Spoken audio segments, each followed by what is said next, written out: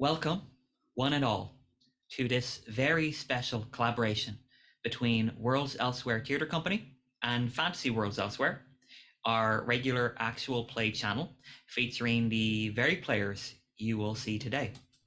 We are staging this event to raise funds towards the company's 2023 schedule. Every penny you donate today will go towards making sure Worlds Elsewhere Theatre Company can stage the very best shows possible for your continued entertainment. Today's one-shot is titled Musica Universalis.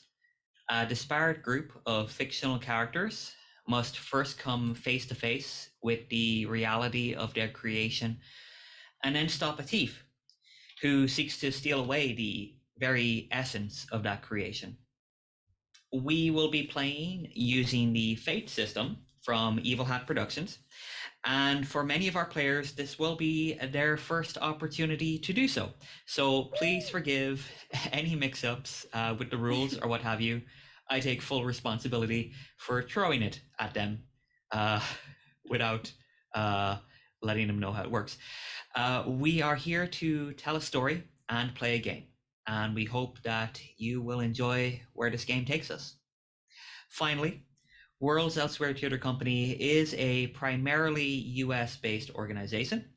As such, we would like to take a moment to acknowledge that the land upon which we are currently living and working came into government possession through acts of genocide in order to help address the impacts of those acts and foster a world where such injustices are consigned to the past. Worlds Elsewhere Theatre Company management is currently located on Munsee Lenape, Duwamish, Coast Salish, and Chumash lands specifically. Please see the program for the list of native lands upon which the players and production team of Musica Universalis currently reside. The list will be updated after the show to include our surprise guests. I will also add a quick content advisory. There will be a number of elements in this game, not all of which we are aware of at this time, but I can advise that you should be advised that there will be elements of misogyny and patriarchy, physical and emotional abuse, graphic depictions of blood, and the potential for physical and emotional violence. However, with that in mind now, with all that being said, let us go to a world elsewhere.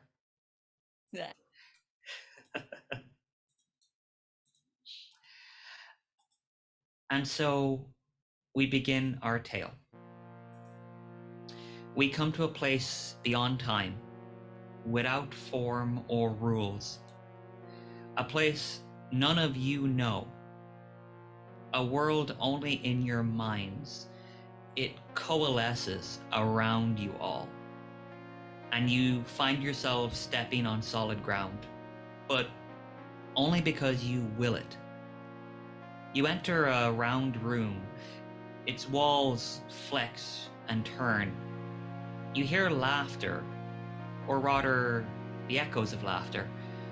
The laughter seems to give strength to the craft upon which you stand. Now you can see it forming stronger, more solid. The curving walls bend towards a long hallway, and for the first time, you all realize that you are not alone. You see each other drift out of the ether. One by one, you are given form in this place, as this place is given form by your very presence.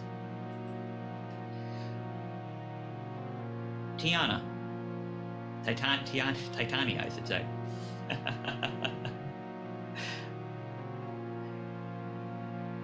You arrive in this place. Could you please describe yourself for those viewing and those who also set the stage? Titania, in this particular interpretation of her, is very tall, like a level of tall and thin that starts to feel just a tiny bit unnatural, with dark hair down to her shoulders, and she's wearing a dress that seems to have like, are there lights in it? Are there stars in it? There's something weird going on with her dress with a cape over it. And on one half of her body, she's got like covered in jewelry, and the other half she has like chainmail on her arms. She's got this particular ring on one of her fingers, and she seems a little spacey, like she doesn't quite understand where she is or what she's looking at. You do begin to notice the other figures nearby starting to form their own physicality. The first you see across the room from you, you do not know her name yet, but Christine, could you describe yourself and how you are responding to this curious new location? Christine has just been taken essentially from her dressing room, so she is still in her dressing gown and corset. So in addition to being unnerved at being practically naked by the standards of her era, she is clutching the red scarf of her childhood in a combination of fear and modesty, because this is not a good experience for her. This is rather a traumatic sort of reminder of things she has been trying very hard to forget, namely the memory of being transported beneath the Paris Opera some time ago for the last time.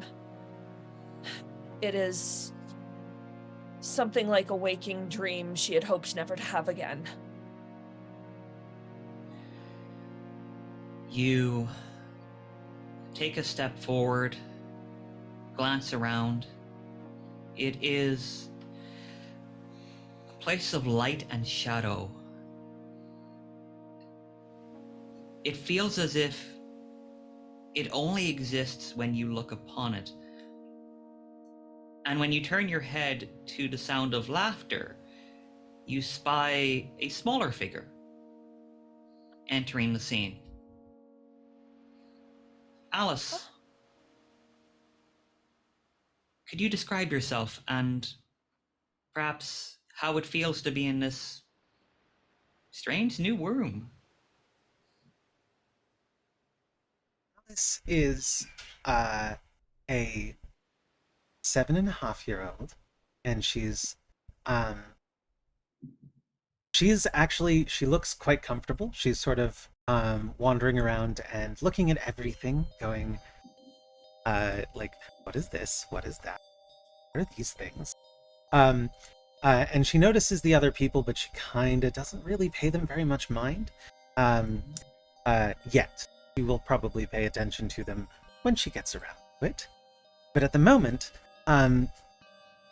she appears to be a small, normal English child wearing a pretty yellow dress with a white pinafore, and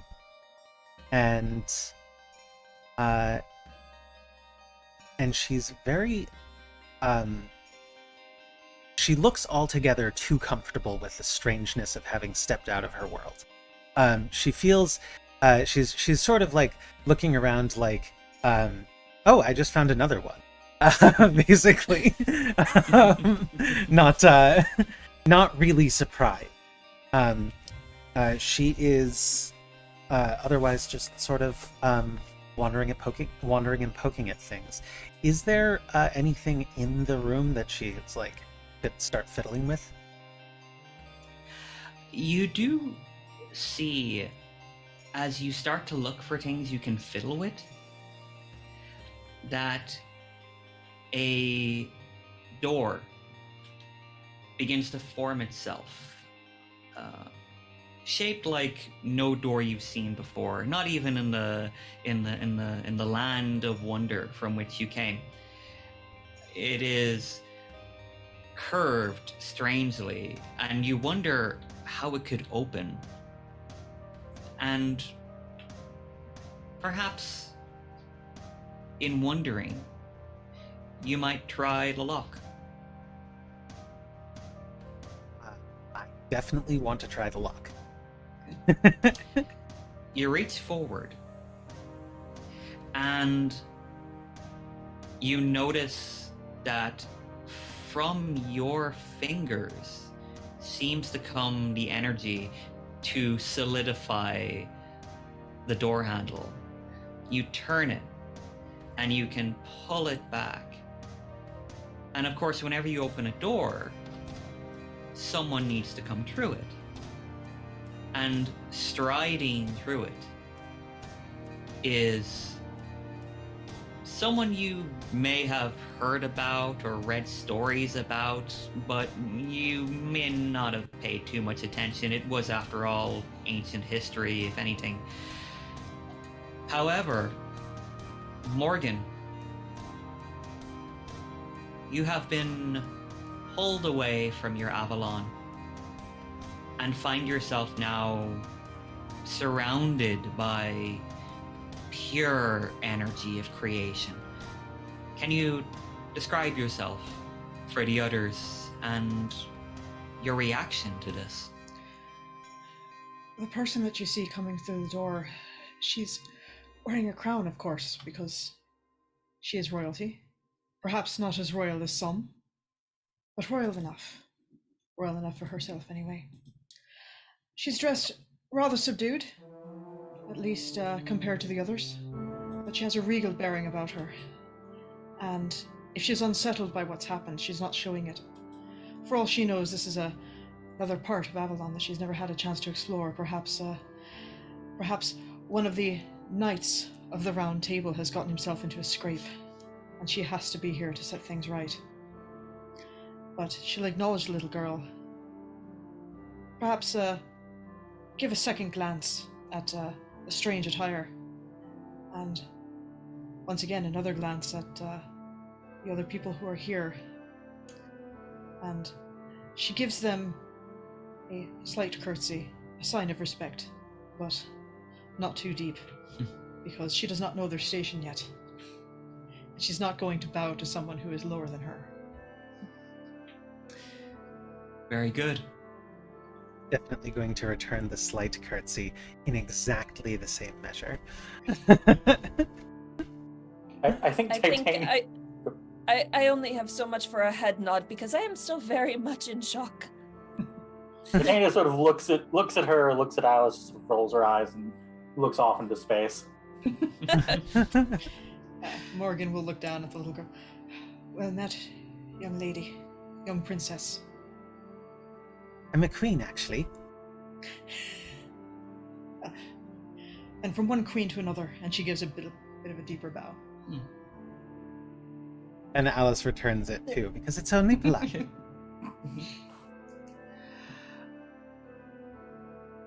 This is a very strange place, and I'm not sure that I belong here. I'm certainly not a queen. Then you're the only one so far who isn't royalty. Are you a servant? Perhaps you just don't know yet. Perhaps you're about to find out. I just want to go home. I want to go back. Ra will be looking for me. You feel pain, Jean. You feel it in your heart.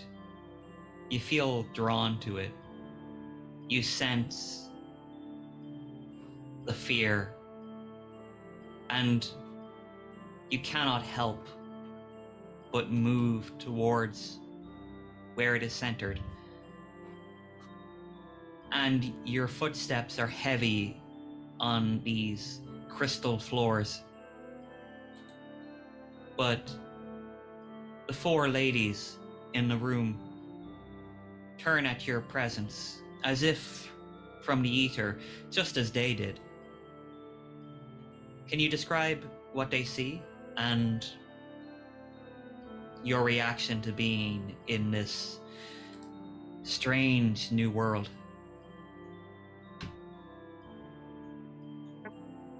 Yeah, so the sky materializes, and he looks almost like an amalgam. Like his hair is peppered like white and the what seems to be the natural color of his hair.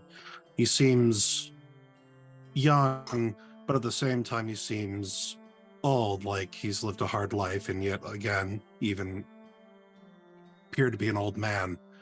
It seems to be at the same time this person exists as all ages of this particular person's life.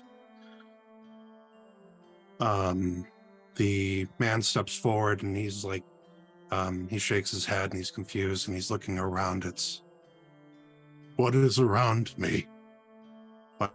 I do not recognize any of this. Who? He tries to like get himself tries to like stabilize and hello. I'm sorry, I seem to have gotten lost. I think none of us are where we should be, monsieur. I think we are all in one way or another lost. That seems very true, madame. Valjean, seeing he, I wouldn't know if that's of the peer, either way. He offers you his, like the coat he's wearing, because you seem to be in a state of, like your night wears. Merci. Merci. He's like, right. And, he sees the two, he sees Titania and Morgan, and just you, royalty. I'm sorry, is this a palace of yours? Possibly, not sure yet. Have to figure that out. But I can tell that you're from the land of the Normans, are you not? Both of you, Normans. Well, strictly speaking, I am from Sweden by birth, but France has been my home for a very long time. Frenchmen, you've all been so... The whole continent's been so boring ever since you killed all the Romans. So well, we have that a would have been Northerner and a Norman. Well, that would have been a very long time ago. The Rome hasn't been a place in 500 years. Centuries. Yes, I'm aware of how long you've been boring.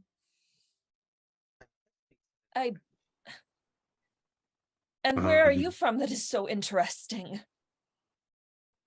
I don't know if you have a word for it. Not here, and not there. Not really anywhere you can go. She knows, and she sort of gestures to Morgan. She has seen it, at least. Morgan will turn to Titania and say, "All right, of course. The nameless queen, the one that I have seen in my scrying from time to time. Right, well, if we're all here, and we're not supposed to be here, then I suppose I should get started with getting us back to where we belong. Does anyone have any salt? I need to cast a circle." Cast? You're talking about magic? Holly, Of course. what's your name? Christine Daaé. Oh, the magic one. Oh, tis Me. I. You, I'm Morgan Le Fay. Le Fay. If I have been dragged here against my will, then you haven't a chance in a million years of breaking out, if I count. And I've been trying to leave for the past 15 minutes. Or week. So, no. You seem to be confused. Yes. Can I help? What are you? Not anything, really. Well, that does one's- not seem. No, go ahead. That does not seem entirely true. Clearly, you are a young child, and you must have a Queen, name. actually. Oh, I'm Alice. Alice. That one No, smells it's like pronounced fear. Alice. Elis, I think. Elis. Alice, what do you smell like? You don't smell like yes. anything I've sensed before. Are you saying I'm dirty? No. Well, maybe. I don't know. I But- don't think you are talking about the child like you plan to eat her. No, I don't eat children, whatever they think. That's very kind of you. I don't think children would taste very good. Or at least I don't think I would taste very good. Little one, have you been talking with these people for very long? I wouldn't want them to influence you as they seem to have. Only moments. I've just arrived. The same as us. Okay. Take it as my word, we'll find your parents and we'll get you all out of here.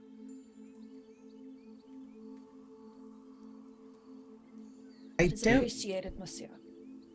don't think my parents are going to be looking for me anytime really soon.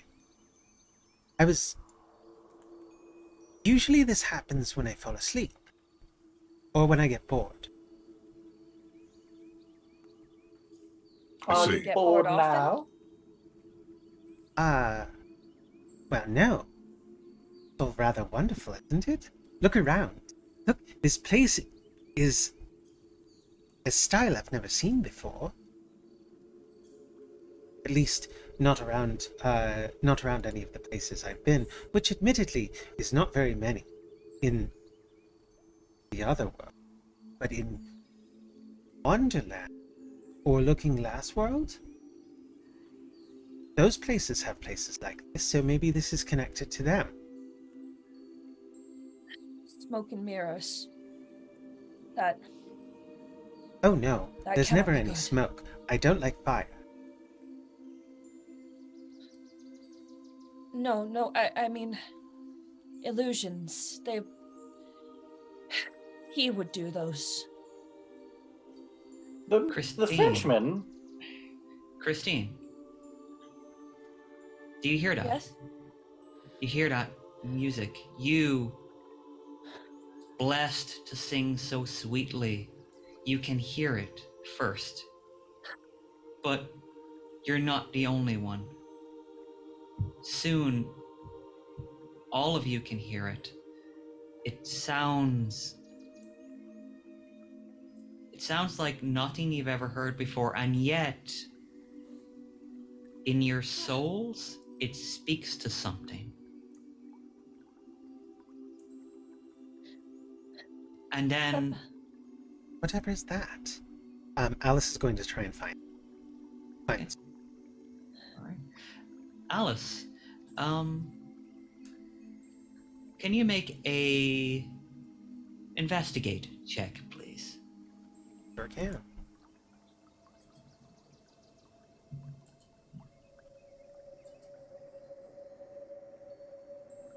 Did that go through?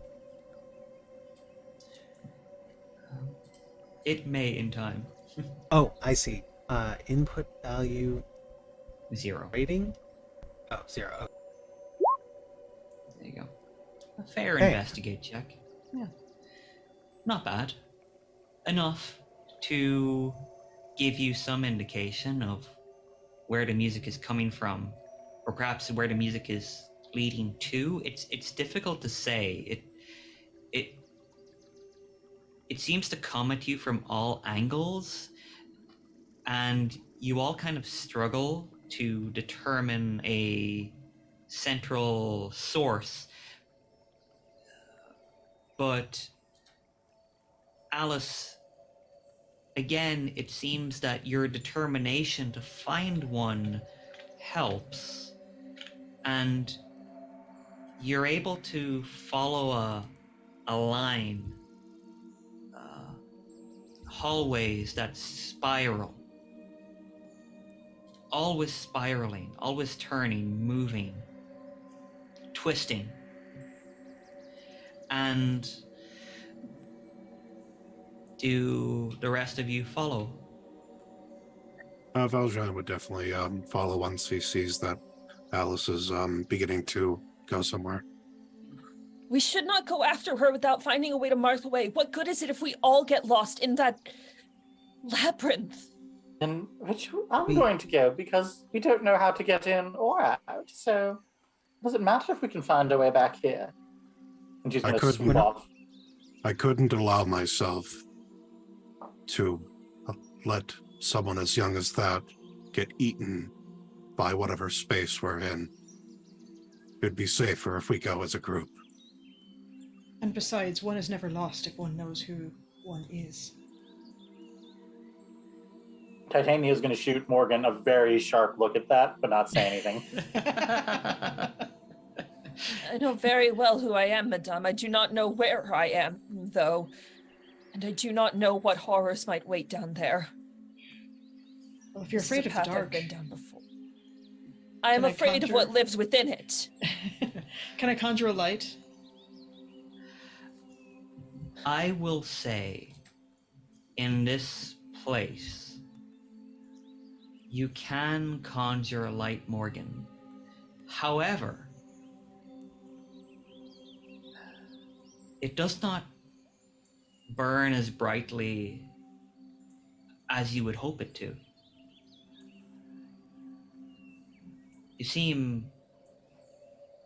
You know what the words are. Most importantly, you know what the feeling from your heart is. And yet, something is wrong. May I? Given who I am, this kind of upsets me. Okay. How dare any being stand in my way when I want to do something so simple as to conjure a light? Can I make some sort of roll to see if I can will something brighter? You can make a will check, yeah. Okay. All right. That is a great result. You force your will upon this frayed connection. And after a moment, the flickering light forms itself into an orb of white flame. It is cold to the touch, and it requires your continued concentration to ensure it continues to flame and illuminate.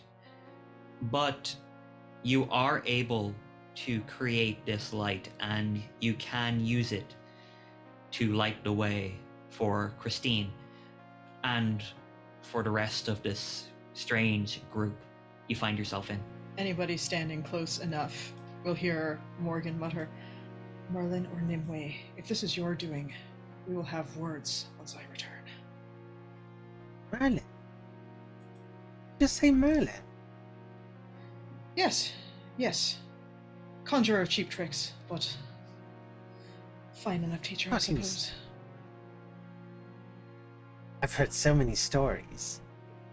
It's a rather generous way to describe him, but all right. Did you say your name was Morgan Le Fay? Yes it is. As in from the Round Table? Yes. Well, not quite of the Round Table. I'm not a knight. No, but yes. Very important, though. I mean, I could be if I wanted to. I could change my shape. I could look like any of them. But unfortunately, my strength does not come from the sword. It comes from here and here. I'm not very good with a sword either.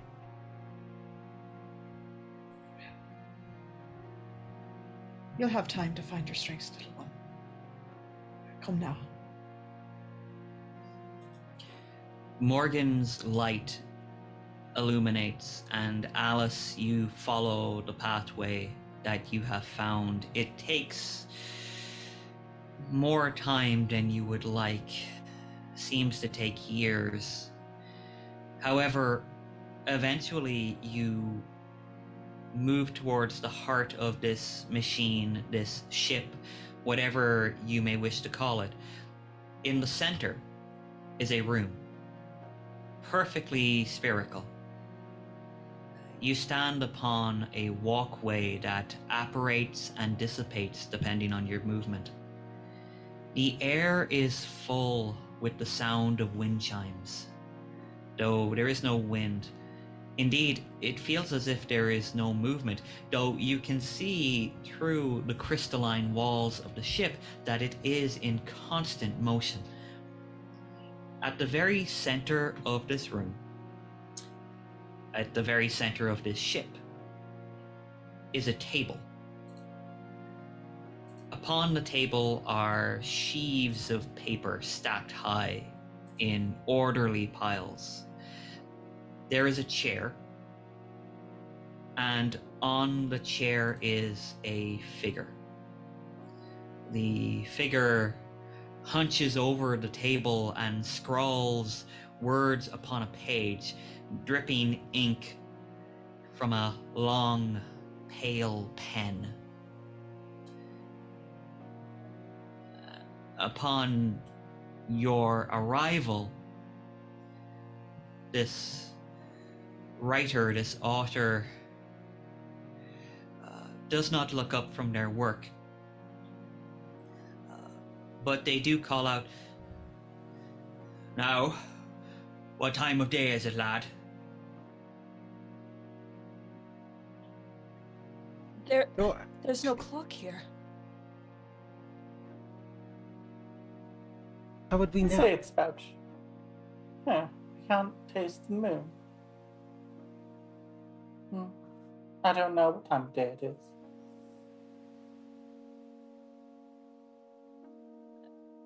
I'm not even sure if we were who you expected. He's looking for a lad. I think it would be the Frenchman.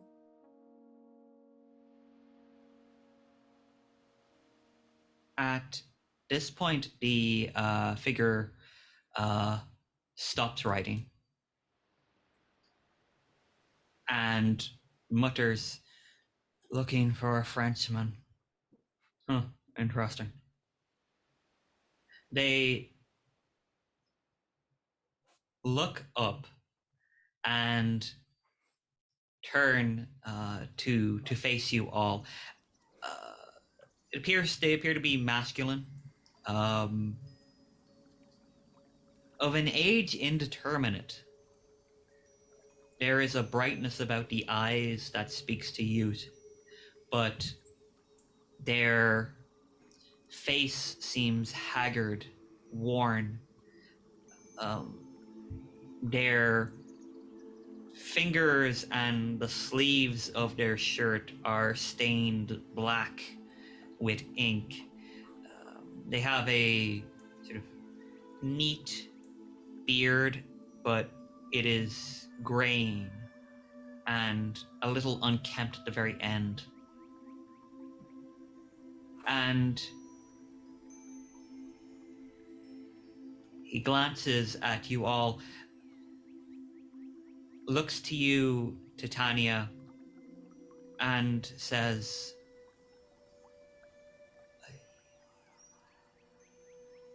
"I know thy face." Do I know his face? You do not recognize him as anyone in particular, but a name comes into mind. The author. And this author has written about you in many ways, in many forms. Some less flattering than others. There was that whole thing with the gentleman with the donkey's head. That was not one of your finest hours. This is not what happened. You little bastard. Titania's going to sort of like stride toward him with the kind of, I do not get denied. People do not lie about me. I'm coming for you, mother. Feeling. Your Majesty, do you know him? Not his name, but his role. You've been lying about me, haven't you?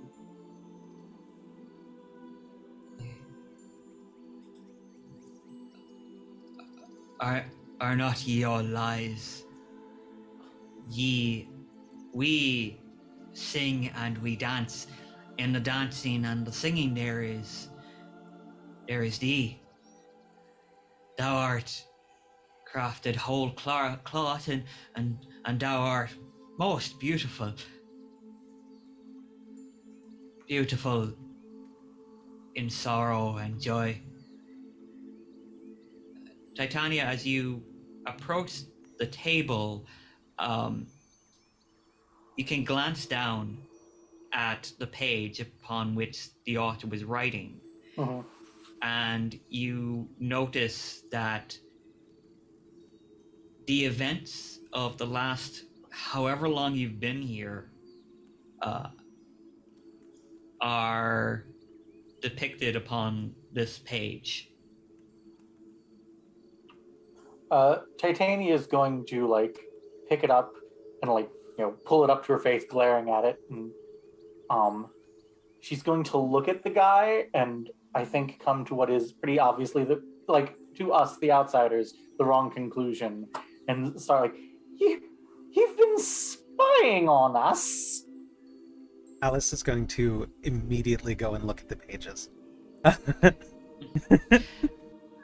Alice, you approach and you begin to read, and the events as depicted are here. The text, the ink, molds itself into a language you can understand, and you can read about what has happened, about your arrival, about your investigation, Morgan's forming of the light, and curiously enough, also I'm never going to say the page- word, by the way. I know. Everyone else is going to say it. I'm never going to do it. I had to stop myself right there. Strangely,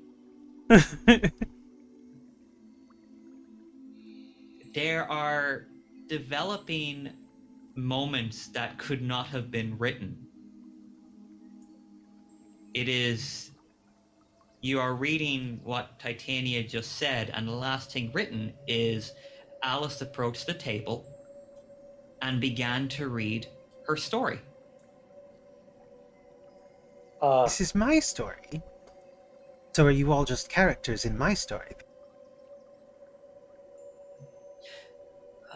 This be your story. This be her story.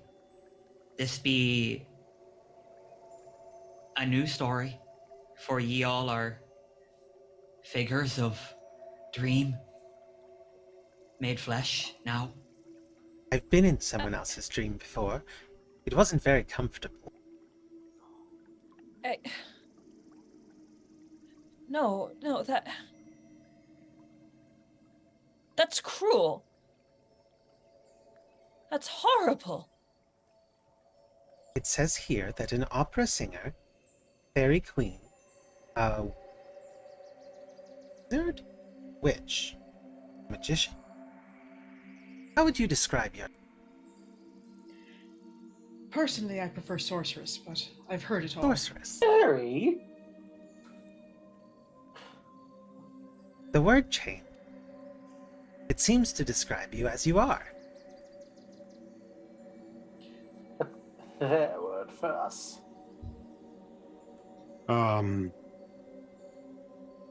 As it's been happening, Valjean has also been leafing through the pages, sort of trying to get a handle on it, and says, well, if you haven't been spying on us per se, what is this? It's, you have their life and their life, and this is my life. This is more than my life. You talk about Cosette and Fontaine and Marius. And why do you know these people? What is this? What have you done to us? Clearly, he has some sort of scrying mirror. No. Alice is going to hand the pages to Morgan and be like, it seems an unusual sort of magic. Morgan will go ahead and take the papers from Alice. I like to think that when she does so, they change from being like a picture book to like an illuminated manuscript. Oh yes, if there weren't pictures in it, she would have complained.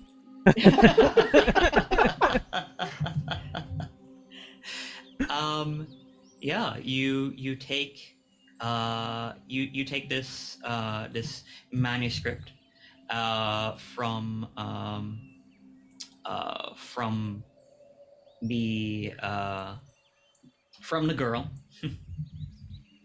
and upon doing so, you begin to read, and you read, and King Lot of Lothian and of Orkney then wedded Margos, that was Gawain's mother, and King Nentres of the land of Garlet wedded Elaine. All this was done at the request of King Uther, and the third sister, Morgan Le Fay, was put to school in a nunnery, and there she learned so much that she was a great clerk of necromancy. And after, she was wedded to King Uriens of the land of Gore, that was Sir Ewan le Blancheman's father. Morgan will smile and look over at the writer at the table, and say, "So it's genealogy now, is it, Merlin?" The author smiles and says, "This be your tale, just as this be your tale now. Ye are crafted anew." Oh, go ahead. You finish. Go ahead. But no, at like crafted anew, Titania is basically gonna like grab him by the throat and like, you've been crafting us. You've been doing this to me. No, I be just the author.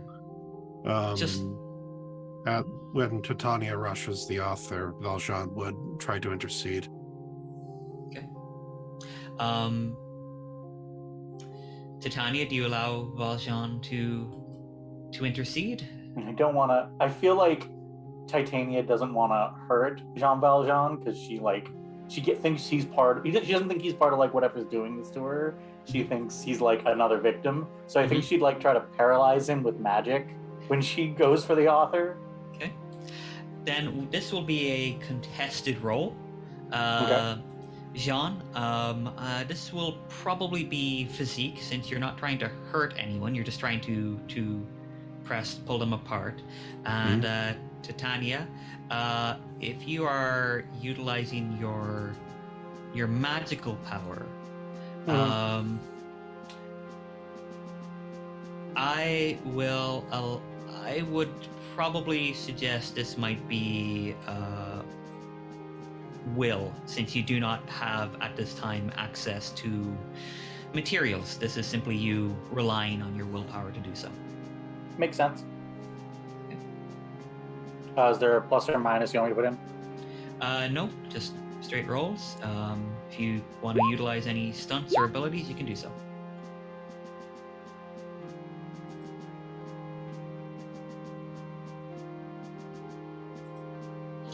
All right, so Titania's made a great will roll. However, Jean Valjean, you were able to roll a superb physique. So Jean, you are able to move forward.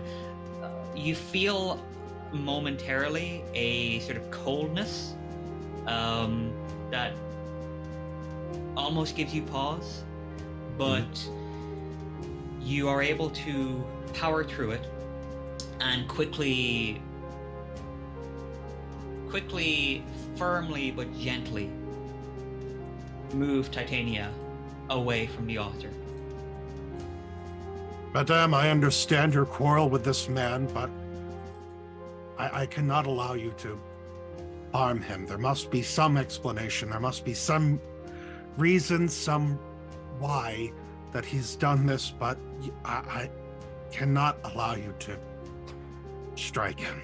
Titania is very clearly incredibly distressed that she couldn't just like obliterate this guy with a thought, but she does like yank her hand out of his grip. Get your hands off me! Last mortal put his hands on me without my permission. I struck him so thoroughly from reality that you still can't say his name. Going to put her hands up and go. It's all right, Queen. We do, Your Majesty. We don't need to have any executions today. This might be tragedy or comedy. I am sorry, but some untimely thought did instigate a horror. He glances down at the paper and, almost to himself, says, "Did I craft this creature most foul, this thief of song? Despising for you, thus they turn their back." You hear it. You hear the song. You hear the music of creation. Stop talking like that. Stop talking like that. You sound like him. It can't be him. I can't. I buried him. I know I did. One story ends, child. Alas, a new one begins. What story?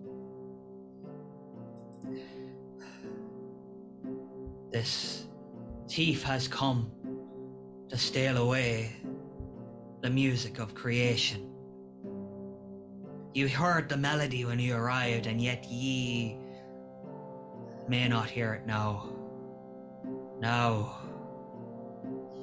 I try, but now my charms are all o'erthrown. And what strength what strength. But ye have strength enough to catch the thief. I called you here. The last grasp of my fingers, I reached out, and 5 were plucked from thy true place, created anew. Thou art stories, dreams. You talk of thieves, but you stole us from our lives. If I did not, a greater theft would occur. For your lives exist only as long as the music plays in its many myriad forms. But the thief desires only one note, one song, one story. There may be no place for ye in this story, not as ye would like to be. And if we catch them, we can go back. We can go back, and it will solve whatever thing has made you do this. Thou must catch them, fair knight. Thou must chase them through worlds elsewhere, to find them in the heart of thought, between the notes of creation. Thou must stop them from silencing the music, lest mere oblivion await ye.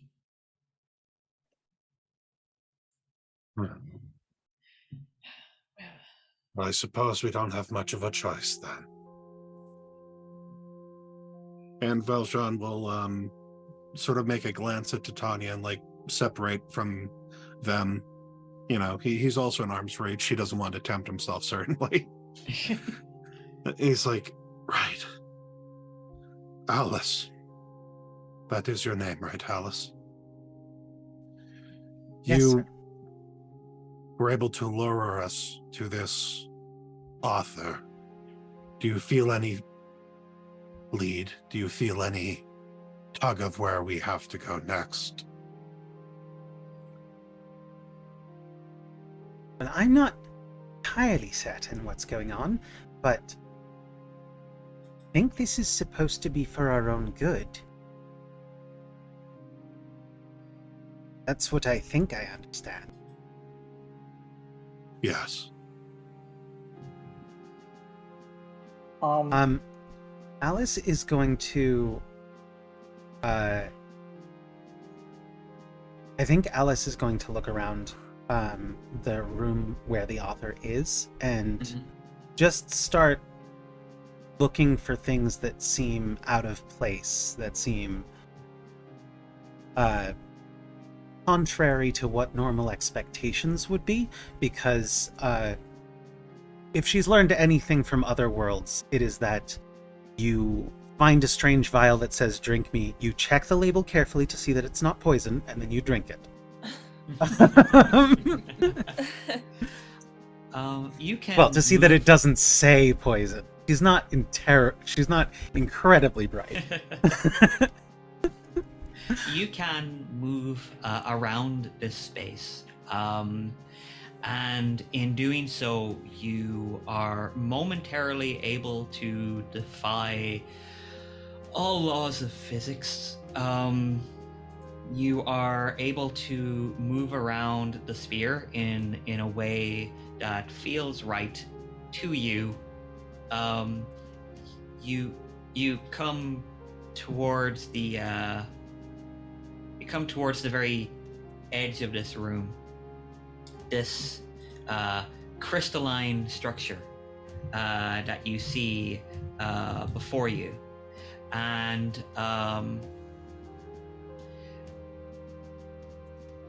you see a name etched into the crystal. The name is Lewis, and Is that Lewis spelled Louis? Lewis. She would definitely pronounce it Louis if it was spelled that way. And it feels like there are 100 names behind it, as if whatever this Lewis did or imagined has been a part of hundreds or thousands of retellings or reimaginings, or influencing 1,000 events that came after it. And go ahead. Does Alice get the feeling that that the names are connected in that way? You do feel like there must be a reason why they're connected like that. Why you see other names beyond it. I want to see one too. I want to see if I can touch it. Hold it. These crystals. You can do the same, Christine. You can walk freely around this room, and once you reach the edge of this room, once you reach the crystalline wall that you can see through, and at the same time it is etched with millions of names, billions. There are names here that you would not even begin to understand, like, how they could be pronounced. There are names here from ancient antiquity. There are names from different cultures, some of which you may have heard about or maybe read about once in a book of myth and legend. And eventually you come across a name that at least feels familiar. It is a last name. It is the name LaRue. Do you reach out and touch it? Yes. You reach out, and there is a moment in time. It freezes, and you see yourself, but it's not you. But she is behaving as you behave. You recognize these. These are memories that you have of the tragedy that befell you, the horrors that you endured and survived. But it's not quite. You remember those moments. You remember those moments as clearly as if they had been written on a page to never be altered. But this is not the same story. This is someone else's story, but it's also your story.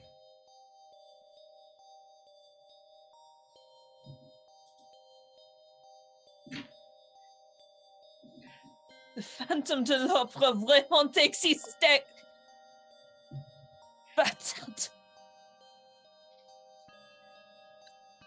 Alice is going to glance over at Christine as she seems to react to her crystal. How much does Alice see of what just happened? You saw Christine reach out and place her fingertips against the wall, and perhaps a second or two later, her hand fell away from the wall, and you saw her reaction. This name feels familiar to me. Does anybody know who Lewis is? Oh. I've known so many mortals. It's impossible to... It feels like... almost like a father. Well, only my father's not named Lewis. What is your Father father is- named? Alice looks very, very far away for a moment. And then she shrugs. And then she touches the wall. And the same thing happens to you. The rest of you watch as Alice touches the wall, and a second or two later, her fingers drop away. But for you, Alice, it feels like days, weeks as you relive journeys you've had. You meet people, you meet beings, but rather you are witnessing these things. There is a girl there. And that girl is you, but you are not that girl. But she is doing everything that you did. but she is not doing it the way you did it. But she is doing it in the exact same order that you did. And she is also the Queen of Wonderland. But she's a different queen of a different Wonderland? But that's you. Except it's not you.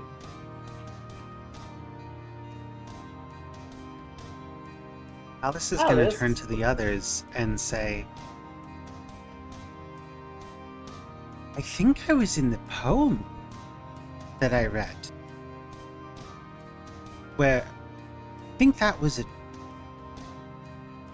I read a poem once, and it was made up of words that I didn't really understand, but someone killed something, and in the wall I saw an older version of myself do that thing. She held a strange sword, and she killed a beast that I've never seen before. But she was me, only she wasn't. Right, well, all of you can go ahead and dive deep into your memories. I, for one, am going to see if I can find this thief. And Morgan, rather huffily, will walk over. She does not touch the crystalline wall, but she will stand before it and she will demand of it, show me where I need to go.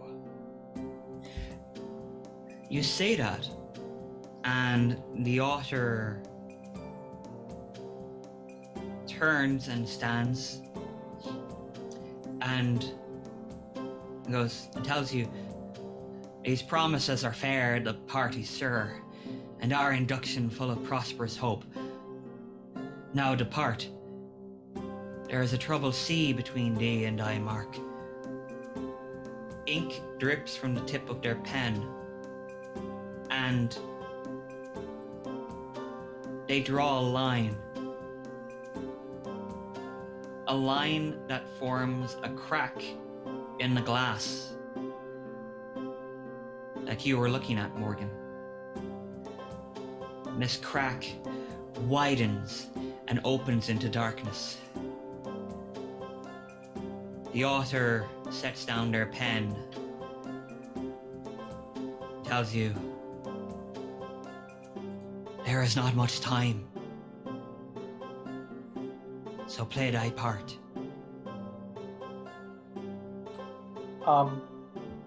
While that's happening, since you started talking about like memories, Titania is immediately going to go over to the wall and like touch it on the hopes that she can get her memories back. You touch it, Titania. And you ask yourself, how came these things to pass?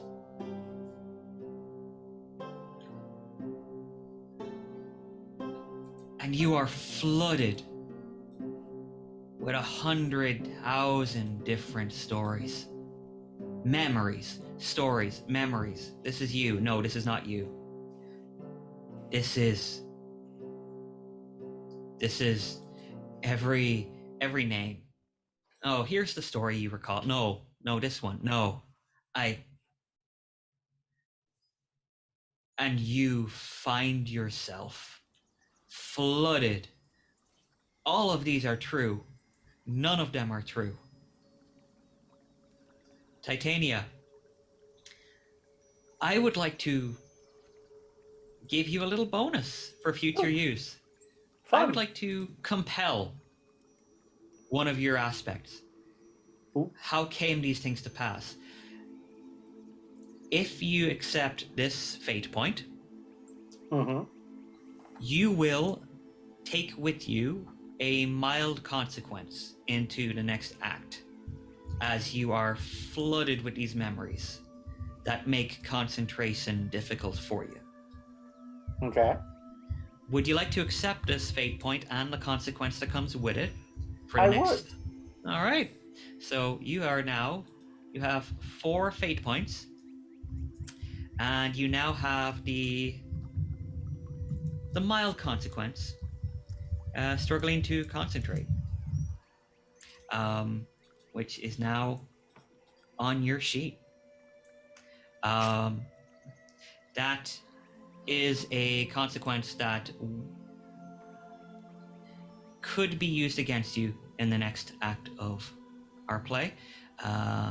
Your enemies will have a free invocation. Okay.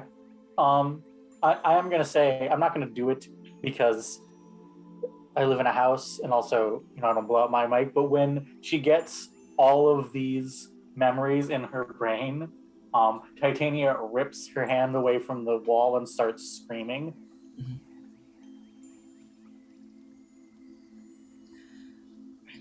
Her scream echoes around the room.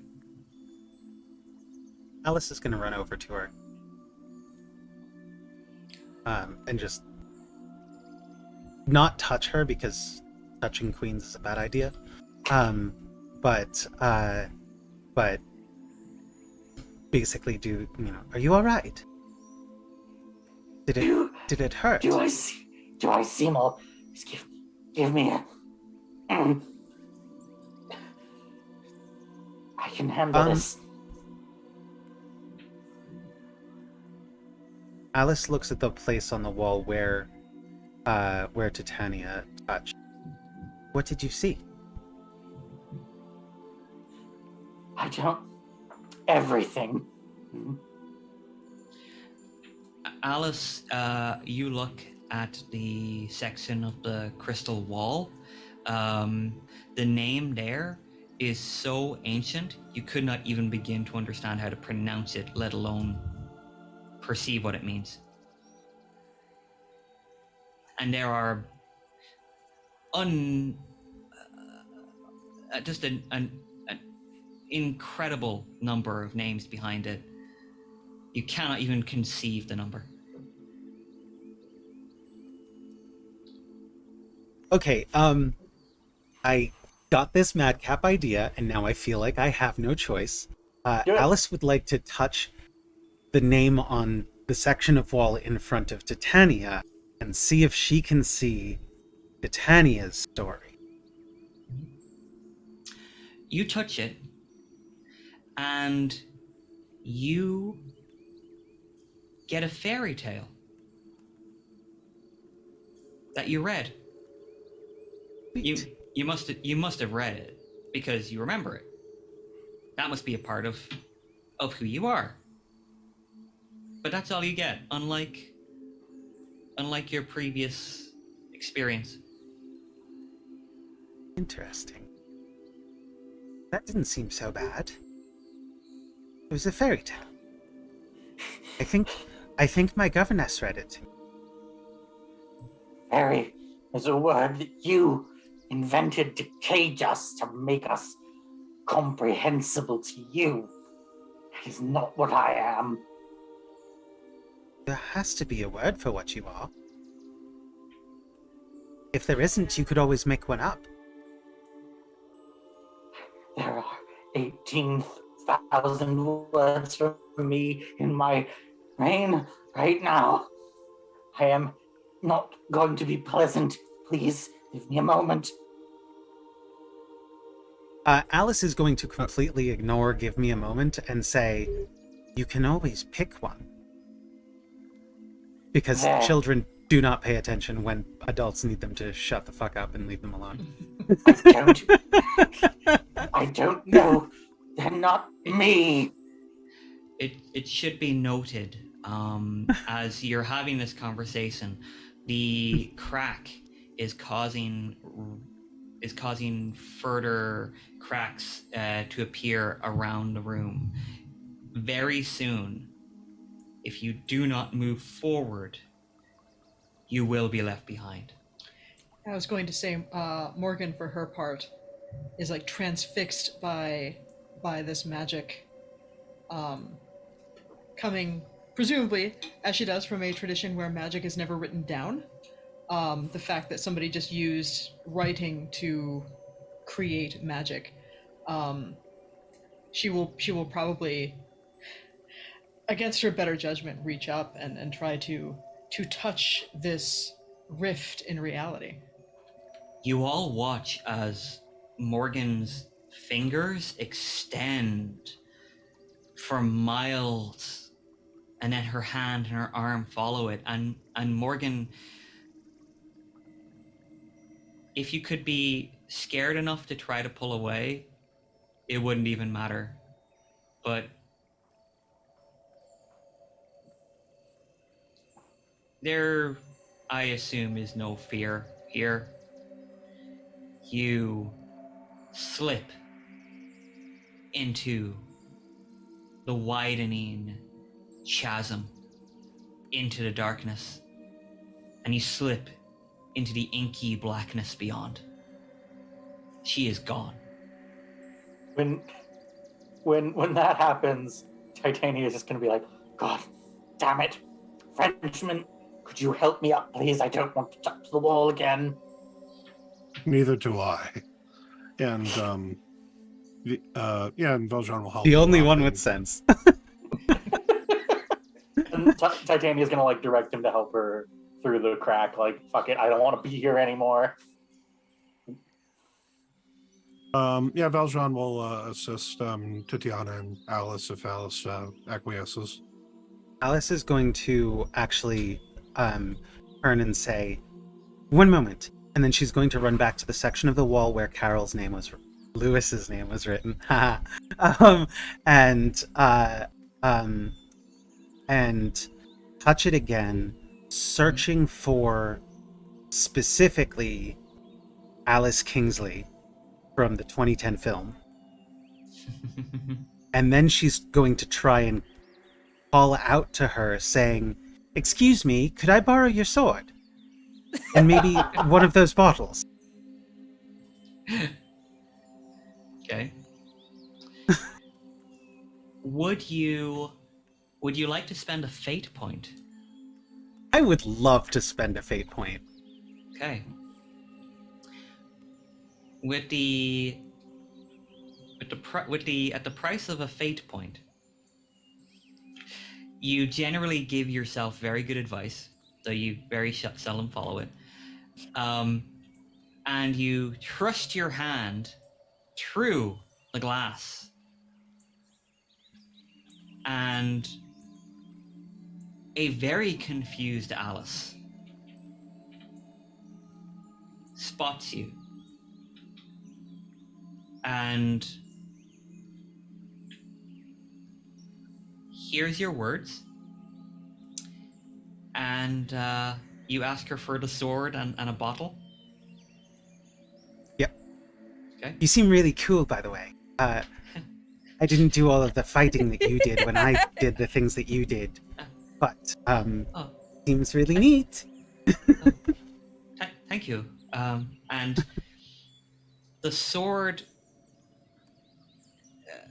an element of the sword sort of slips from her hand and into yours.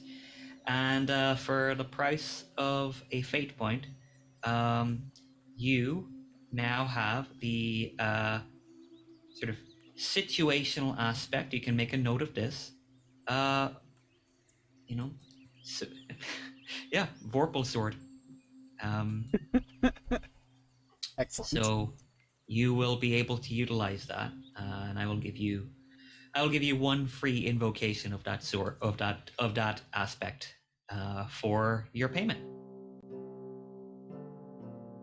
Kingsley's sword. I asked this in chat, but does this mean you can also summon terrifying Eastern European stop-motion creatures? Oh.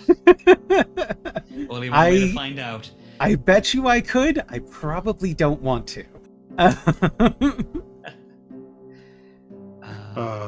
Did I get a drink me bottle or a vial for changing size? You got a bottle, the contents of which we will determine. Right. While Alice is retrieving their objects, Valjean will turn to Christine. It's Madame Christine. Oops. Are you better? Are you okay? I will join you through the rift if you are willing. Go with the child and the queens. I will be with you in a moment. Valjean. I have words for the author. Valjean nods and says, we will be waiting for you.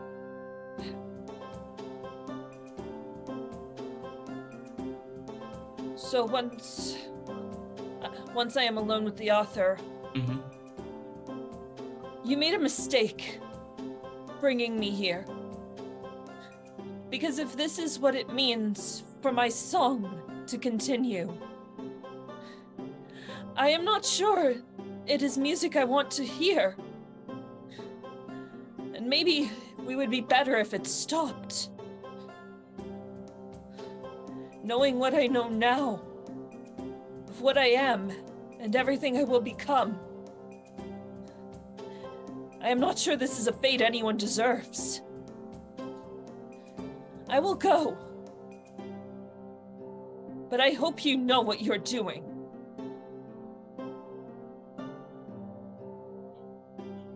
And with that, I step through. You slip through a crack in creation, Christine, to join the others who have gone before you. What awaits on the other side? Who is to say? We will now take a short break. 5 minutes. When we return, Act 2, the prison.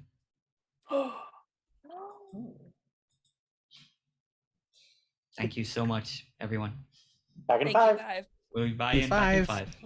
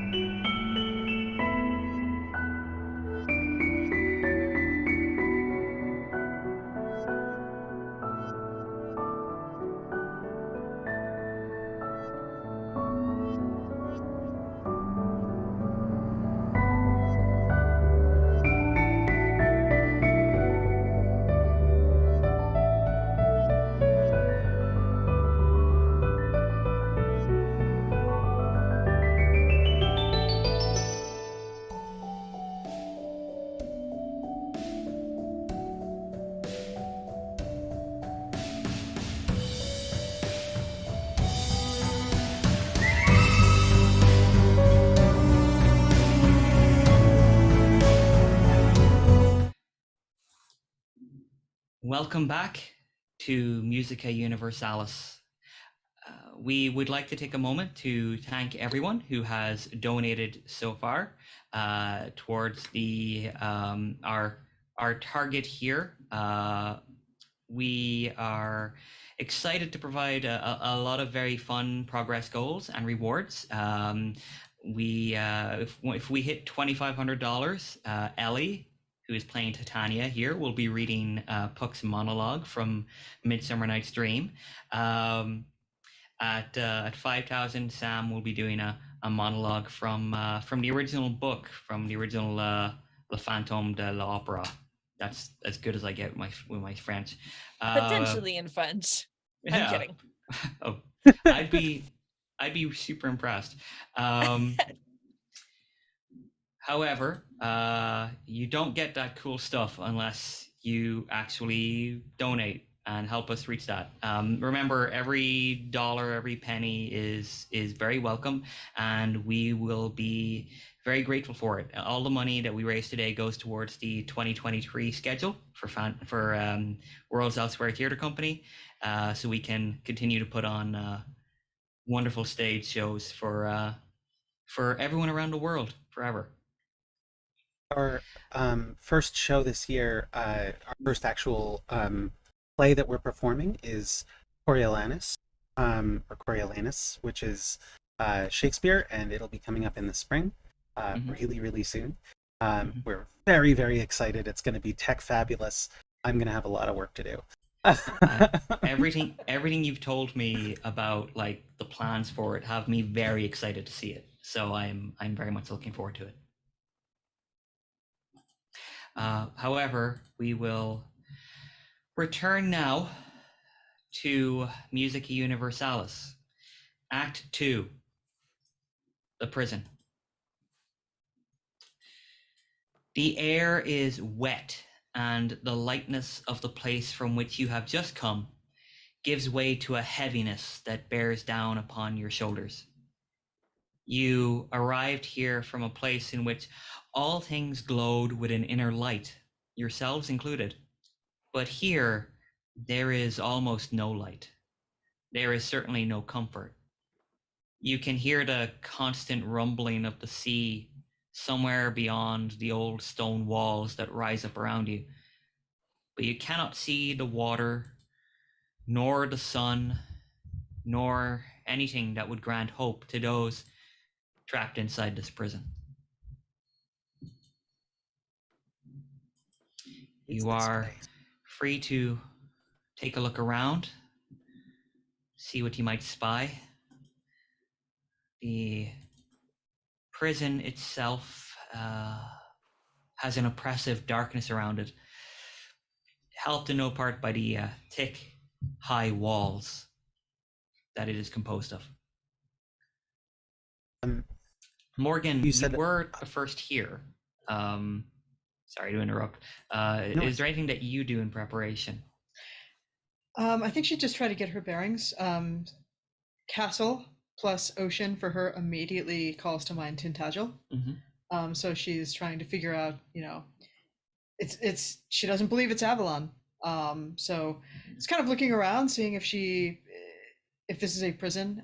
Presumably there are prisoners. She's going to look and see if she recognizes any faces.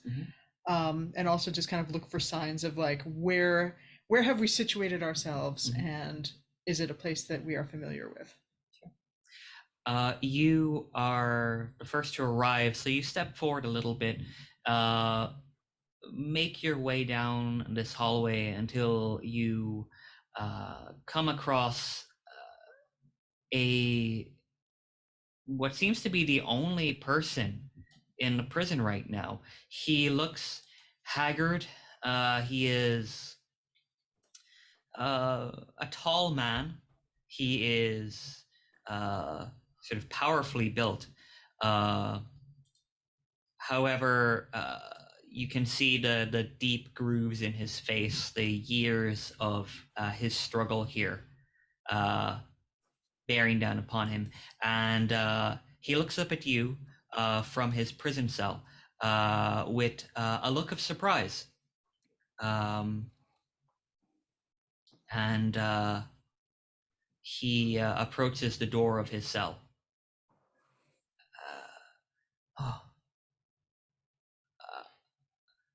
Are you an angel or a devil in disguise? Fortunately for you, I'm neither. Now, would you mind telling me where we are and what you're doing here?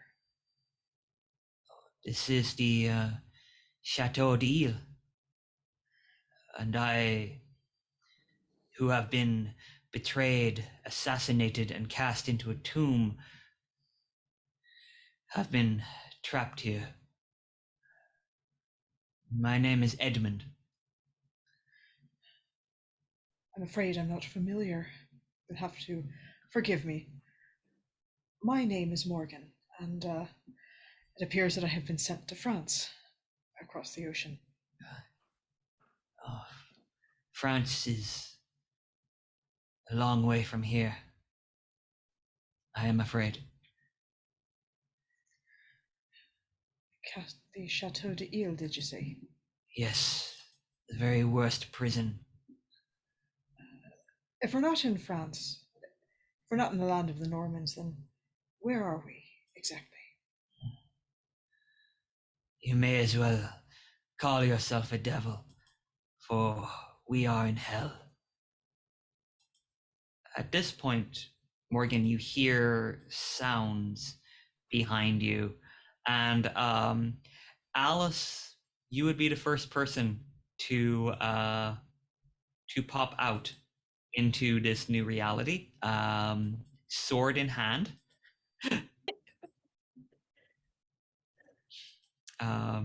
You can see Morgan not too far away from you. She appears to be speaking to someone in a prison cell. Oh, hello. Well met, young queen, and appears that you found yourself a weapon, so you're to be a fighter then.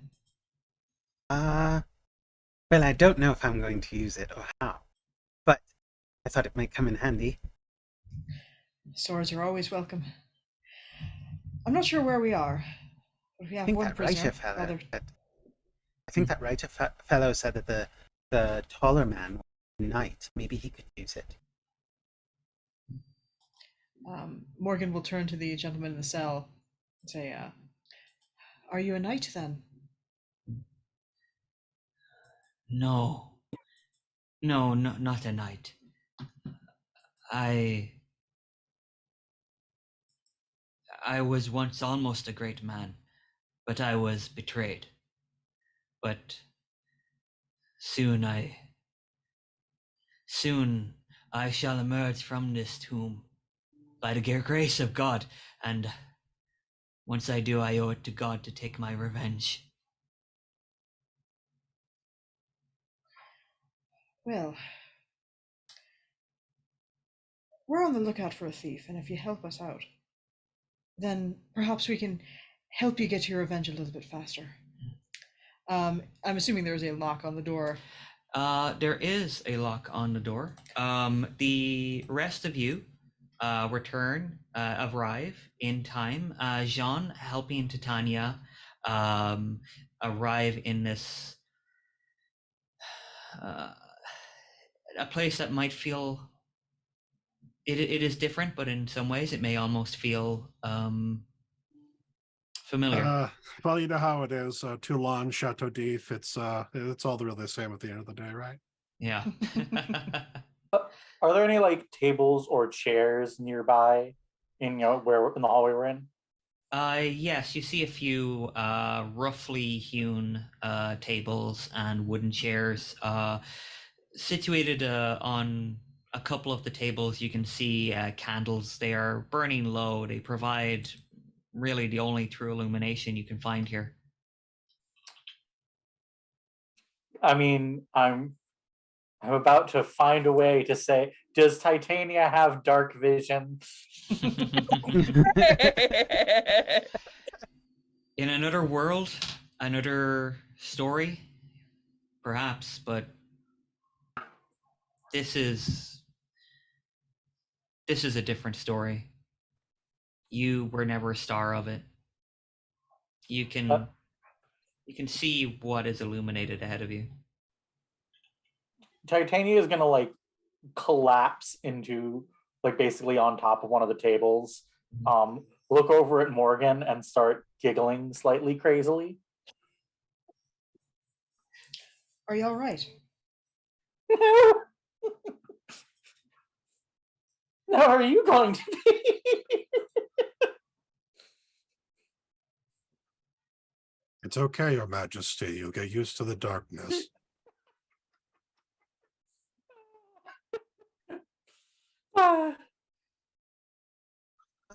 Christine, sorry, go ahead, John. Valjean will look around and I guess accustomed to this sort of light. Well, I guess he was on the galleys. Either way, he will. Can he just like sense that he's like in France? I guess.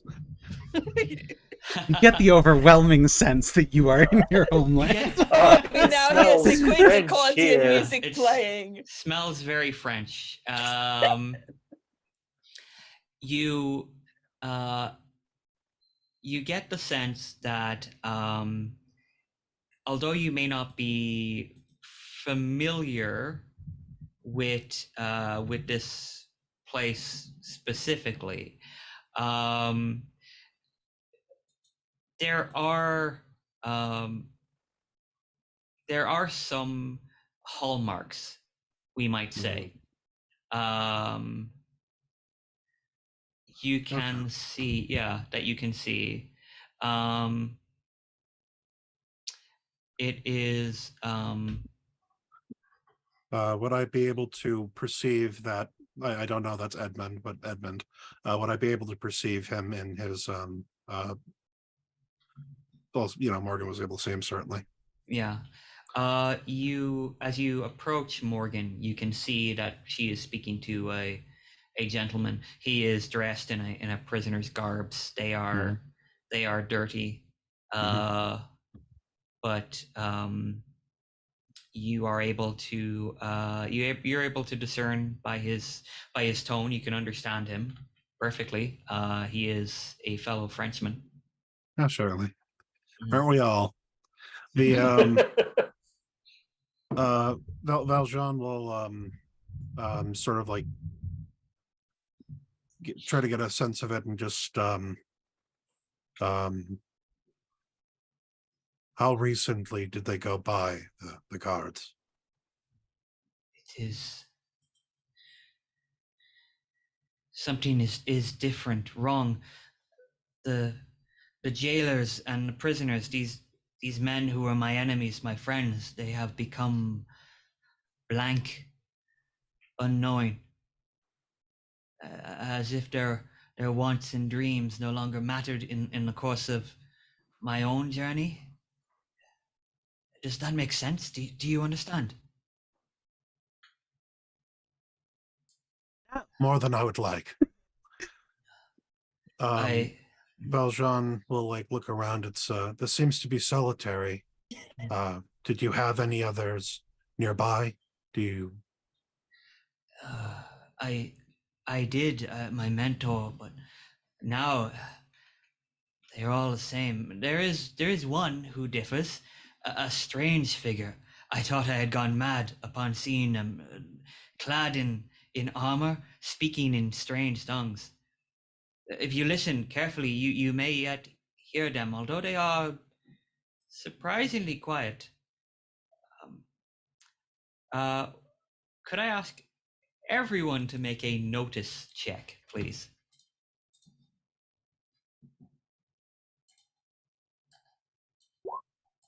Oh, that's an awful notice check. I got worse. I got the worst. Titania is losing her mind, so she doesn't notice anything. True. Okay. So, Jean and Alice. You are the first two to notice. Everyone else is kind of perhaps a bit distracted, so they do not hear anything, and neither do you really. There is not a single squeak. However, coming from the shadows, pops up a new figure, curious, certainly, who appears to be ready to lunge out in defense of Edmund. Can we welcome to the stage and to Musica Universalis, Bex Silberfein.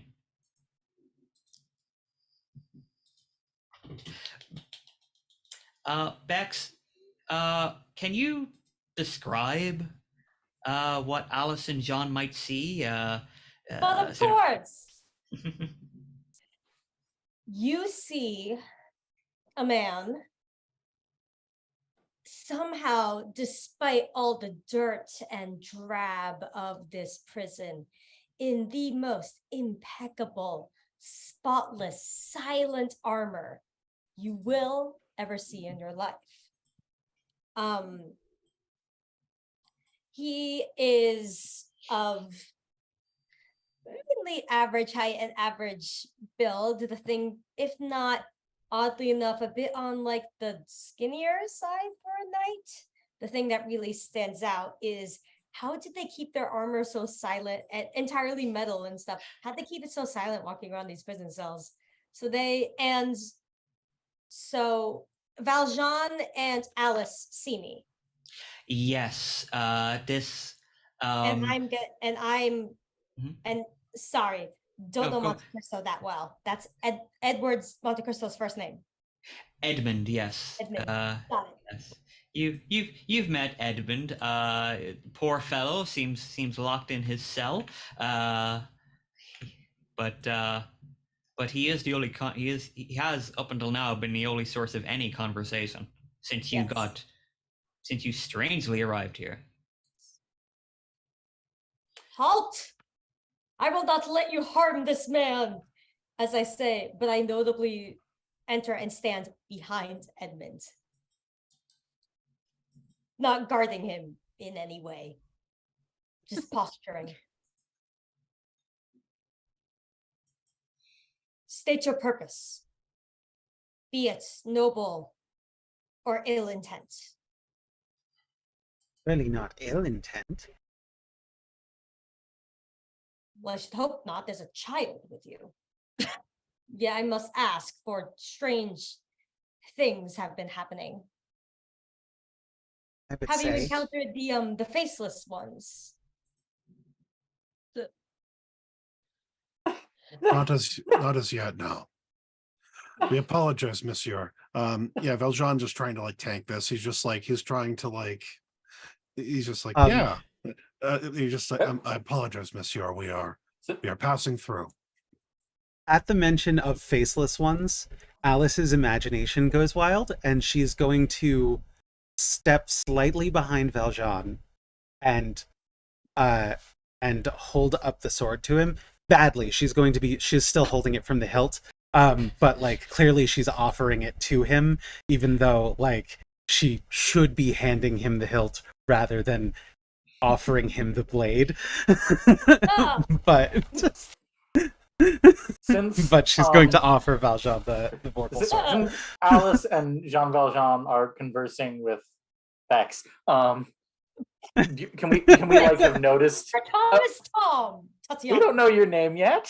Oh wait, that's true. Can I have noticed that they're talking with someone now and heard this exchange? Yeah, you'd if all we be, failed the perception. Yeah, you're all aware now of this curious, fully armored yet remarkably quiet knight, who has appeared apparently in defense of this Edmund. Titania is gonna sit up, and again, I don't know if Bex heard the description. Titania is 6'9", and her proportions are kind of weird. I'm gonna go, oh, they're faceless. Do you mean no parts of the face, or did someone take them? Is there blood? Or is it simply a mask? I stare. I like that. I prefer that. At the 6'9" thing. And I decide to direct my attention towards the lady. Oh, a dagger in my heart. See if you get any healing in future games. We all know I can take a hit. I go, no, milady, these faceless, they are almost, quite frankly, they have no face. They are just gray voids of men where there used to be guards, though. Admittedly, I don't spend much time in prisons, so I don't know how. I'm usually putting people in them, so I don't know how much that is actually what they are supposed to look like. But I do know that people generally look like people. So something is Really? Do you have extremely? Do you have very bad face blindness? Monsieur, I'm glad that you have taken up such a noble aim, certainly. What may we call you, since you do have a face? Indeed. I am Sir Thomas Tom, one of the finest knights in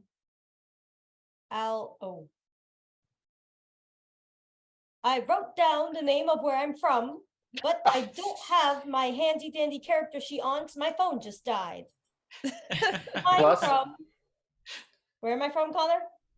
Sir Thomas Tom is the finest knight in all of Albion. Albion, yes. Oh. That's where I'm from. So it's an Englishman. Is Would what it I means. know? Sorry, go ahead, Morgan. Would I know of this illustrious Sir Thomas Tom? You have no idea who this guy is. Okay. You have never I like know you have. who she is. Perhaps if you knew her name, but yeah. And who do I have the pleasure of meeting? My name is Monsieur Madeleine, and this is my ward, Alice. Quite a big sword for such a little lady. Yes, we found it going around. We felt that it was dangerous to have it lying around. After all, a child was able to pick it up. For being so on top of these things, you should have been able to certainly not allowed an old man and a child into these places and allowed such a dangerous weapon to be laying around. Well, I'm not a guard. I'm technically a passerby like you. Technically, I can't exactly leave, but I can sneak in and out easily enough. Edmund at this point, looks out through the bars and asks, "Good Monsieur Sir Thomas, the key. Did you find the key?" Did I find the key? Make an investigation check. Make an investigate check. All right. And that, where are my dice? Here are my dice. And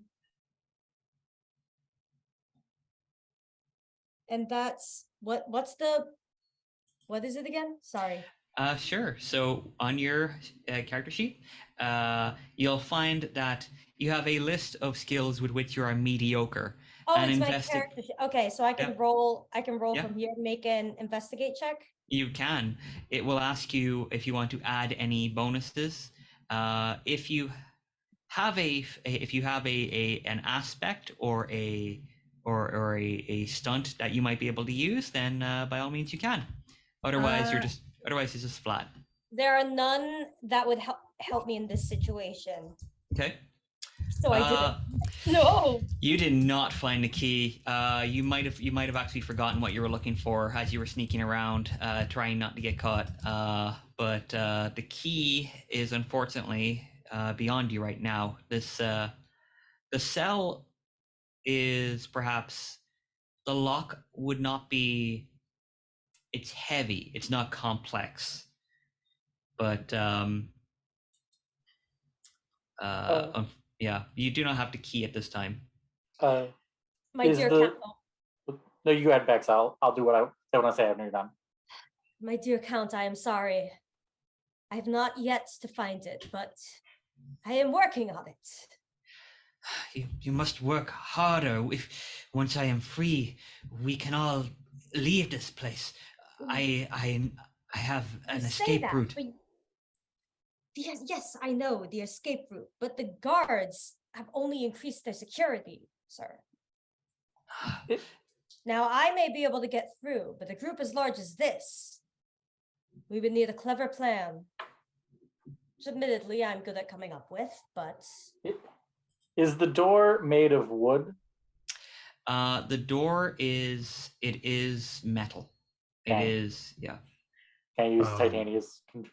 I was going to have Titania just rip it off its hinges. Valjean, he pats his pockets. From where I got plucked out of, would you say that I've kept a large sou piece? I would say, depending on where you were taken, yes. Okay. Valjean looks at the lock and thinks about it and says, did he actually? Yeah, I heard that his name was Edmund. Edmund, would you know how to open that if you were given the right material? With the right material and time, yes. Yes, I believe so. Valjean nods and he reaches into his pocket and he pulls out what appears to be a overly large sou piece. He then kind of twists it and pulls it apart, and the coin had been cut in half, and inside of it is basically like a bobby pin and some other small objects of thievery. And You are interesting, I will. You pick up a few things, and I'll invoke the aspect if you want me to. It doesn't have the name on it. That's sad. I am not entirely opposed to trickery. I myself like to do things unseen. This is quite clever.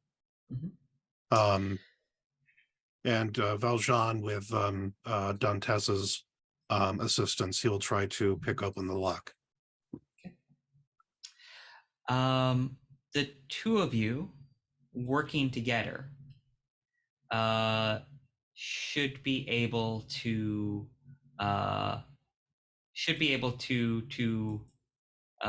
undo this lock.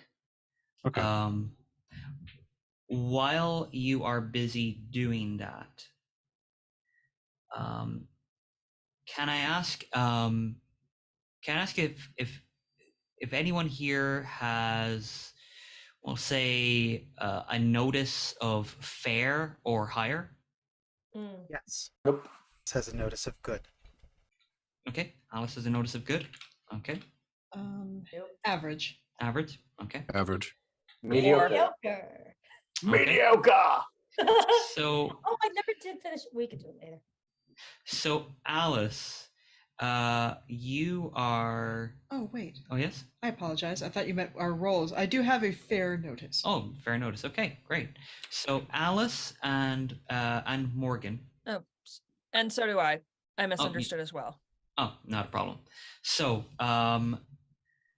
so Alice, you're the first to notice this. However, Christine and Morgan, you quickly follow. Probably suit. bored and wandering around, and I just catch Yeah. something. Alice. While bored and wandering around, you do hear the sound of footsteps, methodical and slow, echoing off the metal walkways that are above you. Do I seem see? to be? Go ahead. Do I see? I'm sorry. Are these stairs, and can I see them? That go up to Yeah, you can see on either side sets of spiraling stairs that lead up to the walkways above. If I up, can I see who's on top of the walkways? there somebody up there? You do not see anyone yet. They seem to be still some distance away from you. However, they are getting closer, and as you and Morgan and Christine perhaps listen more carefully, you get a sense that there are several figures moving up towards where your group is currently located. Alice is going to call to the two that are picking the lock and say, "Messieurs, guards!" I hide behind the big, scary, tall thing. Morgan will kind of whisper to Sir Thomas Tom, "Who's the king of this realm? Quickly!" I think I'm going to hide under the table. Okay. Lady, I am from Appledore. It would be better to ask Sir Edwin. No time, I'm very not well. throne, just as you. Valjean quickly whispers to Dantes, "What year is it?" And then I hide behind the big, scary thing. Okay. What year? It is. It's been 14 years since my imprisonment. It is 1829. 1829.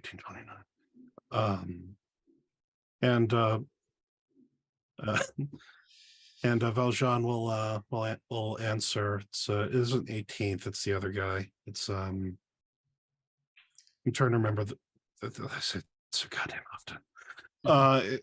It's not King Louis the 18th. It's maybe the 19th, I guess. I forget. But Valjean answers, knowing what year it is. He was alive then, so he answers Morgan what the current king is Didn't of have a France. king at that point. They did, because the whole revolution thing failed a whole 5 times. So it's they tried though. There were too many Louis, too many Napoleons. Looks like Titania, who was Charles both the 10th. Okay. I would just Titania, like to be who- known I was successful on my stealth roll. So... You were great on your stealth roll. We'll see how successful you are. To Titania being the sort of person who's kind of hard to hide, and B, not accustomed to making herself unknown, is just gonna stand up straight and maybe shrug off her cape a little bit. Is like, all right, gods then. Just Morgan for follow her behind. Sorry, go ahead, Morgan. Morgan, for her part, will realize very quickly that she does not know who this king is, and so therefore, unfortunately, does not know what this king looks like. And she kind of sighs in resignation and says, very well, my brother then. And can I use my high concept of the shape-shifting sorceress of King Arthur's court? You can, if you are willing to spend a fate point to invoke that aspect. Yes, I will go ahead and do that. All right. So you invoke your aspect, Morgan, the shape-shifting sorceress of King Arthur's court. How do you invoke this aspect? Well, anybody who is standing somewhat close by will hear Morgan say words that they do not understand, because there are very, very few who do. Titania might. So the rest of you hear kind of quiet mutterings. But Titania will hear, bone to bone, sinew to sinew, bone to bone, sinew to sinew. I change, I become, I take on, I am.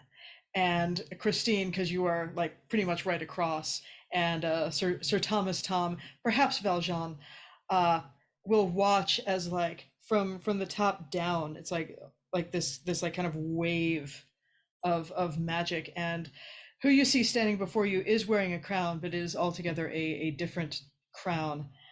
And the person who stands before you slowly and surely is no longer a woman, but is a man with who looks a little familiar. There's some familial some familiarity, definitely some relation between Morgan and the person that she has changed into. But a man, a little bit taller than Morgan, a bit slighter than one would think, but definitely regal. And Morgan will kind of stand up straight and say, "Very well then, off to meet these so-called knights." Her voice has changed even, dropped a bit deep, and she's going to head towards these stairs. Okay. Yeah. Ce n'est pas possible. That is a very impressive trick I should like to learn. You are disguised as, so I am giving you the situation aspect, sort of disguised as King Arthur. Yes. Which you will be able to utilize. So you have that for the rest of this scene. You are disguised as King Arthur.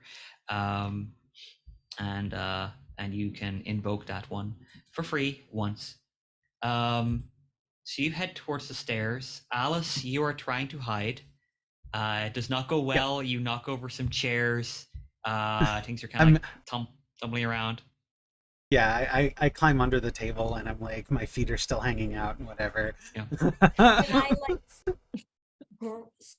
nudge the child's feet under the table from my spot. Okay. Christine. Also, where's the child's sword? Is the sword under the table with you? I thought Valjean had the sword. That depends on whether Valjean took it from me when I offered it. Yes, to get it away from a child, he would take the sword from you. Okay. Got it. Yep. So Okay, no... cool. I thought that might be your reasoning as well. Yeah. Sharp objects, small child. Thanks. Okay, Christine, you're also going to try to hide? Okay. I'm thinking that I will try to hide. I guess you would call it in the shadow of these spirals. Yeah, I will say that this place does have an aspect of oppressive darkness, which you can all invoke the same way you would invoke your aspects on your character sheet. So if you wish to use that, you can always spend a fate point to increase your stealth roll, or even re-roll them if you wish. Although you did pretty well there.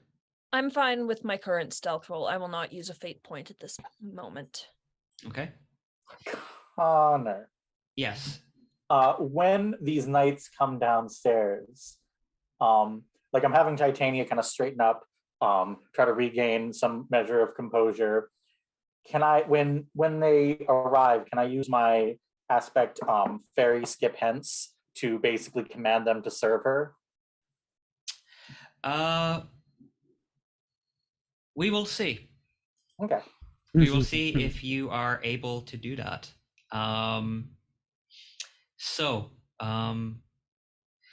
As you are waiting,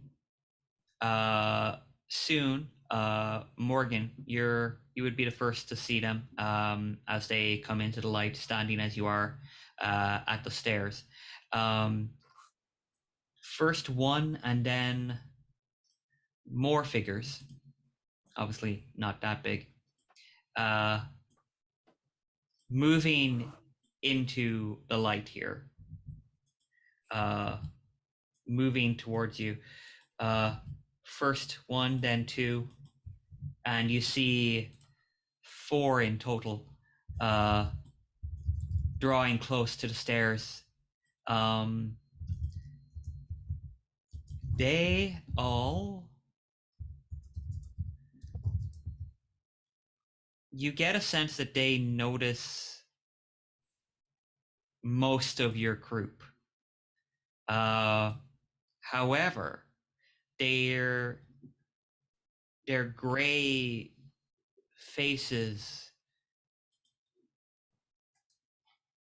do not appear to notice or take an interest in where Christine is hiding, or where Sir Thomas is hiding. The both of you are hidden at this time from these guards. You I assume they are silently guards. Took off Mhm. my helmet because it was getting too hot in this cell. Yes, Morgan. May I come up the stairs? Can I come like kind of up here, stand before these individuals? You may. Okay. So Morgan walks up the stairs, or rather Arthur walks up the stairs, and she will look upon these strange people with strange, perhaps non-existent faces, but she's going to play it cool, and she will say as Arthur, Sir Lancelot, Sir Gawain, Sir Percival, Sir Kay, it is good to see you as always. What news from Tintagel? They look at you somewhat confused. As best you can tell, their expressions on their faces are very malleable. They have no defining features anymore, but their eyes glance up and down, and their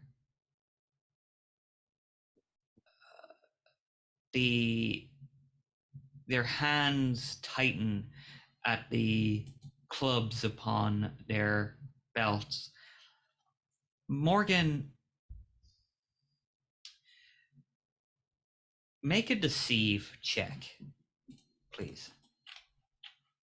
Okay. Yeah, Okay. not great.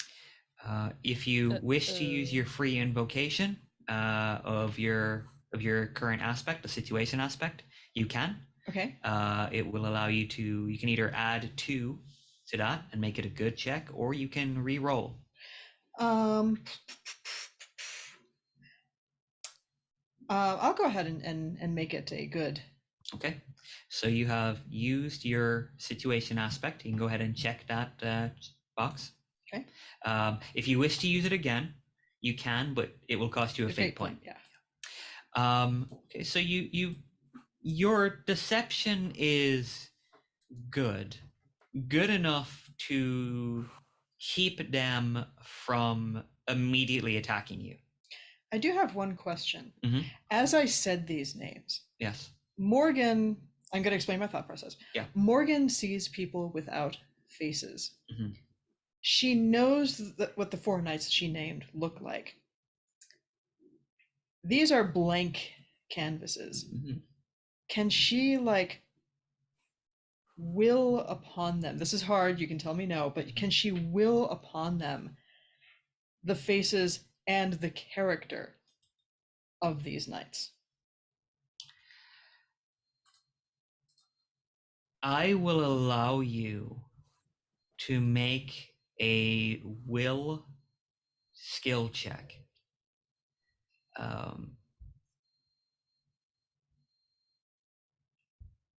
In an effort to push this upon them. We will see how well you do. I will say the better the chances of, the better you do on the skill check, Mhm. the more closely they will hew to those characteristics. However, that does not mean that they will be friendly to you if they learn that you are Morgan. Okay? Okay, All right. that's fine. All right. So go ahead and make a will check. It will require you have a great will, so you have the potential to do very well here. That's what I'm betting on. Yeah. Come on. And I clicked on it, nothing happened. Did it ask you? Oh, Yeah. yes. I'm sorry. Yeah, that's okay. Fate's Scheisse. a fair roll. If you want to invoke any aspects, you can, but if you're happy with the fair roll, And Do thou thy worst, and I defy thee. Sorry, go ahead. Sorry, Titania, you wanted to say something? I mean, I'm the one who wrote it, so I'll understand if you don't want me to use it this way. But could I use my stunt, think but this and all is mended, to add to a rapport, will, or deceive roll to prevent a character from becoming hostile to you? I will say that if you want to use that stunt in this quest in this manner, yeah, I will. I'll say it says add to a rapport, will, or deceive roll. It does not necessarily mean it needs to be your roll. It would basically represent like Titania, like putting her will behind what Morgan's trying to do. What do you say to assist Morgan in this endeavor? Oh God. What was the names that Morgan threw out there? Lancelot, Gowan, Percival, and Kay. Gowan, get your hand off that club and get down here. Do what he says already. Okay. You are a mad woman, you. I mean, yes. Okay. That makes your roll great. I will say for a great roll, who was Morgan's favorite knight? Oh, Lancelot, absolutely. That was the whole thing between her and Guinevere. Okay. Oh, That's true. Yeah. So the knight before you morphs and alters and changes, and you don't quite recognize the face. It's not really your Lancelot, but you get a sense that it is a Lancelot. And this Lancelot immediately drops to one knee and bows before his king and says to you, "My liege, I am yours to command." Very good. This is a dark and desolate place. No place for a knight like yourself, nor a place for my other noble knights of the table. Let us reconvene. Let us go upstairs and dine. Let us regale each other with tales of valor. It is at this point, as Sir Lancelot says, "Yes, my liege, I would be an honor." The other three guards pull their clubs and they mutter among themselves. You're not quite sure of the words at first, and then you get a sense they're trying to say something through mouths that are not full. They say, not this story, not this script, not this story, not this script. And Jean, you can hear this as they get louder and louder. Edmund says, "They say this before. If you do not act in a way that they expect, if you do not act in a certain manner, if you go outside of your regular script, your story, they become aggressive. Quick, we must work faster." Alice is going to step out from under the table and look up at them all and be like, "I'm hungry. I'd like to eat.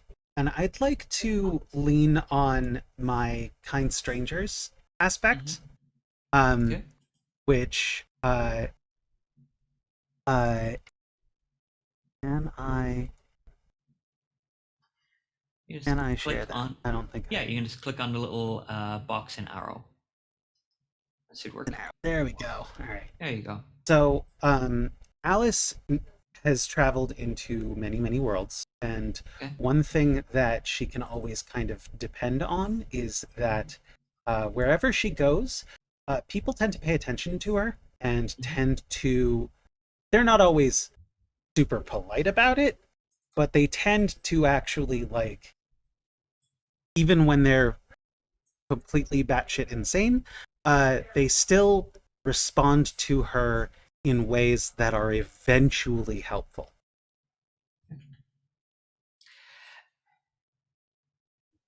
In this regard, are you spending a fate point to create a situational aspect to have their attention completely on you? I would like to, yes.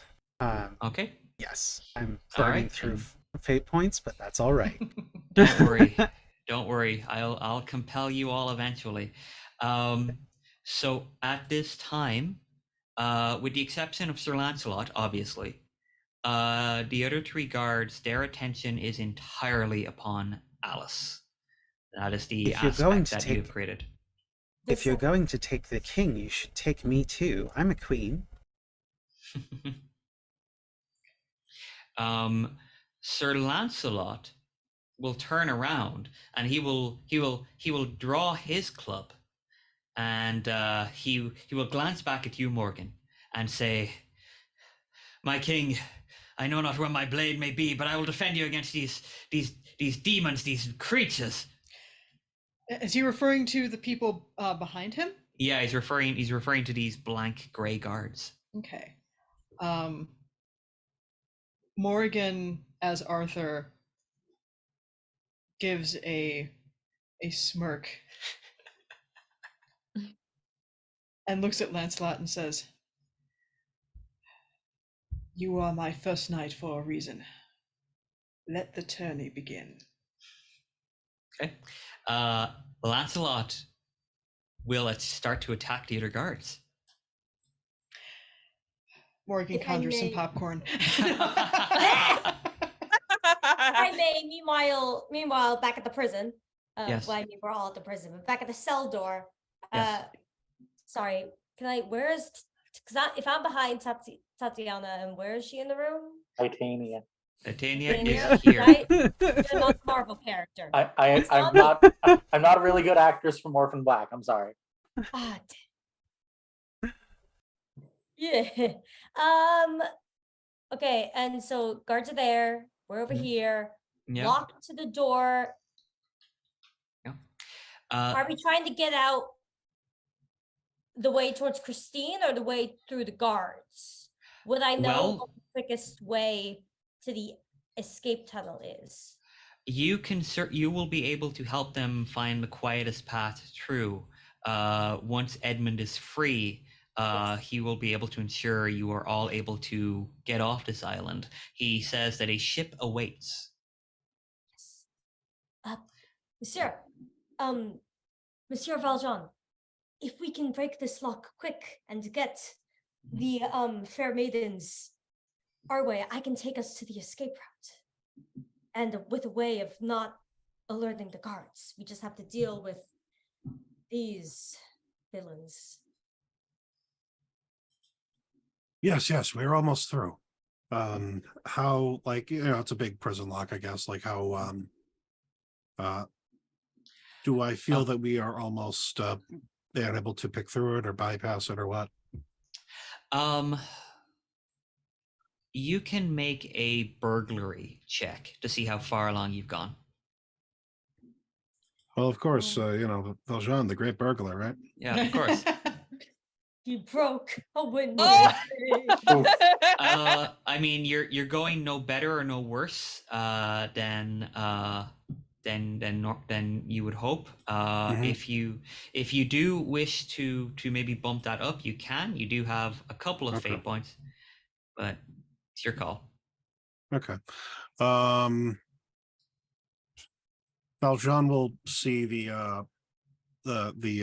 we'll see that things have started to take a turn now that these blanks have started to show up and say, Edmund, stand back.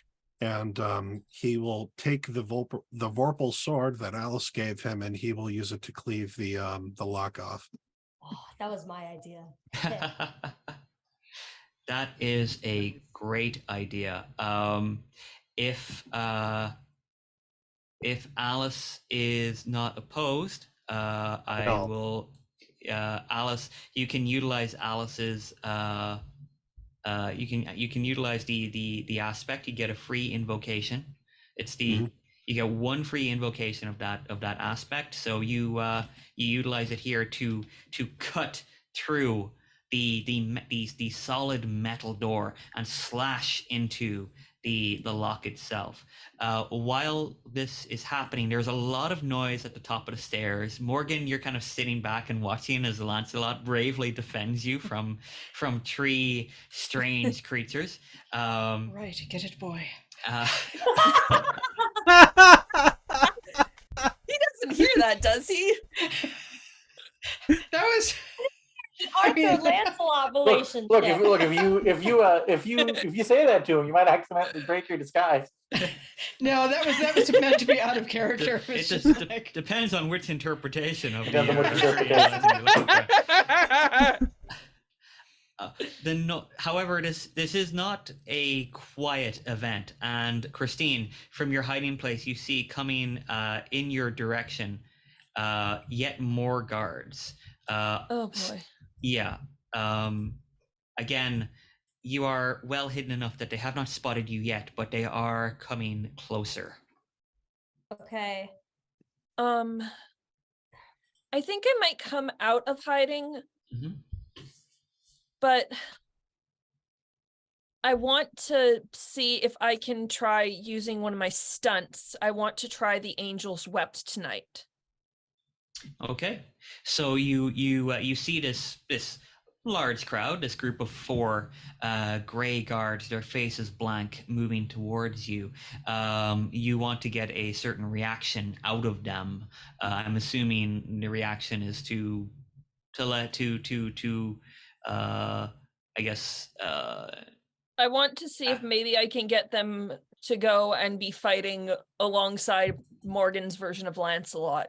Okay, absolutely. So your Angels Wept Tonight stunt allows you to use your empathy rather than provoke to get that sort of action out of them. Why don't you go ahead and make me an empathy check and see how well you do at this. Oh, Roll the 4. That's a pretty great result. They have at this time they are not, they have not yet reached a sort of like trigger moment where they would be aggressive towards you. So with a great result, you are able to provoke in them a desire to protect you. Messieurs, I'm so glad you're here. It is a terrible thing. These guards above, it seems they are going rogue. They are trying to take us from this cell and do something against the king's justice. Please, you must help. You manage to garner their sympathy, their empathy. They rush away from you and start moving towards the stairs. Morgan, you can see them kind of like running up in your direction. Okay. They are drawing their clubs. If you wish, you can step aside to allow them to pass. Absolutely. Okay.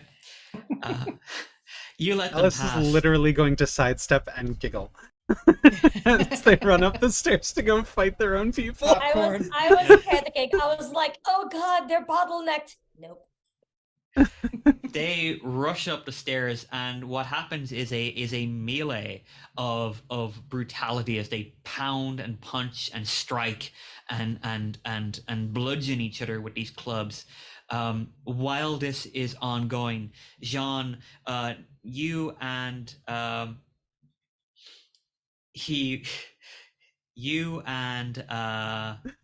Sir Thomas. Can I assist? All right, yeah, the two of you are able to open this heavy door. Jean, how do you feel about this? This convict who's currently you're currently assisting in his prison break. So he heard his name, but he wasn't in the room when he was explaining that he was falsely detained. Not that he would necessarily believe that, even if he was told. Um, in terms of things, it's he said that letting him go will allow us to progress and bring things back to a normal. So he's sort of relying on that being true.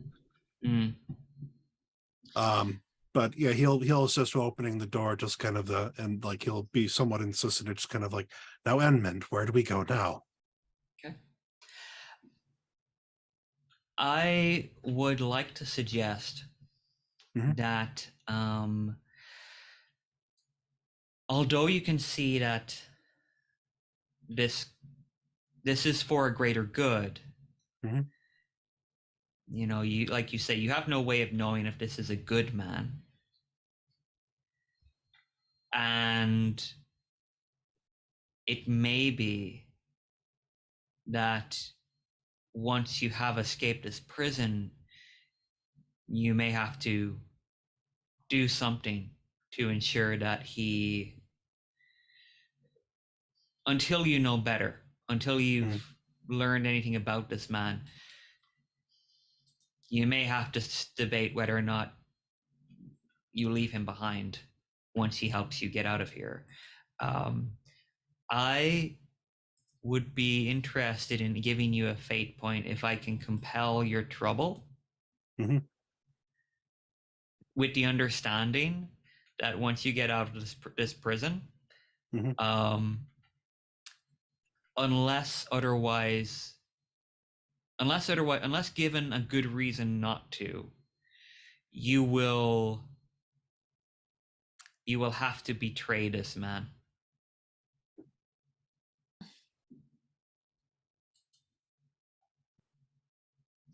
Fair enough. Okay. All right. You gain a fate point.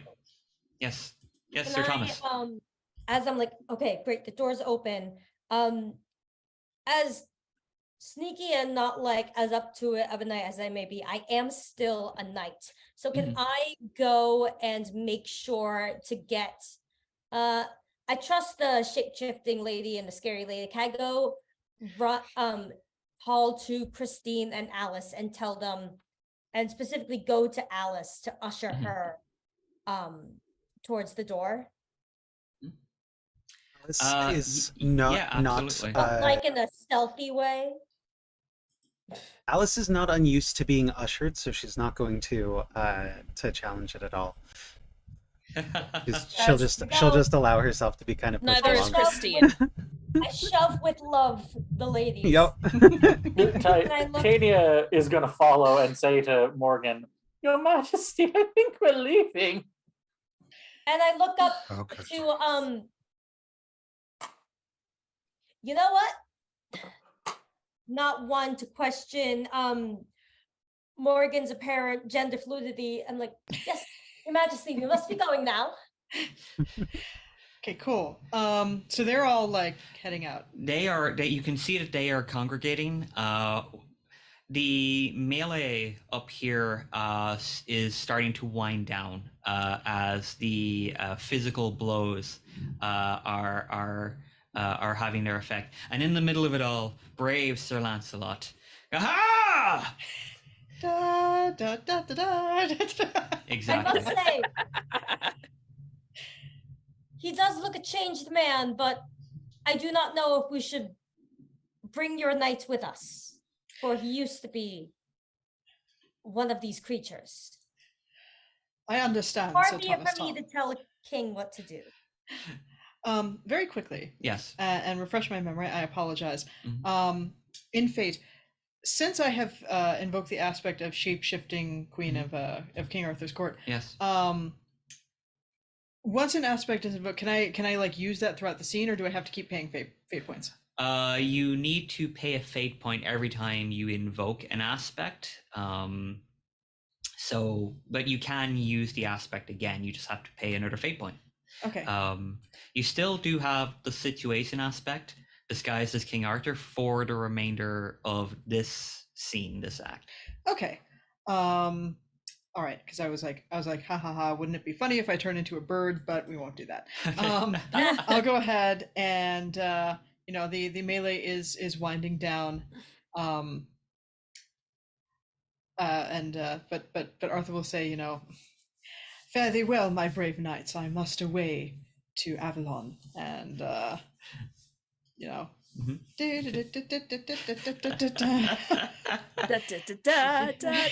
kind of jazz hands and run on downstairs. Okay. Just kiss me before I go. All right. They, Sir Lancelot says, "Yes, my liege, depart quickly," and continues to fight. Although he will be struck down, sadly, as he was heavily outnumbered at first. Even the finest of knights can only fight for so long. Well, he always was the biggest himbo, wasn't he?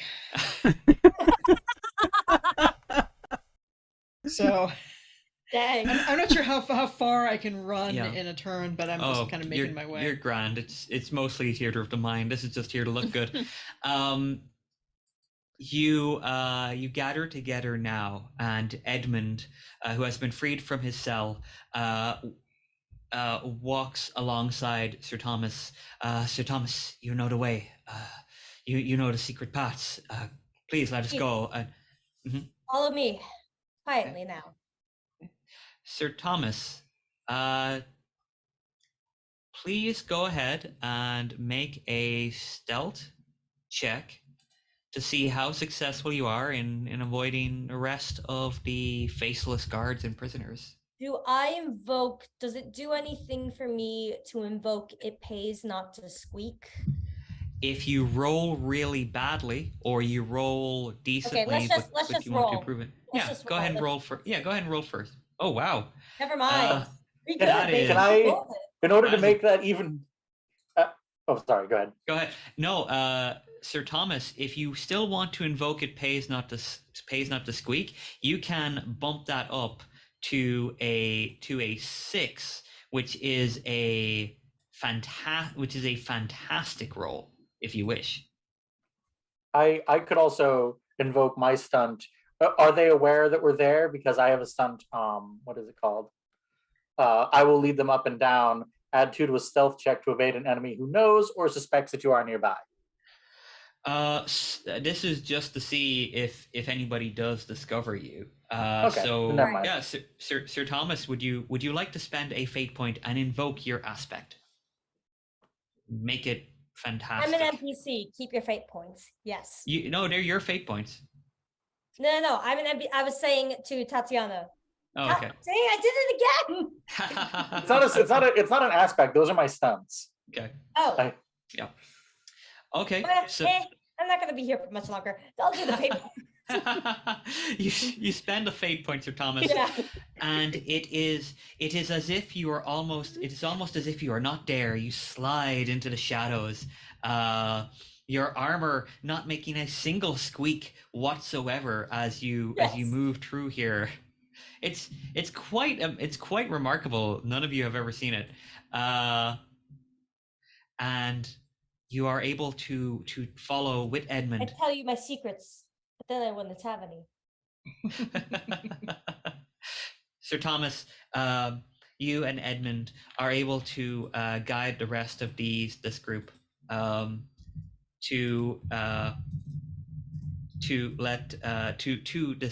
this place now, through the shadows, through the darkness, and you come out upon a rocky shore. Anchored just off that shore is a small galleon with a crew struggling and readying the ship to leave.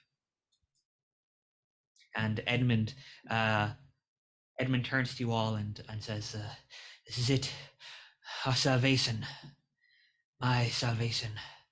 Soon things will be put right." It's only a model. Sorry, I'll stop. Edmund. Yes. Now that you are free, what do you plan to do? Plan to do what I have dreamed these 14 years. To use the skills I have developed here against my will. To bring low those who thought to bury me in the rock. To to taste sweet vengeance at last against those who wronged me and betrayed me. Oh, yeah. Good luck May with you that. find justice. Justice. Vengeance. Is there a difference? In my experience, vengeance comes at the cost of a mark upon the soul.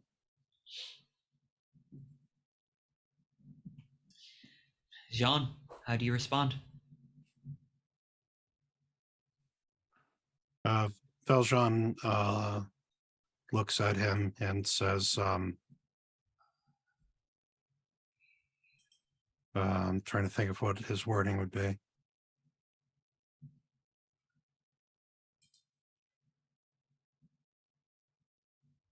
I can't allow you to free yourself from these shackles and throw yourself into villainy. Do you plan to do evil once we allow you on that ship?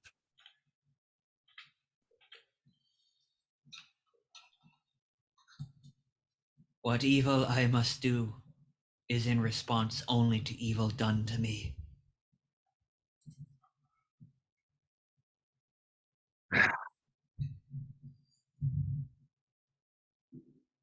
And Valjean will intercede, Edmund. Funny is that I want to say something, but Alice would not think of it, so I'm not going to say anything.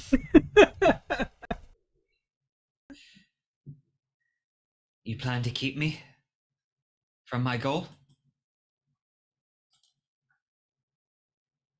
Edmund, I've too suffered terrible things in prison for a crime as low as stealing bread to feed my sister and their family. They kept me at Toulon for 5 years and then 14 years more because I tried to see them again.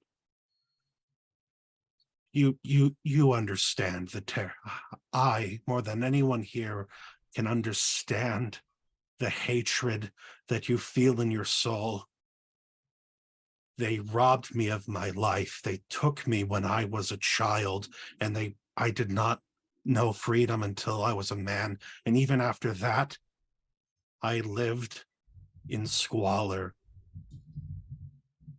for so long. I know more than most your hatred, but I cannot allow you to do evil. If you do evil, if we let you on that ship and you spread whatever villainy you're wont to do to take it back against these people, it will just propagate more. It will spread further, and it will happen again. I cannot allow you on that ship if you believe you're going to do those things. But if you can promise me, if you can promise on the life of your mentor, of a beloved, of your father, of your name, that you will try to do right with whatever ends you find. But less than that, I cannot allow you on this ship.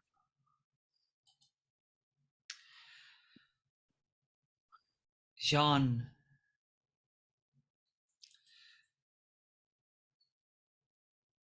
make a rapport check.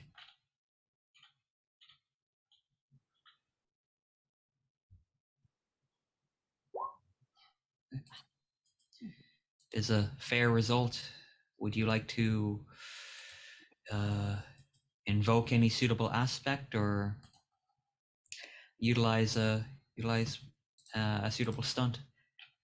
I think the closest stunt I would have would probably be, you could sort of talk your way out of it, but Valjean is saying that he will not allow himself to continue if he leaves, and vice versa, basically. So he is saying, for the good of all fiction, for the good of all people, grant him this request, and he will allow Edmund to go off and become the Count of Monte Cristo. Obviously, he doesn't know that. But Valjean he needs him to agree to this, and if nothing else, he will accept whatever conditions Edmund will place on him for causing him this sort of turmoil.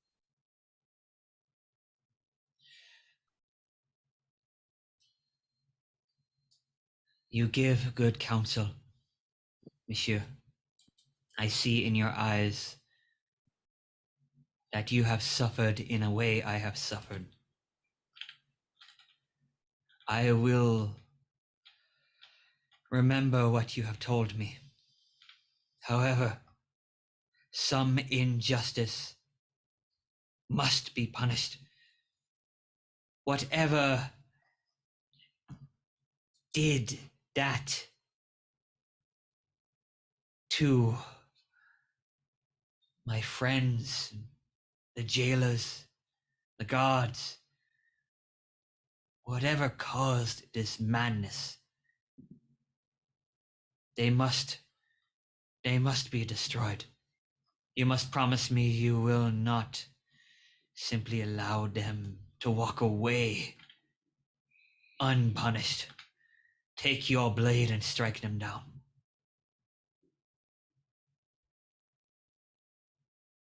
You do this for me? For them?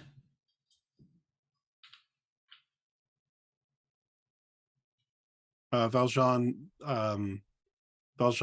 takes a deep breath and he digs deep as he does, and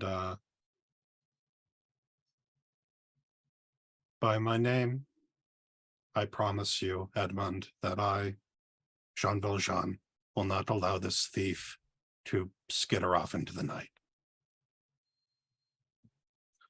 They will be stopped.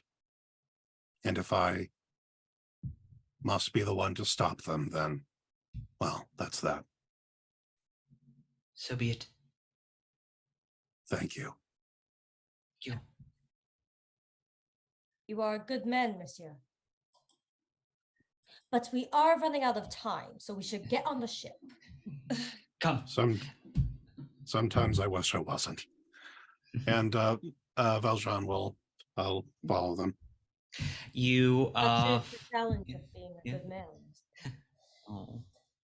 You find that there is a boat waiting, and you are all of you bundle upon this boat towards the ship. As you get a little bit closer, you can see that the ship is identified as the Hispaniola, and you are pulled aboard one by one.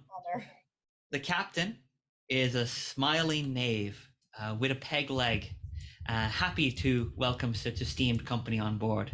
Aye, a pleasure. So glad to see ye here safe and sound. However, these waters, they do not be kind.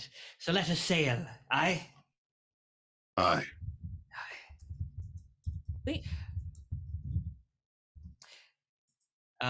You are positioned comfortably upon the deck as the crew busy themselves.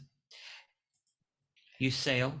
So we are to sail to the land of the Moors, the Hispaniola.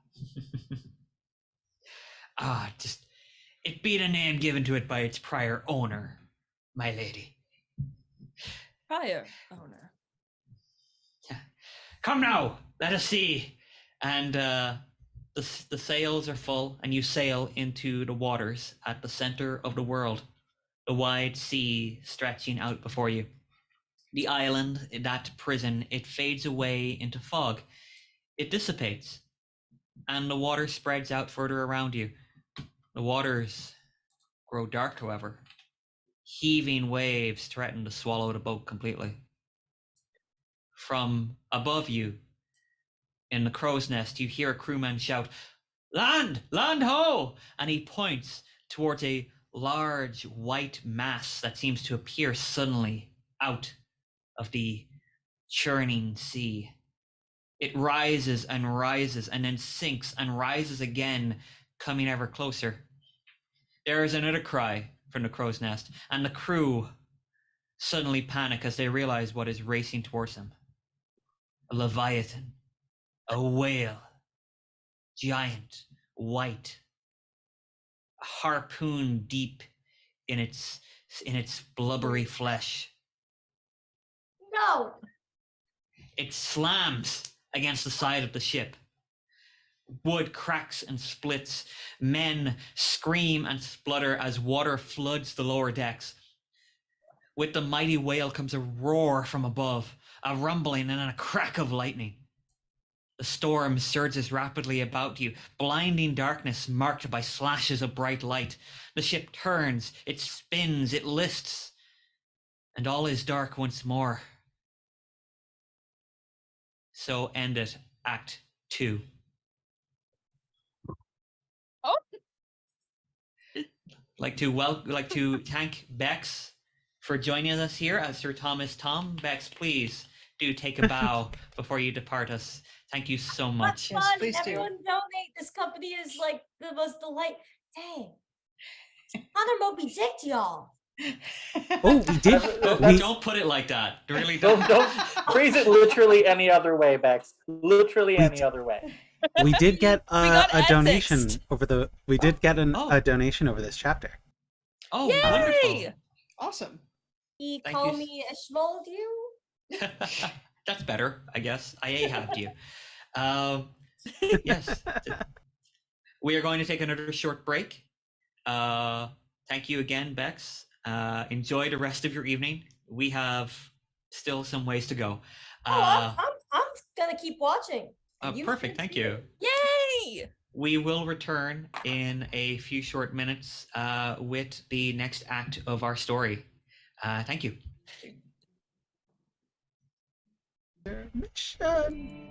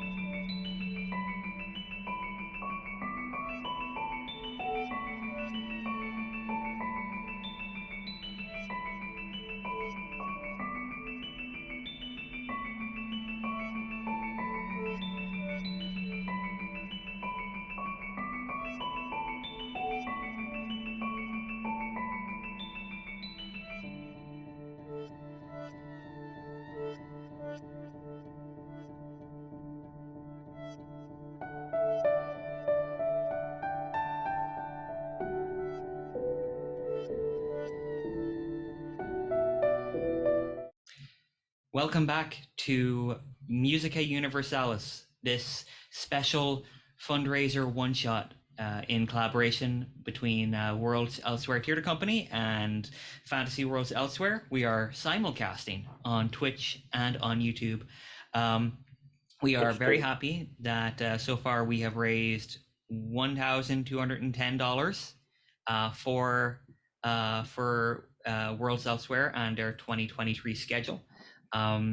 As I have mentioned before, every donation will go towards making sure that we can present the best program of shows, the best schedule of shows for you over the coming year. And I'm excited. Like, I know Coriolanus is coming up next very soon, but I'm also a big fan of the sort of cabarets we do. Like those are always fun. So I'm looking forward to seeing what else comes about. However, we still have a little ways to go in this story before we can tell any more. So if you are all ready and sitting comfortably, let us begin. Act 3, The Island. The darkness fades. The sound of the sea returns, no longer muffled in your ears. You can breathe air, fills your lungs like daggers. You wake, however, you may wish otherwise. You are on an island, though this one is not the oppressive rock upon which you first found yourselves. It is larger, greener. It feels wilder than any land you might expect on this common earth. It's like the earth itself is infused with a nervous energy, a fey and freakish landscape. Strangely enough, Titania, you feel, after the confusion and stress and strain of the last land, you feel more grounded here now. And that confusion which plagued you has slipped away, at least for now. You see beyond the beach, meadows overgrown with tall grasses where strange beasts graze, seemingly unfazed by your arrival. You look around, there's no shipwreck. Wherever the Hispaniola, wherever Edmund, wherever Sir Thomas Tom have gone, it's not here. All that stretches beyond here for you are tall hills and dense woodland. And nestled among all of that, you can see, just off in the distance, a large chateau. What would you like to do? Do I recognize this chateau? Like, is this a place that in the Feywilds that I've been before? Not a place that you have been to before, necessarily, but perhaps members of your court have been here before. Some perhaps by choice, others not so. When you say chateau, are we talking like French farmhouse? Are we talking castle? It is a very grand estate. Okay. Certainly, whoever lives there must be a person of means. Very good. I think that since Titania has at this point finally stopped like giggling slightly crazily, she's gonna like go like are there trees nearby that she can go and like basically get back in touch with herself a little bit? Yeah, you can approach one of the trees. They grow at strange angles here, not so much like windswept, almost as if they are facsimiles of trees. something pretending to be a tree. And when you touch it, it feels warm. It feels welcoming, a little bit too welcoming, actually. The bark kind of starts to grow over your fingers, and you have to sort of gently pry yourself free as the tree tries to hug you for once. All right, I know that I've been gone a while, but or maybe not a while, but you don't need to get so. And to the rest of the party, she is straight up just conversing with this tree. Yeah, the rest of you, Titania is talking to a Amazed tree. by talking to trees. Je ne comprends pas. Alice usually expects them to talk back. Honor. Yes. Can I use like it's kind of sort of invoking my aspect? I don't know if I want to. Well, I guess I could use a fate point for this if I really have to. Can I invoke Ilmet by Moonlight to see if I can? I have a lot of command over nature in particular. See if I can command this tree to like tell me where I am, who's here, what's all that stuff. Mm-hmm. If you would like, you can spend a fate point to invoke that aspect and gain a measure of information. Yes. Alrighty, I'm spending a fate point. Okay. You spend so you lean into your Fae majesty and reach out to communicate with the tree itself to gain some idea of where you are. You are close to the Fae here, close to the circle, but you are still separated from your court. What you are told, at least as best you can tell, is that you are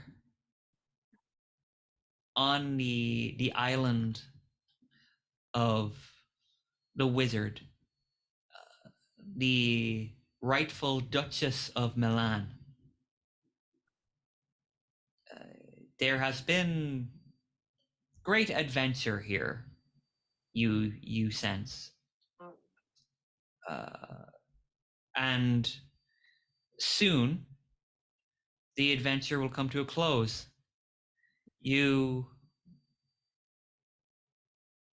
It's curious.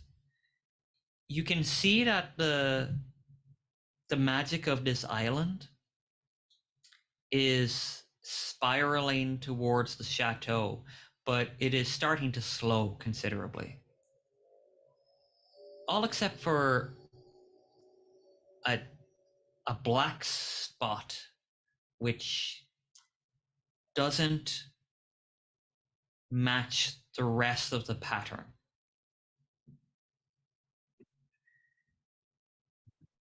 But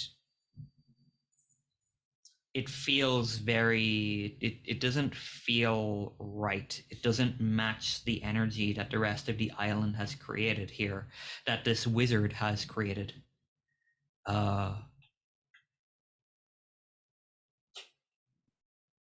You get the sense that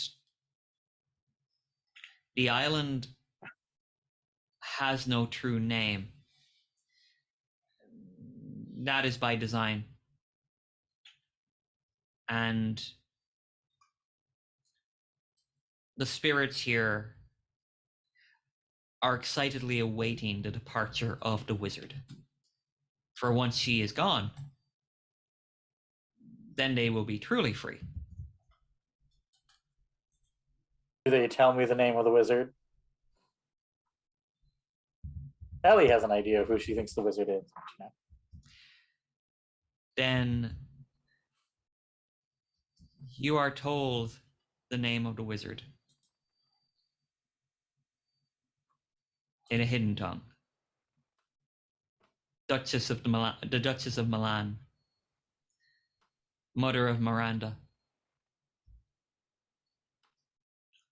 betrayed, usurped, but soon to sit upon her rightful place once more. Okay.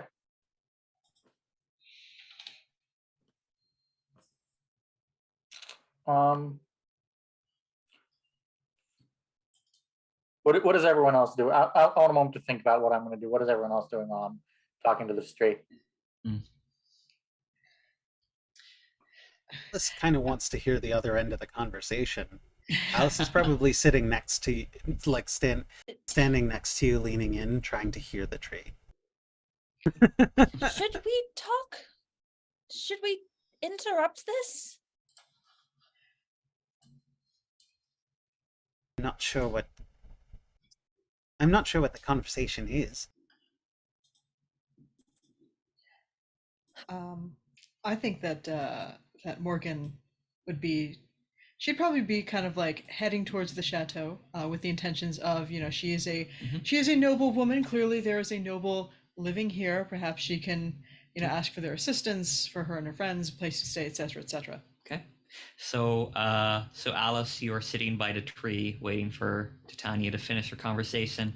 Christine, a little bit concerned beside her. Morgan, you begin the walk. You find a path which winds up the slope towards the chateau itself. And Jean, are you going to join Morgan, or are you going to stay on the beach for now? Is there anything else you wish to do?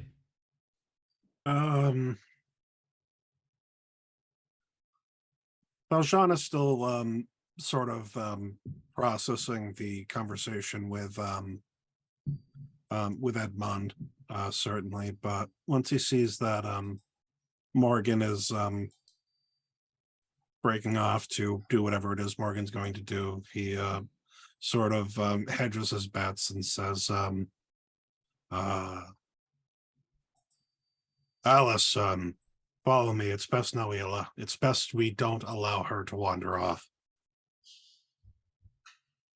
At this point, I think Titania would come out of it and see Morgan walking towards the chateau.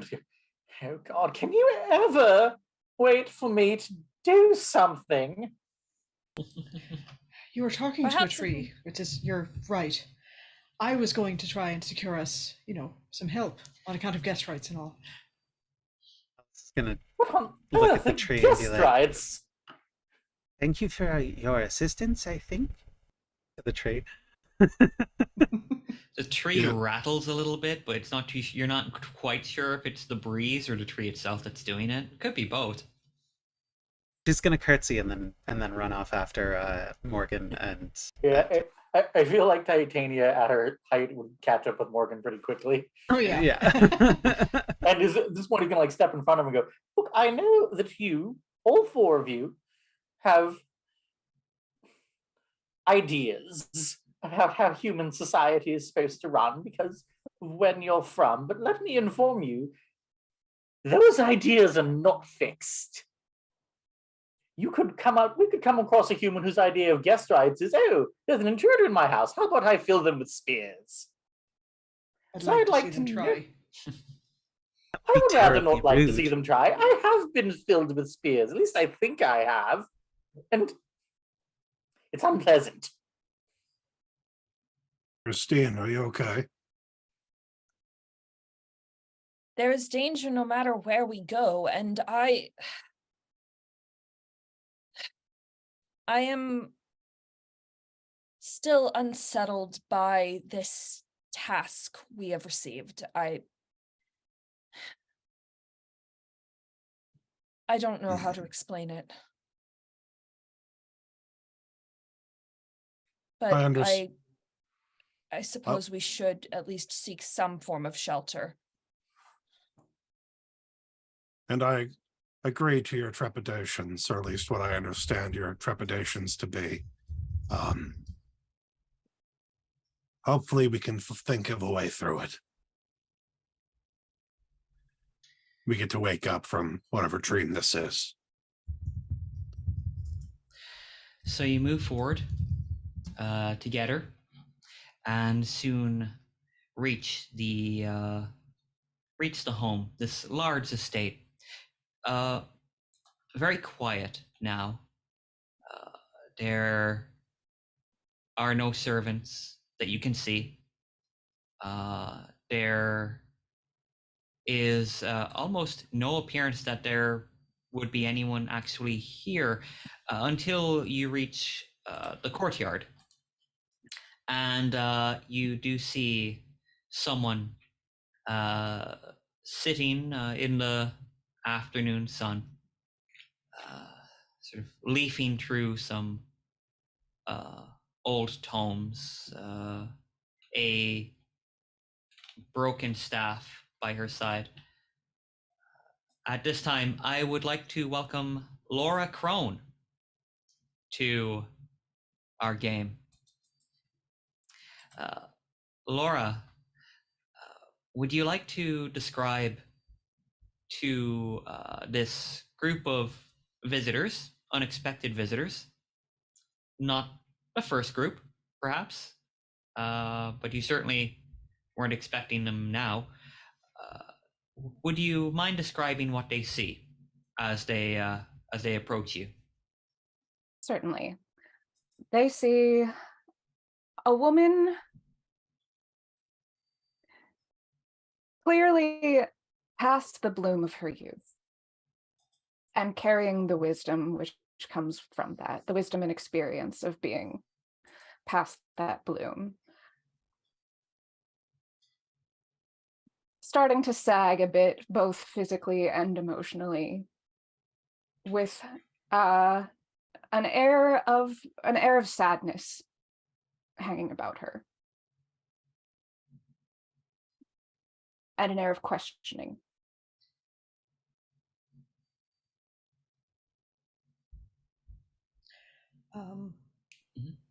Morgan will see this woman and approach, standing straight, standing tall, and will approach, give again a short curtsy, and say, "Greetings and well met, lady. I am Morgan the Fae, and these are my friends here.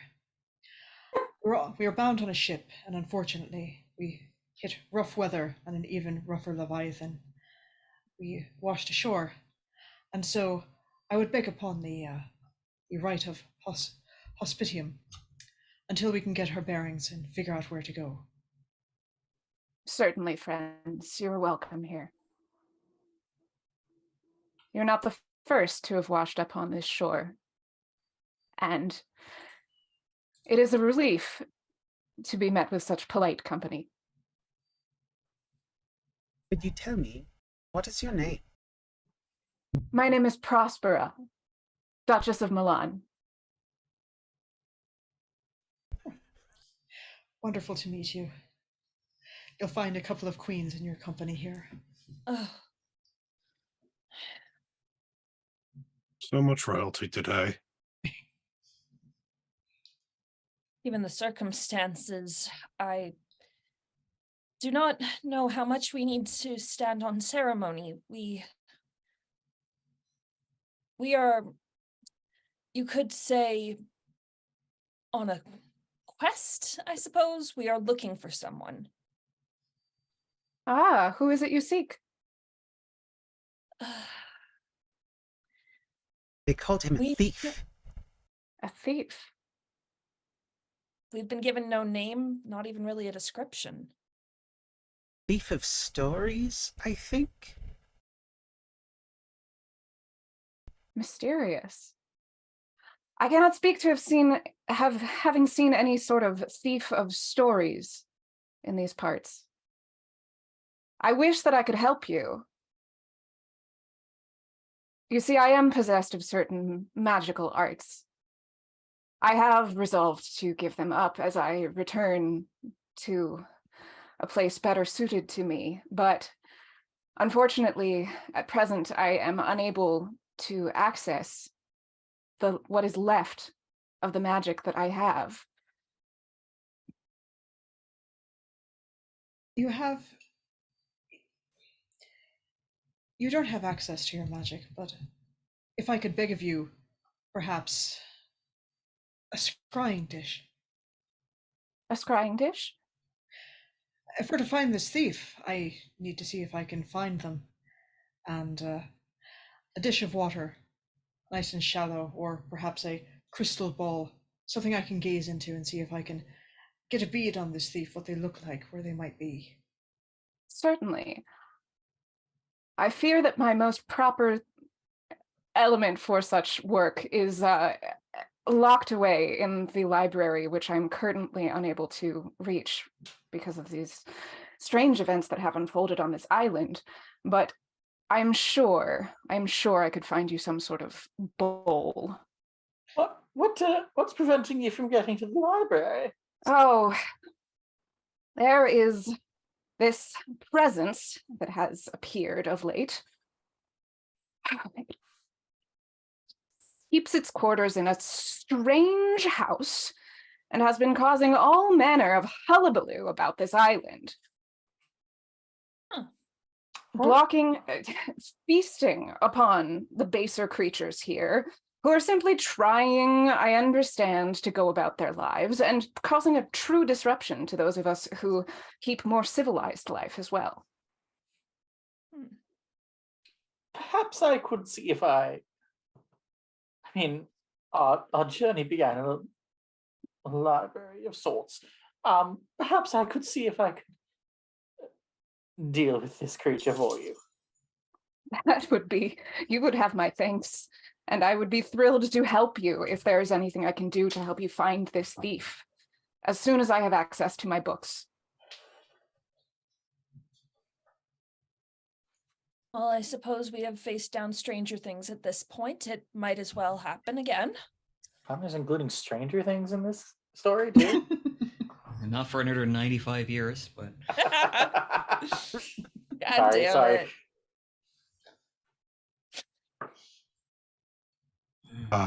Please lead us to this library. I cannot. It Surely has a physical location. What on earth makes you assume that? I suppose. Stranger things have happened today again. Stop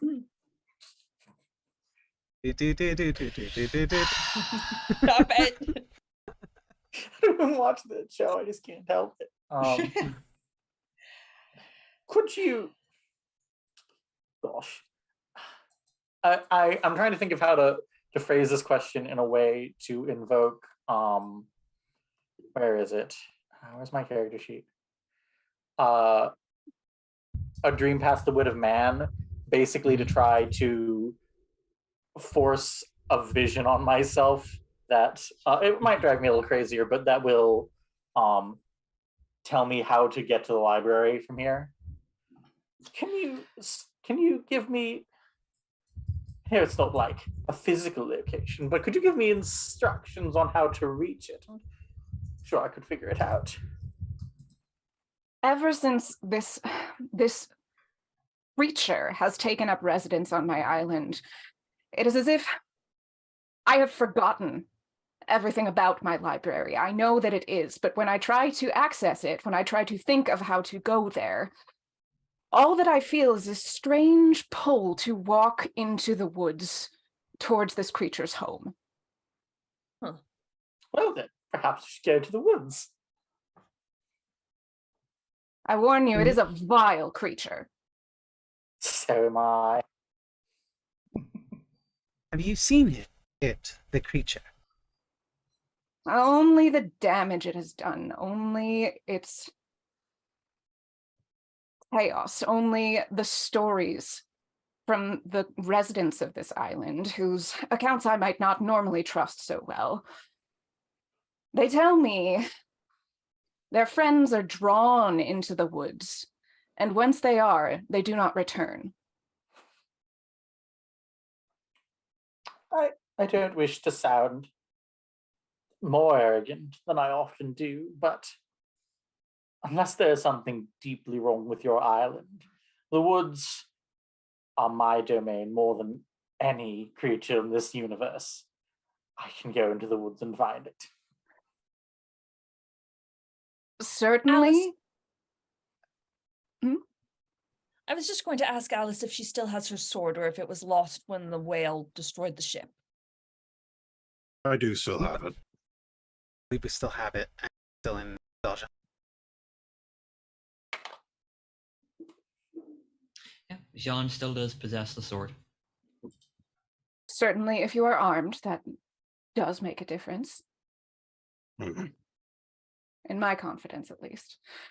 And I cannot speak to this strange domain of the woods. But if you believe that you possess a stronger sense of this magic than I do, then, well, I suppose we'll just have to see. Lead the way, You know, Titania. may I don't know her name. ask one thing before we leave? I can't spell. If you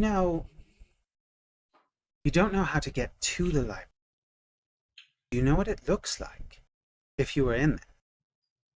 Do you remember it at all?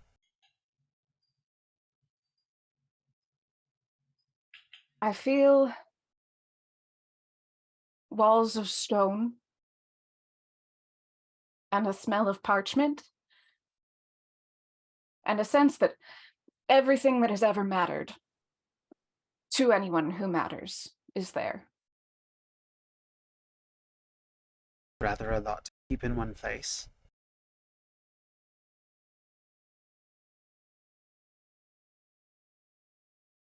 Are there any other buildings on this island that Alice would have noticed? From your perspective, when you first arrived here, you could just see the chateau. Make a notice check. Got it. How does it good feel? Yeah, it feels good.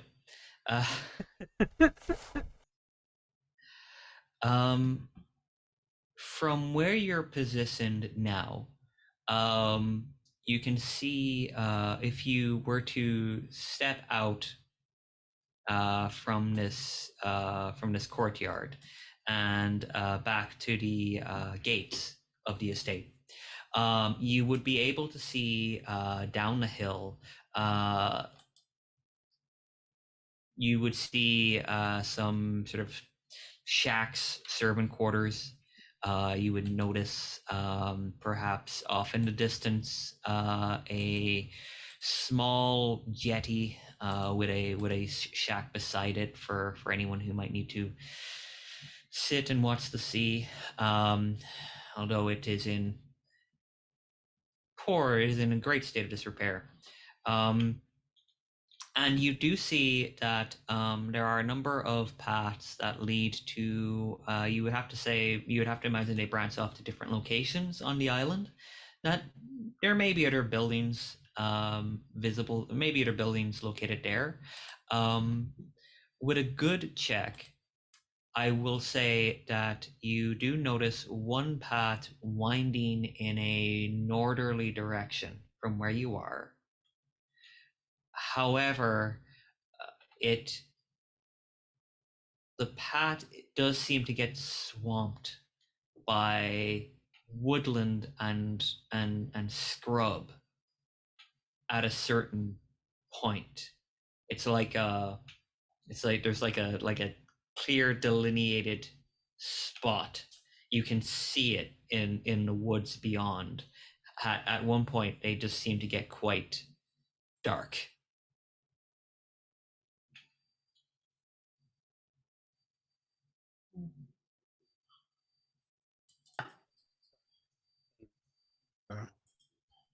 Well, Titania, this was your idea. Do you know where we go? I think Titania was going to, and she still never told anyone her name. Titania is just going to, like try to basically feel like try to feel the way Prospera described and let it pull her into the woods. You know, that's where she's originally from. You know, she might not be quite what she's used to be, but she'll be damned if some usurper is going to take over the woods from her. You get a feeling the dark spot that you felt before almost acting like a barrier, preventing you from seeing what lies beyond what lies within that area, as if something that shouldn't be is now been shoved down here. Seems out of place, like much in the same way that the island prison Sir Thomas Tom seemed quite out of place. Mm-hmm.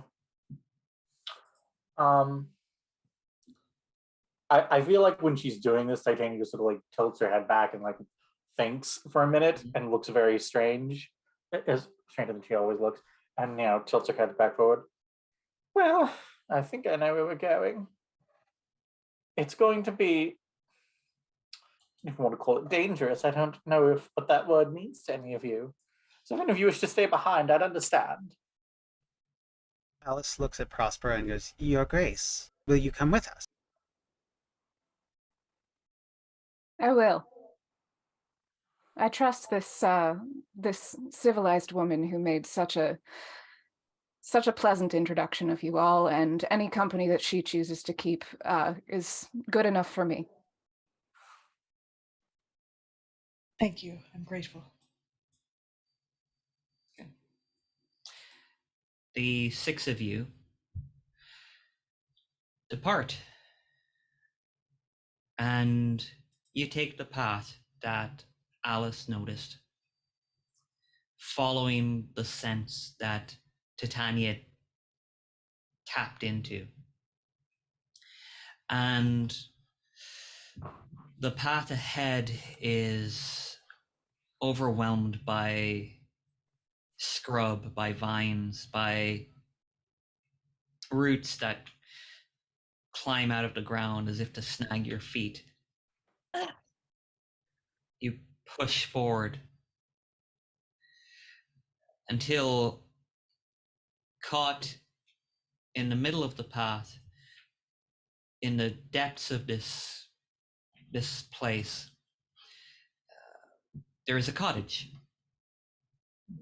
The cottage is of curious design.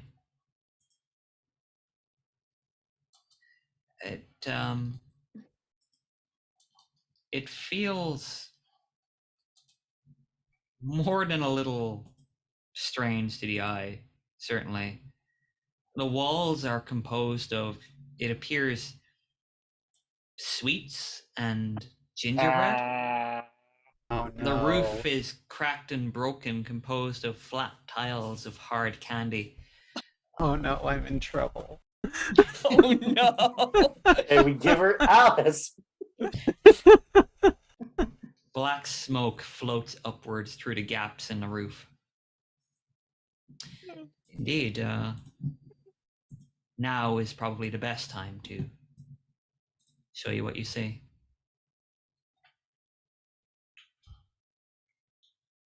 I think Titania is like turning up her nose at this, like, ugh, how garish.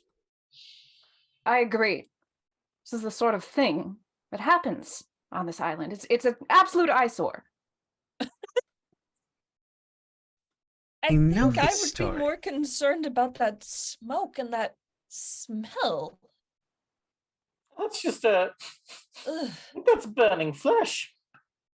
Alice, while they're having this conversation, it's like, this is certainly the most interesting thing you've seen. This is certainly the most interesting thing on this island so far, at least since the tree. I would imagine, and I do apologize, Christine, you can continue this conversation in a moment. I would imagine To be compelled. if you, they're all talking about what they want to do, but if you limit your actions to things that nobody can find fault with, you will not do much. Oh no. I would- no.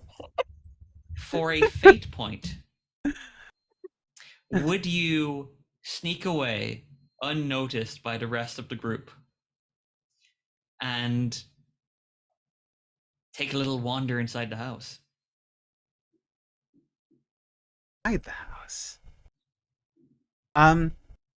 You know what? For a fate point, I would absolutely do that. I am upping your fate points.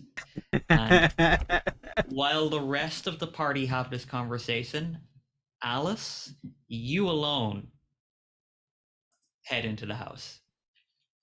We will come back to you in a moment. What are the rest of you doing? Christine, you were about to say something to the comment that it smells like burning flesh. Well, first of all, I was a little concerned about how she knows that, but also, if someone's burning in there, but the house itself isn't on fire. Well, I know what this is. Darling, I don't want to alarm you, but I measure my lifespan in centuries. I have smelled all sorts of things. I don't want to. I knew this story as a child. What story? Where's would that be? Alice? Alice, let's go back to you. Now seems like a good time for Alice to move. The door is unlocked, Alice, almost as if it wants you to go inside. And now's probably a good time to let you see what's inside.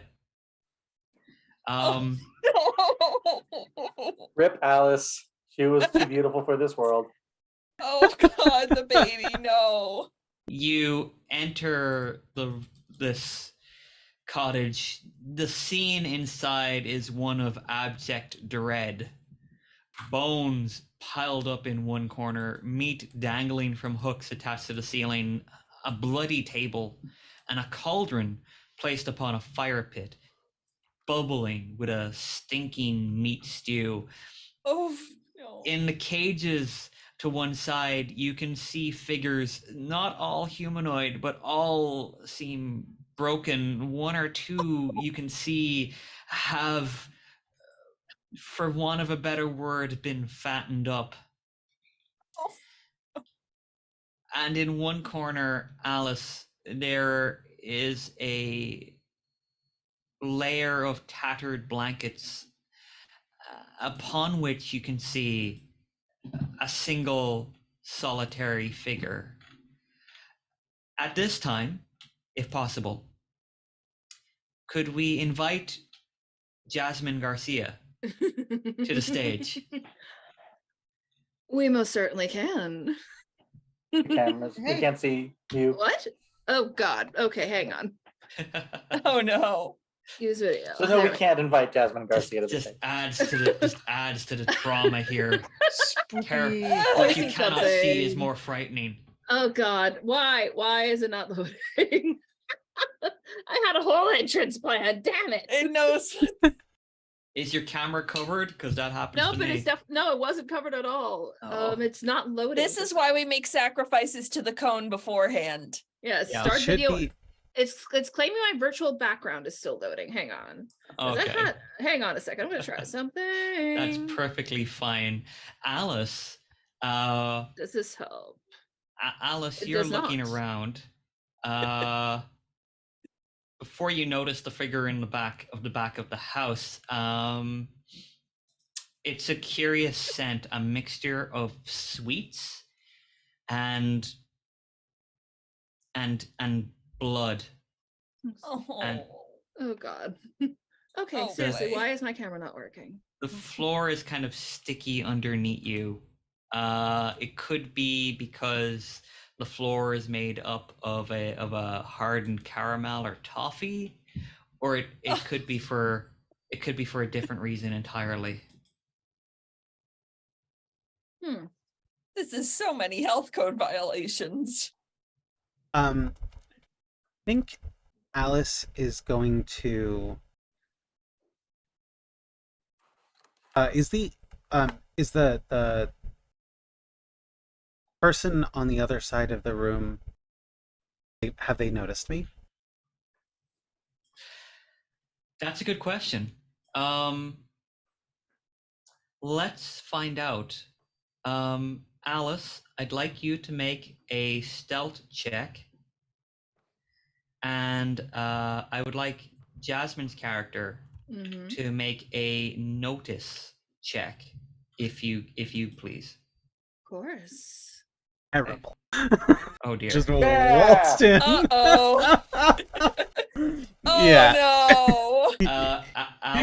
Alice, would you like to invoke, if there's an aspect you can think of that you might be able to invoke here, to re-roll, you can. Okay, no. I think that I could invoke thinking about pulling a stunt. Okay. What is happening? Just turn off your virtual background if you have to. Yeah, I'm trying to. It's the thing. It's not letting me. It's funny. We can see your virtual, but we can see a virtual background now. Which is not the one we want. Yeah. I am so confused. I asked. What do you mean this character isn't a sci-fi character? Good lord. That's okay. This is so ridiculous. And I'm okay. Note to self: sci-fi version of Hansel and Gretel. This is ridiculous. What are you doing here? You're in the wrong story. Alice, what would you like to do? You want to utilize a stunt? What do you have in mind? My thought was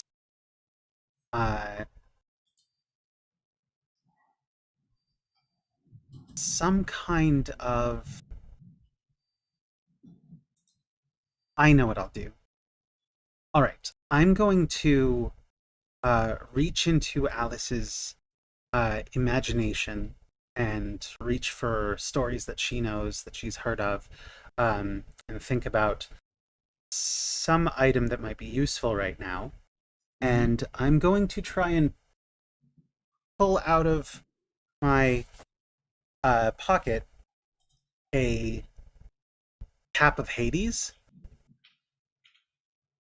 which is Greek mythology. It would make me invisible. Only I want it to be this.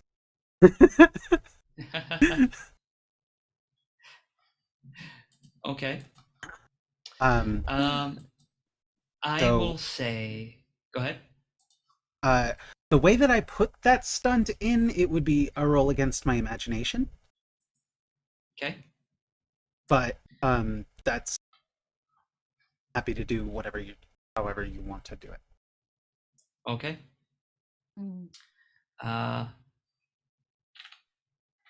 So, would the figure in the let's go ahead then and call this a we will call this a another sort of contested role. We're just checking to see if our guest star is going to be able to get on here. Apologies, technical difficulties. We are familiar with them in fantasy worlds elsewhere. Oh God, yeah. This is very We are a fly-by-night operation, unfortunately. Yeah, but that's okay, because the important thing is that she is here. We will go ahead, and I will go ahead and make a contested roll. It's against your imagination, yes? Yeah. Okay. I will say, go ahead then, and you can make that imagination roll. We will say it's going to be against her fair notice result. Okay. So that's a great result. So at the last second, you pull this cloak of invisibility about you. Not a cloak, a hat. A hat of invisibility about you. Cloaking you with invisibility. You pull upon this hat, and she knows that someone is in the cottage with her, but she does not know where you are. In the meantime, we're going to go back outside, where everyone else is currently in conversation.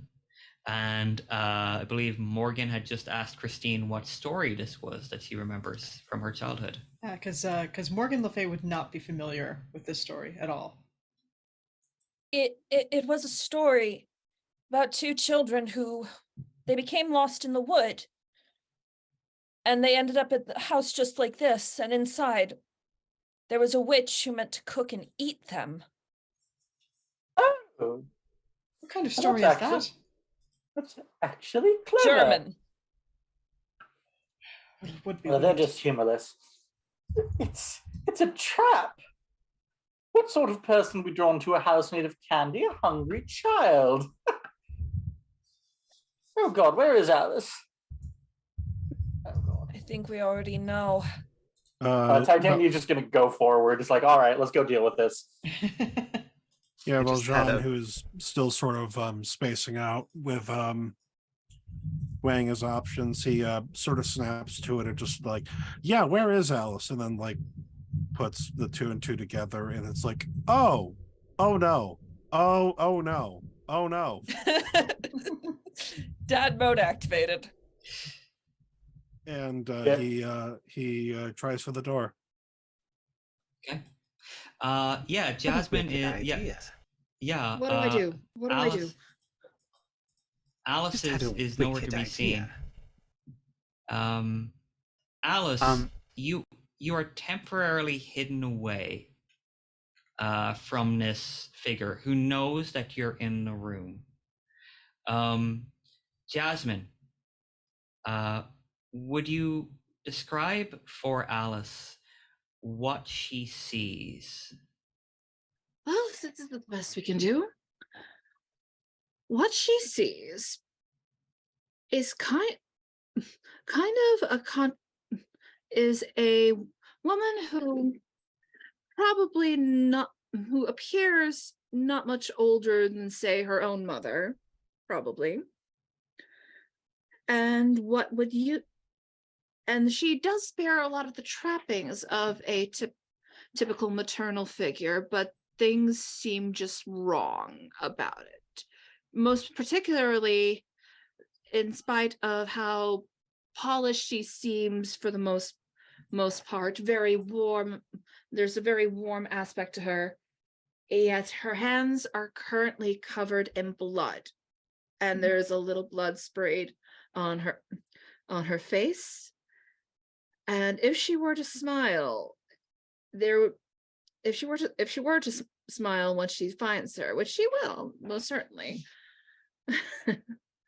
it would come off more like a shark's smile.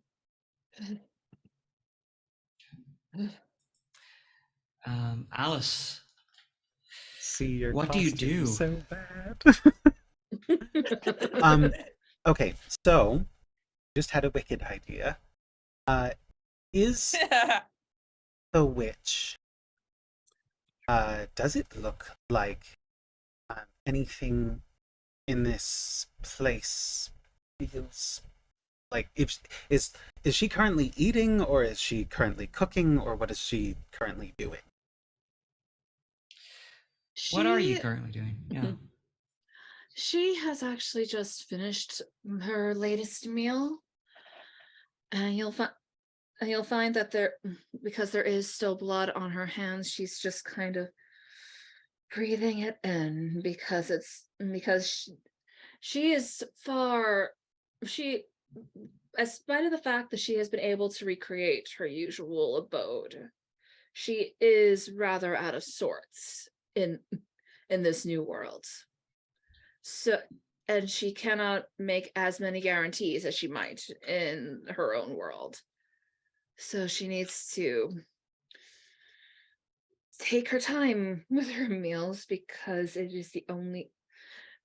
the longer she goes without food, the more ravenous she tends to become. Her meals are what keep her somewhat sane. Are there any cups? Cups. Glass. Oh Glass? yes, she does. Glasses. Well, they're most likely are. You know, she has, in spite of how you all see it, she has a fully stocked kitchen ready for just about anything. So she definitely will have some glasses around. I'm sure one of them is still filled with some extra blood, in fact. Because that will often state, because sometimes that will have to do if prey is not easy to come by. Alice is going to go to wherever that glass that still has blood in it is, and she's going to take out of her pocket the unknown bottle, a vial filled with an unknown serum. Oh boy. Dump it into the glass, and then giggle and run and hide. Now, does she hear this, is what I'm wondering. You should hear the giggle coming from where your glass is. Now, what am I hearing here? I know someone's here. And she kind of rises and starts kind of humming to herself.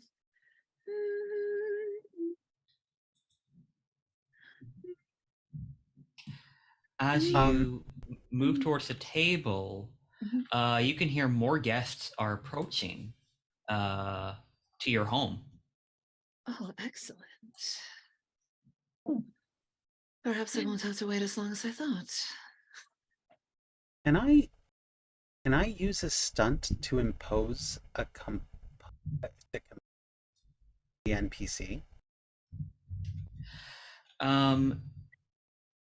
You cannot. Well, let's see. What's the stunt that you have in mind? You're nothing but a pack of cards, which is actually how Alice in Wonderland ends, the first book, where she talks to all of the card guards and shouts them back into their proper form of a scattered deck of cards on the floor. What she'd like to do right now is make this bloodthirsty witch feel ever so bloodthirsty.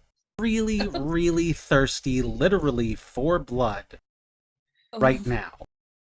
So parched. Oh, God. So you want to compel an aspect of the witch. Normally, when you compel someone, that character gains a fate point at the expense of a momentary setback. Okay. Perfectly, like, do I give her one of my fate points to do that or something like that? No. What happens is, so here's what's going to happen. Miss Witch, our sweet witch here. If you would like to have another fate point on top of the many I know that you already have, if you would like to have one more at the expense of a temporary setback right now, I can give you one. However, if you would rather avoid a setback, if it would not be in your interests to have one happen right now, you may spend a fate point to defy that compulsion. What would you like to do? You know what? I'll take the fate point. I'm curious to see where this goes. Okay. She hates me for it, but oh well. Okay. I love my darlings. You look amazing. Thank you. Here we go. Perfect. Oh God. Beautiful. Beautiful in its horrificness. Just covered in blood. Just covered in blood. Oh boy. As you forgot one of my props. So you feel a compulsion to sip this claret. Your hunger still not sated. Your hunger consumes you, really. So it's no surprise that you drink it. Damn it, it's getting worse. So I'm going to give you another fate point. Yay. And feel free to utilize them however you wish. And you drink this. Now, Alice.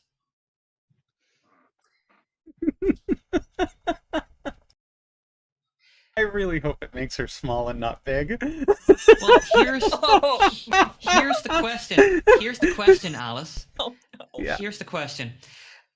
You know that there are two types of potion. There are those that make you big and those that make you small. And if you had a world of your own, everything would be nonsense. The most nonsensical thing to happen right now would be the most nonsensical and really painful thing to happen right now would be for this potion to actually be a potion that makes her larger and therefore more difficult to deal with. But so I can give you a fate point and she becomes larger, or if you want to defy the compulsion, you can spend a fate point to make sure, to guarantee that she becomes very small, just as your friends are about to break through the door. Oh my god, I feel like a part of me is so tempted to just be like, Monsieur Valjean, I made a problem! But, no, I'm gonna go ahead and spend the fate point and Go make ahead sure and mark a fate point. Perfect. And you, dear witch, dear sweet witch, drinking this delicious concoction, this wine, it's the only thing that has a taste. The wine of grapes is no longer. It just tastes like ashes in your mouth now. But this, at least for a moment, sates you, and then suddenly you find yourself getting smaller and smaller. The world becomes larger and larger, and you shrink. And then an invisible girl puts that empty goblet over you. At this moment, Jean, you burst through the door in order to rescue Alice. The Alice rest takes of the off crew the cap. following you. I'm here.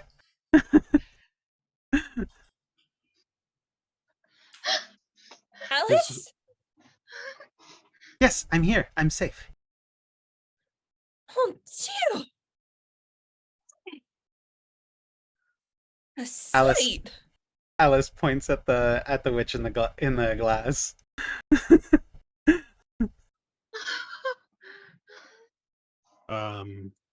Let's see. Okay. I had a very bad Valjean, idea. Valjean, as tender as a man trying to get the child to drop the snake.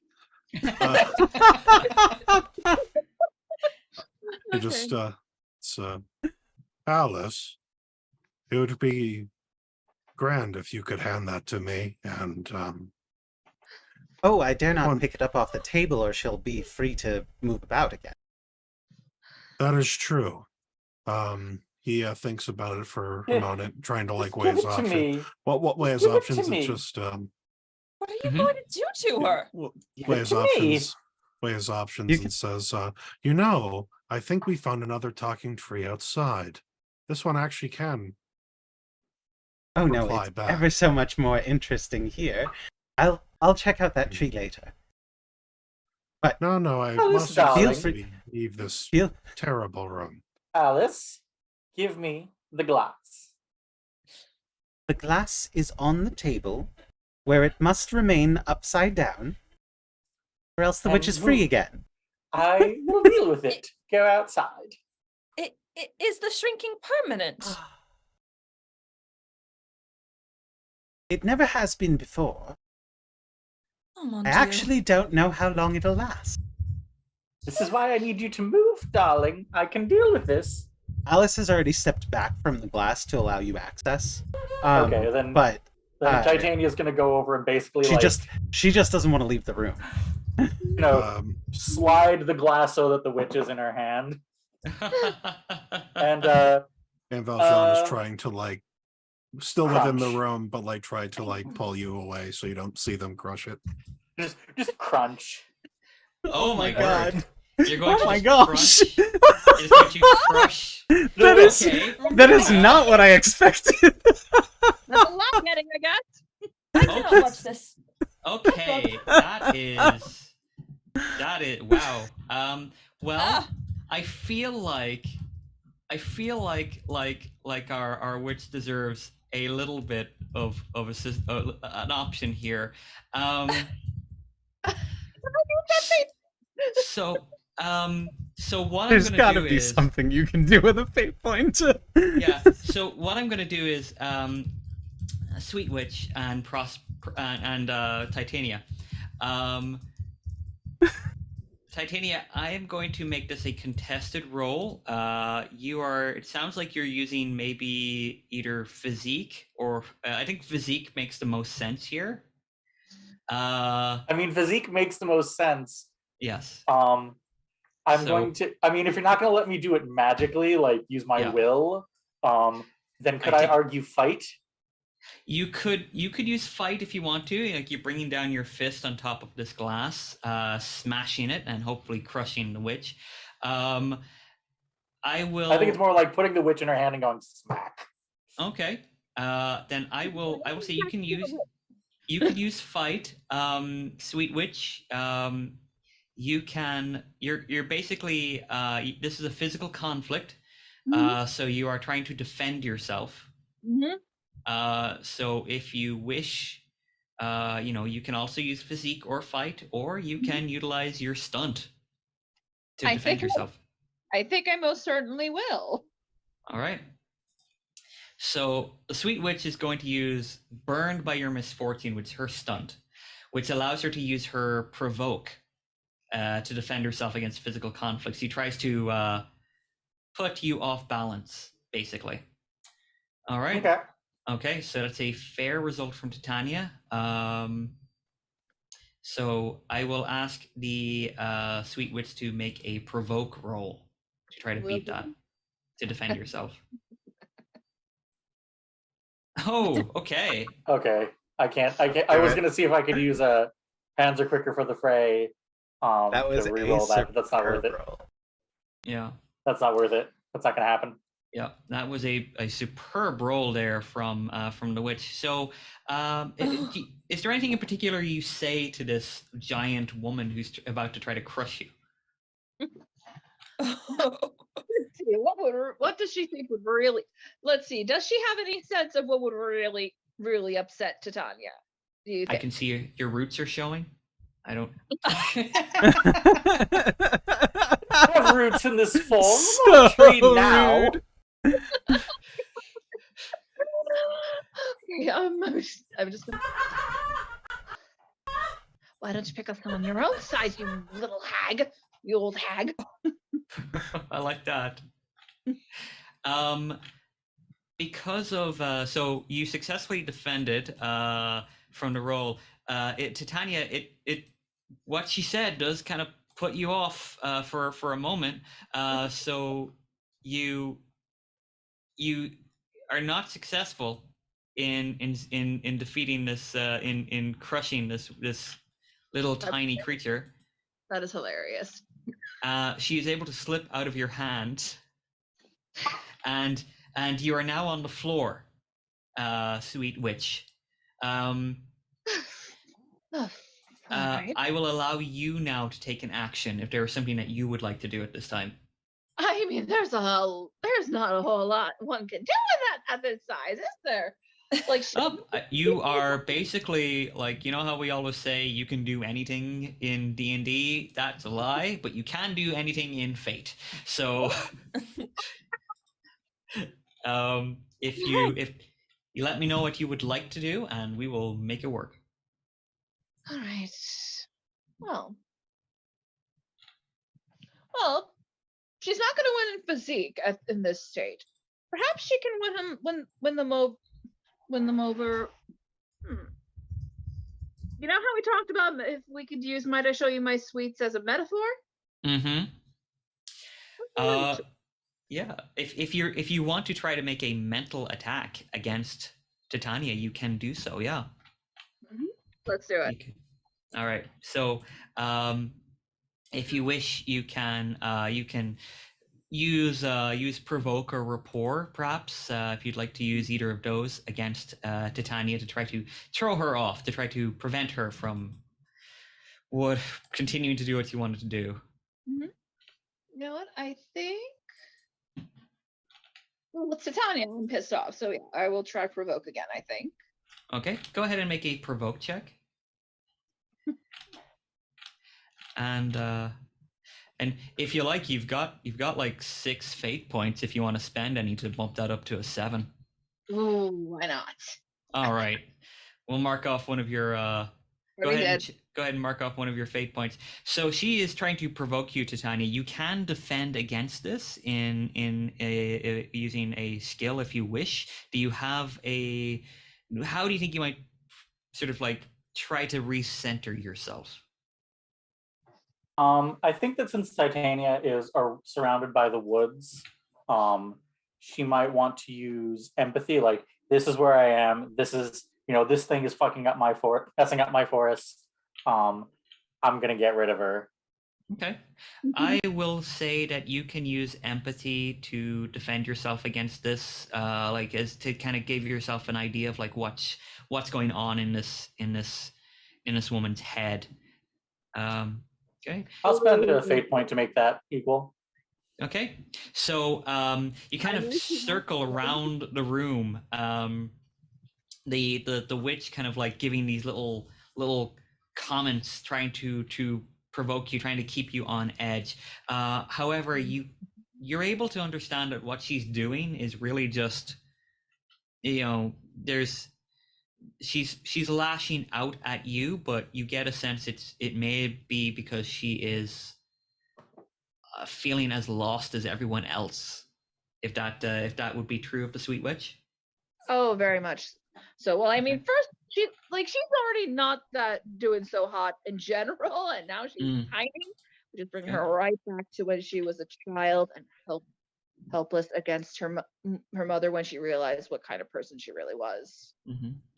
I will say, Jean, you are also in the room right now. You were leading Alice out. Is there anything you would like to do to attack or create an advantage for the others on this turn?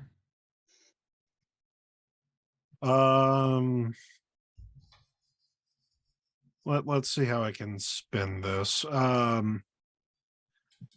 This cage, is it like attached to anything? It is not. No, it is freestanding. Okay. Valjean will take kind of like a sidestep, and since the witch is still small, he will like grab it and like sort of like try to like throw the cage over the witch. Okay. I'll call that a physique check. I would argue it's not essentially you're not essentially attacking her so much as trying to create an advantage. So that's what you're going to do here now. I will allow the witch to try to defend against that. If both of you would like to make a roll, if you know what if you know what you'd like to do to defend against that Sweet Witch. Okay. As this cage comes sailing through the air towards you. Okay, so that might end up having to be a physique, unfortunately. Okay. I mean, all right. I don't know how provoke would really help with that, Yeah. So you can go ahead and make a physique check as well if you wish. You need to beat. Yeah, you need to beat that trait. Mm-hmm. Good luck. I might need to use a fate point. Yeah, I'm gonna need to use a fate point. Okay. So you're going to use a fate point to bump it up to 4. Jean, if you. Minus 2. Yeah. If you. 3. Okay. Jean, if you wish, you can use a fate point as well to invoke one of your aspects, if you wish, to bump that up to 5 and still win. Yeah, I will. In If fact, just for the flavor of it, I guess the I was just thinking that. So you are spending a fate point to create an advantage here, using your physique, giving you the +3 bonus rather than simply +2. That means that you've won. You created that advantage by 2 shifts. Mhm. So you've created an advantage somewhat with style. Meaning that the next person, next team member who takes an action here, they get a free invocation of the aspect you just created. Basically, you have just caged the witch. So the witch is now ensnared in a cage, and that is an aspect that our next character can that basically any character who wants to can invoke for free.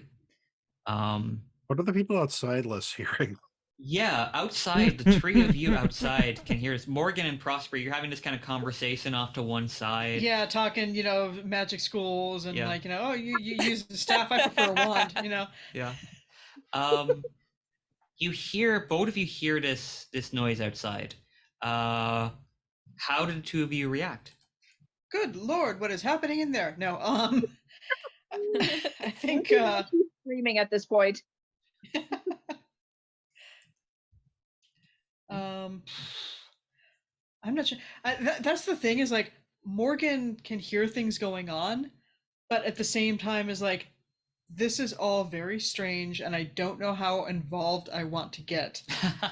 Like, prisons and castles is one thing, but house made out of pastries, smell of something possibly you know what, I'm good.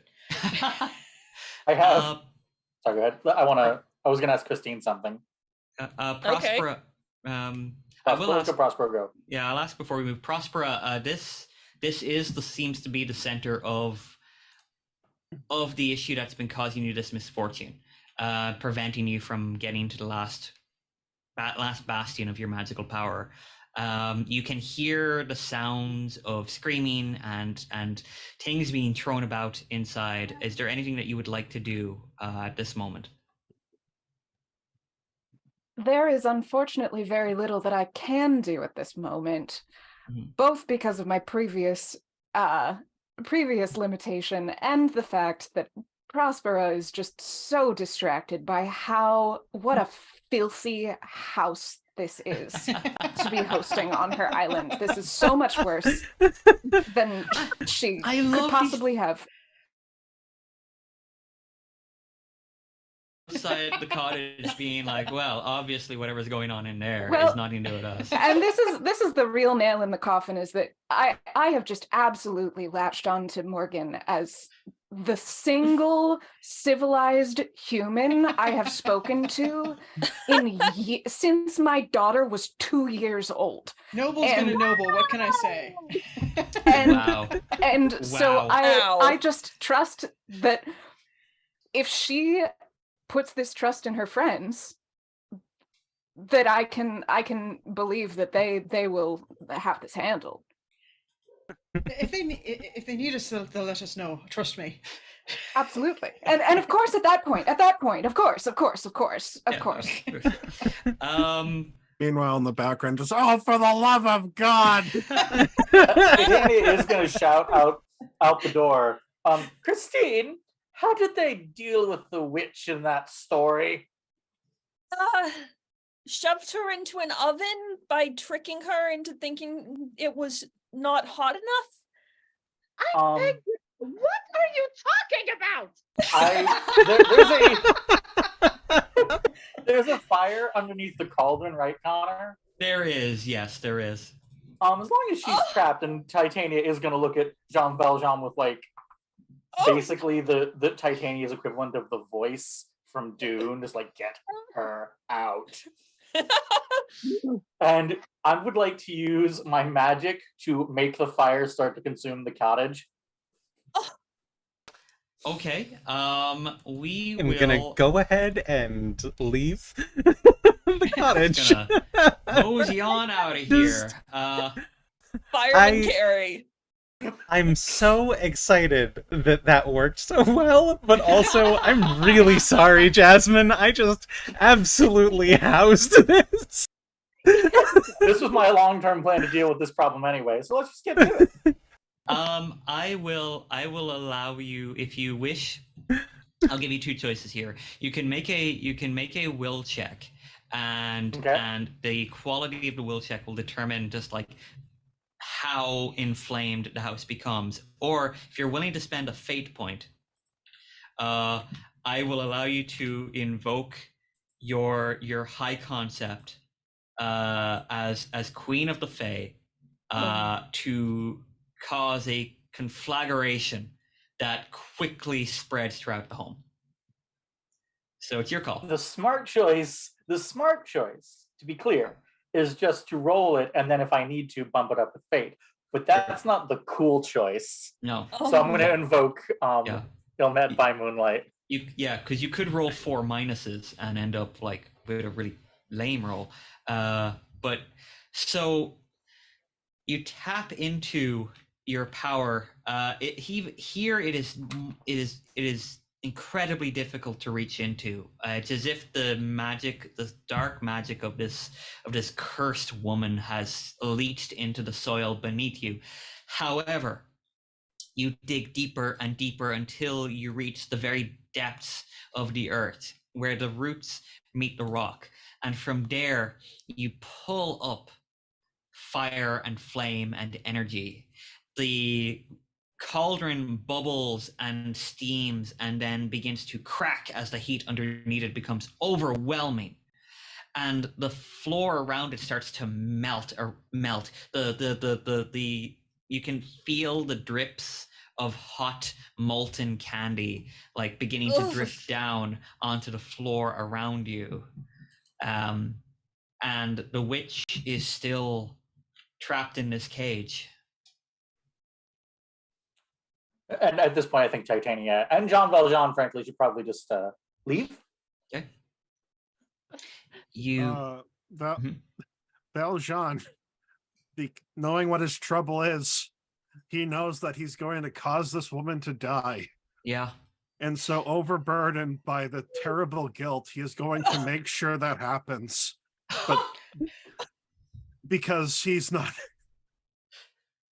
He's like, I will carry this with me, that I caused this woman to suffer like this. Look around you. Or, Jean, I can give you a fate point, and you can knock the cage over and give her a fighting chance. Wait, hold on. One additional question. Yes? Occurs to me, out of just curiosity, when I saw those cages with the things, some of which were not humanoid, were some of them humanoid? Yeah. Oh yeah, some of them were humanoid. Were they alive? Oh my god! Yeah, some of them are still alive. Wait, so did you throw the cage with the wait. people in there? Monsieur Valjean! Monsieur Valjean, save those people! If you must save someone, please. This person is still... Yeah. Okay. So yeah, as this building is burning down, Valjean is, while making sure they're not escaping, making sure that basically getting the people out, just kind of suffering whatever burns or other things are happening to him, trying to like get everyone out, and only after it's just him and the witch.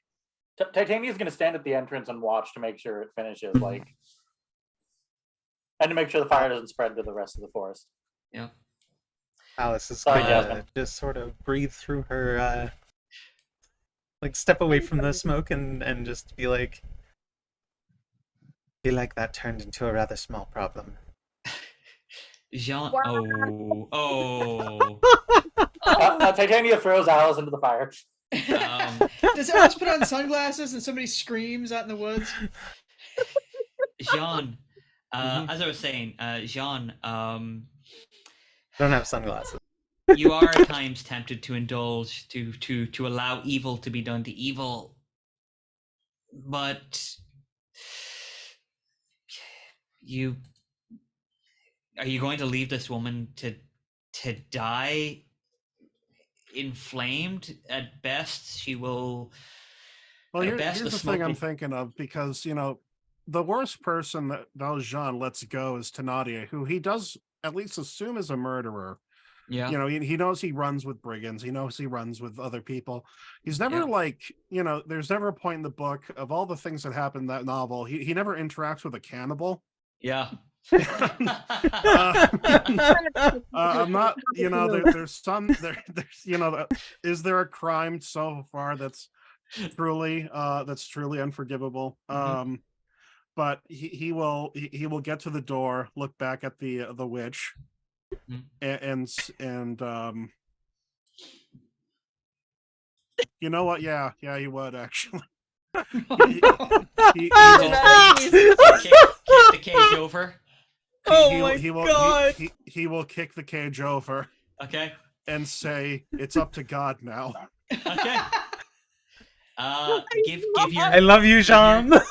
Give yourself a fate point, Jean. As the witch is free now, the house is burning and melting down around you. So this is perhaps the last action that the sweet witch will have available to her. Mm-hmm. Are you going to run? Are you going to attack? Are you going to try to slip away? Or are you going to stay where you are? What her uninvited guests didn't know, there was a time where she did try to put an end to things, back when this curse first hit her, back before it really took away most of her humanity. To be honest, she doesn't even know if this will work. But frankly, she just, while pondering a why on earth that man even tried to help her. But she just sits there and she stands watching the house burn, praying that it might actually work this time. And as she does, she tries to remember the last somewhat happy moment of her life before she was inflicted by this. My mother, she murdered me, and then my father ate me, and then my sister Anne-Marie gathered up my broken bones and swaddled me in silken cloth to lay under the juniper. A pretty bird am I. Outside, The kids, you all like, watch. Small children don't actually traumatize too easily. Like, this is wow. Outside, you all watch as this house crumbles in on top of itself. You watch the panes of sweet glass melt, and The gingerbread walls crack and break and crumble and turn to dust. And nothing comes out. Lord, holy and compassionate, forgive her sins. By dying, you have unlocked the gates of life for those who believe in you. Do not let your sister be parted from you, but by your glorious power give her light, joy and peace in heaven where you live and reign forever and ever. That You don't is... see her in heaven. Amen.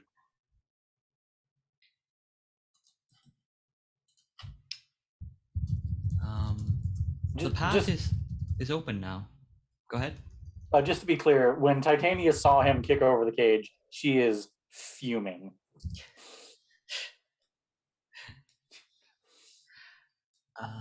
The path ahead is clear, though. I remember my library. Shall I take you there? Yes, I think we laid good siege there. I think we did a great job laying siege, and thank you to all of you who went in there and, you know, did what had to be done. Library, right? My God. Oh my gosh. You head away from the wreckage, and the woods themselves seem to open up for you. That black spot doesn't seem to be infecting the place as it once was, although no illness disappears overnight. It will take time to heal from that wound. And Prospera, you are able to once again remember, yes, the library, the tower, the repository of your greatest and most valuable information. And here, this will be the final spell to reveal. Mm-hmm. My friends, now that I have recalled my magic, I can call upon certain spirits to reveal what they can about this person you seek, this thief of stories, as you call him. This will be my final magic. And as I have promised, I would like us to go down to the beach so that I might, upon performing this final act, fulfill the promise that I made to these spirits, which I command, and drown my book. So mote it be. And so, picking up my book, I lead them out to the place where I landed on arrival of this island. You lead the procession back down towards the shore, Prospera. And with book in hand, please cast this final spell that will guide these strangers onto their next destination. Ye elves of hills, brooks, standing lakes, and groves, and ye that on the sands with printless foot do chase the ebbing Neptune, and do fly him when he comes back, you demi-puppets that by moonshine do the green sour ringlets make, whereof the ewe not bites, and you whose pastime is to make midnight mushrooms that rejoice to hear the solemn curfew, by whose aid, weak masters though ye be, I have bedimmed the noontide sun, called forth the mutinous winds, and twixt the green sea and the azured vault said roaring war, to the dread rattling thunder have I given fire, and rifted Jove's stout oak with his own bolt. The strong-based promontory have I made shake, and by the spurs plucked up the pine and cedar. Graves at my command have waked their sleepers, oped and led 'em forth by my so potent art. I require some heavenly music to work mine end upon the senses that this airy charm is for.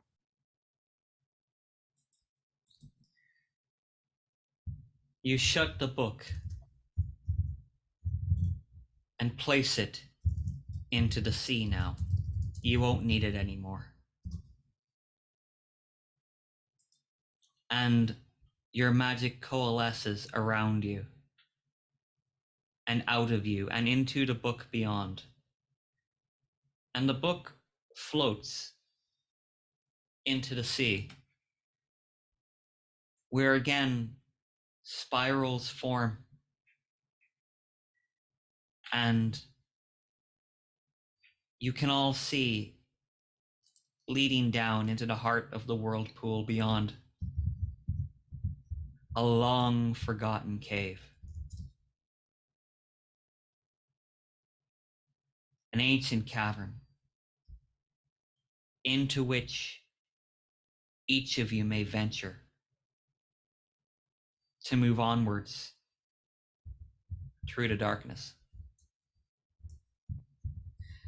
On the cave walls within that cavern, you will see images carved into the stone, others drawn or traced.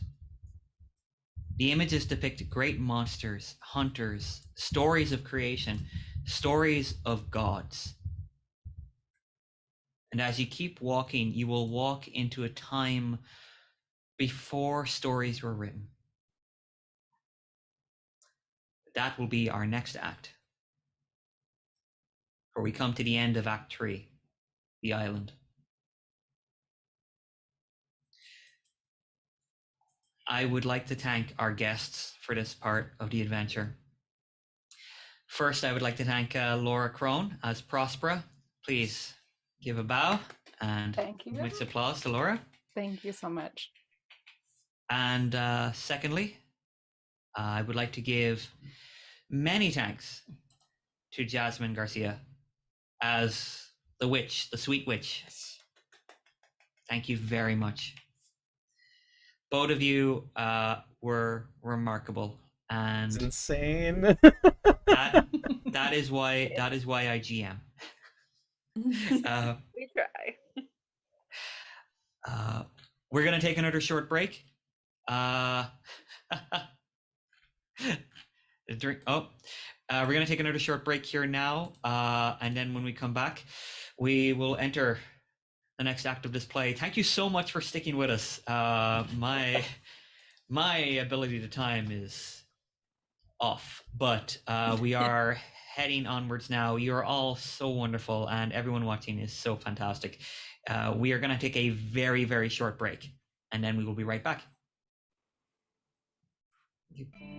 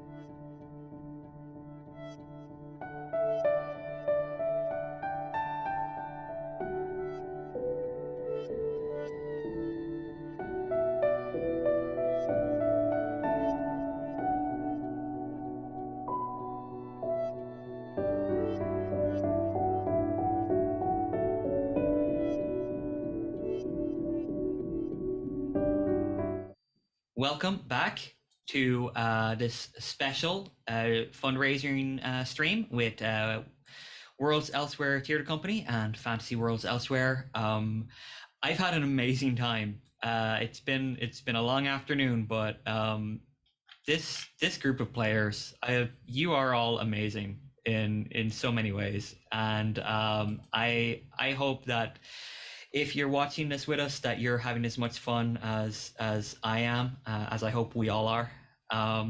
We are still raising funds towards the 2023 schedule for Worlds Elsewhere.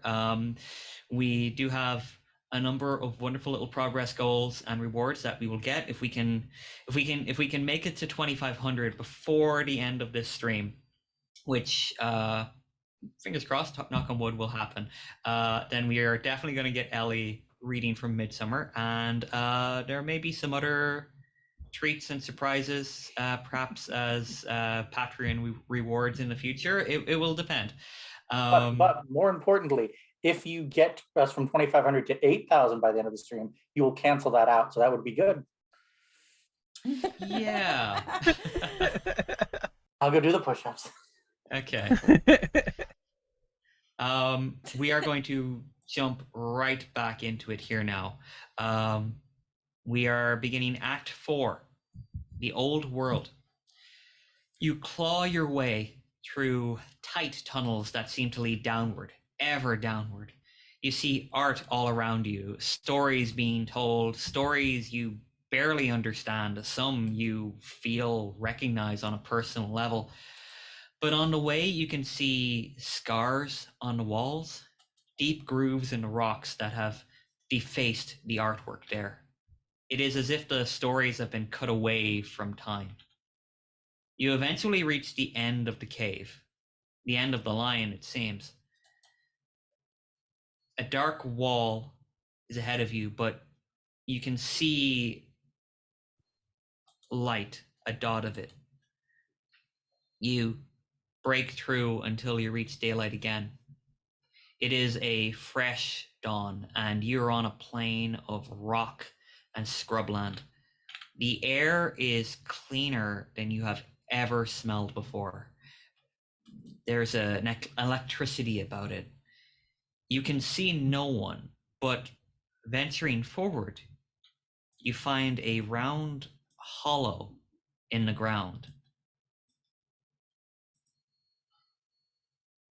Within that hollow, and scattered on the earth about it, you can see statues of deities, monsters, beings you recognize and others you do not. And in the center of the circle is a roiling mass of power, a light that illuminates the interior of this pit.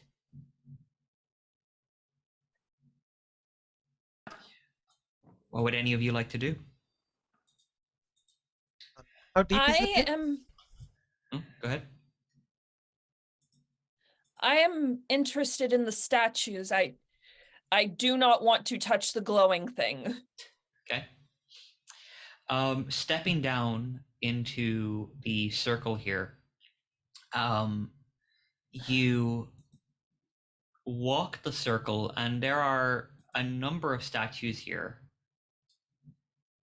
which allow you to, which you can kind of recognize some of them immediately. You may not know them specifically, but you can nevertheless recognize that, oh, this looks like this may be one of the Roman gods, perhaps. This looks like some strange oriental creature.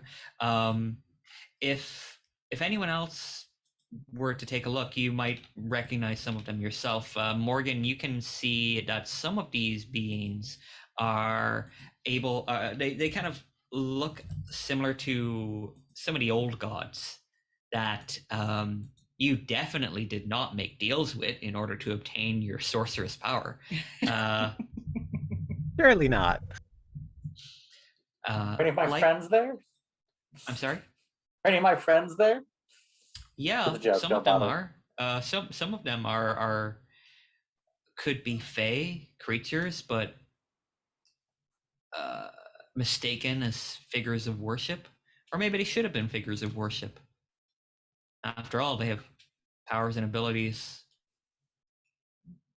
beyond the ken of mortal men.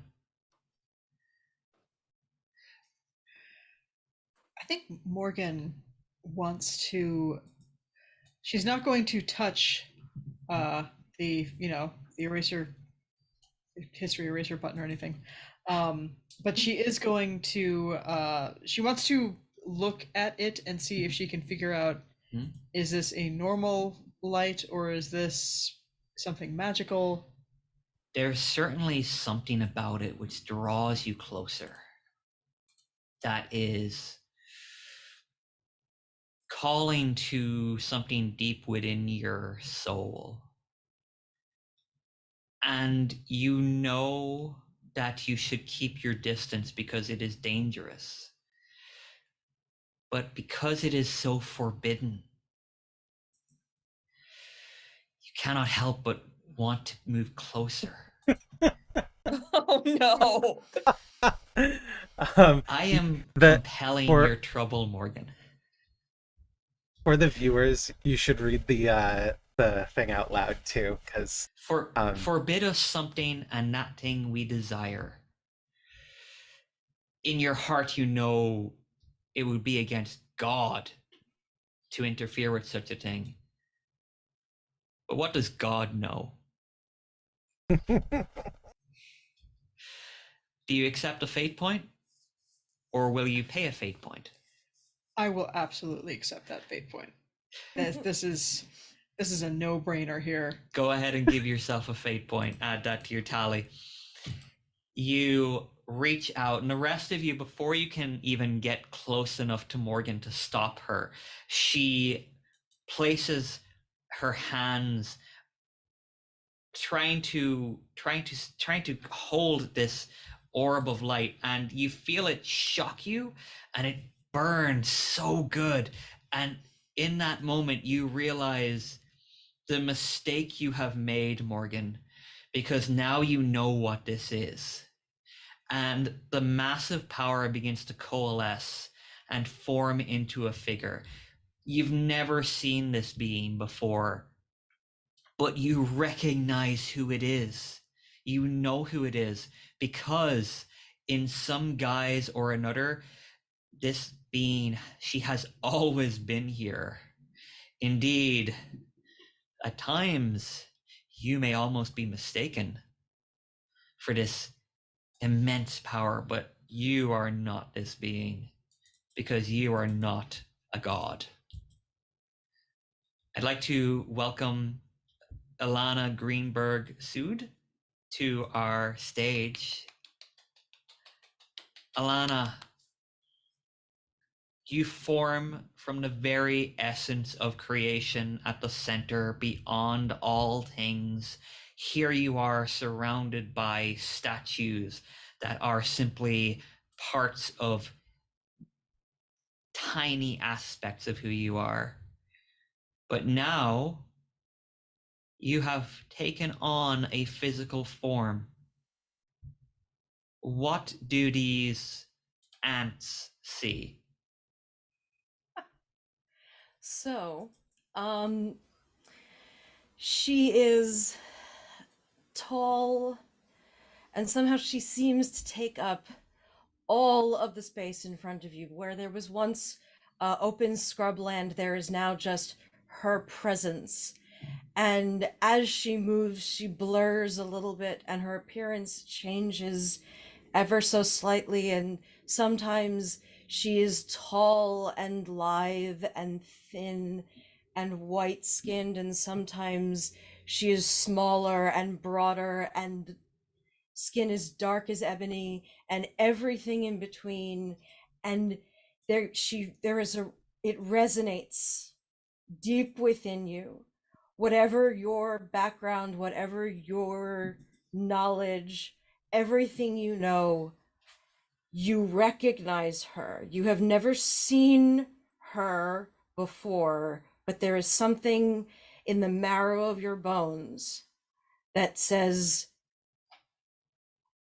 I am you and you are me. She is the first goddess.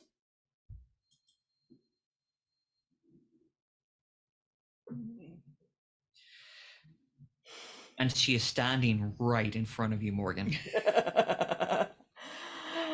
Oh, hello, little witch. And little fairy. And little queen. And little songbird. And little man.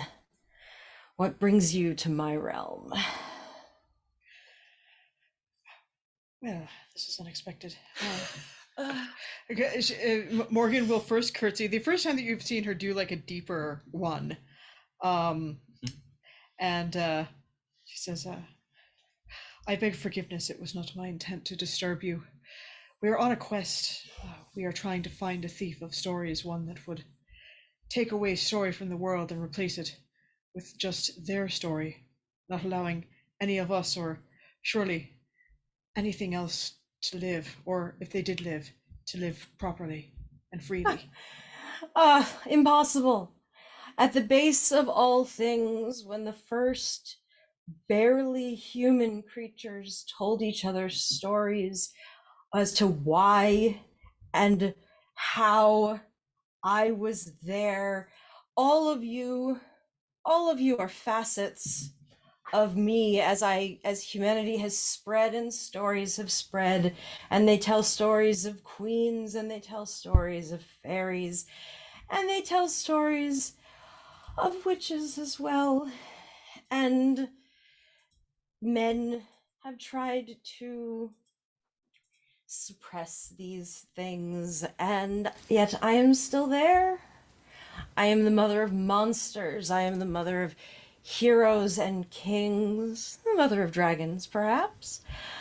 But all of you, all your little stories, they all come from me. So as long as I exist, creativity and stories are safe. There's nothing. I will be here. I was here when everything began, and I will be here when it ends. And what happens next? I have ideas, but today is not the day the world ends, little one. Not today. Well, that's good news. And Morgan will turn to everybody and be like, so do we pack it up? Titania is sort of laughing, like, I think that, don't wish to be disrespectful, I think you've underestimated the destructive power of these little creatures. You of all should know best. You did not even have a name until a human gave it to you. You are more me than any of the others. And you can feel it. I can see you're starting to come back to me. You drifted away for a very long time, but you're coming back. You're losing those unique bits and coming back to me.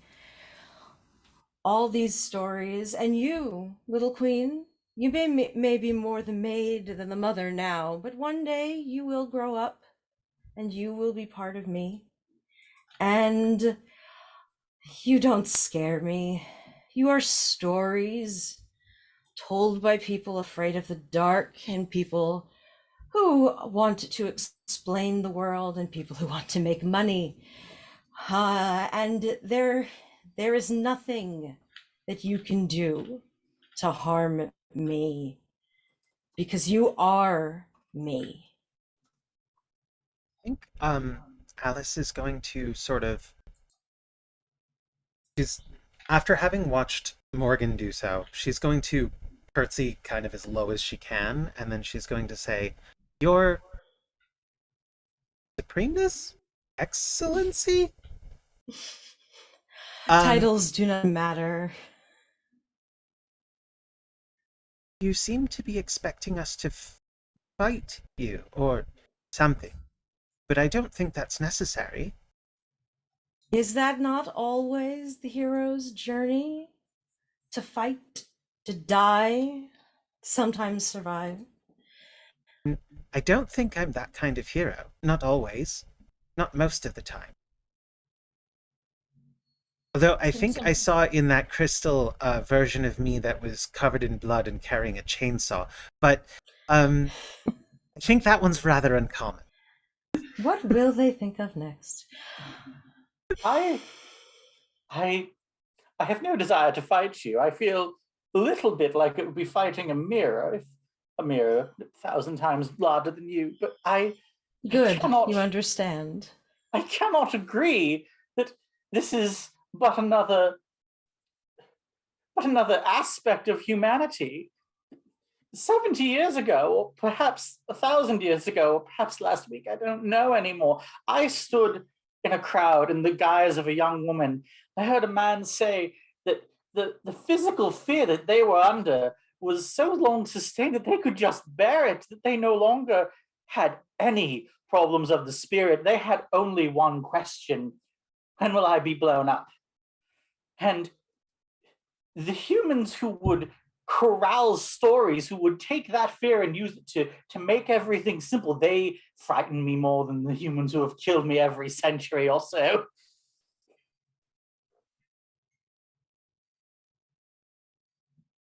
But are any of us really alive? If all we are is stories, do we live? Can we die?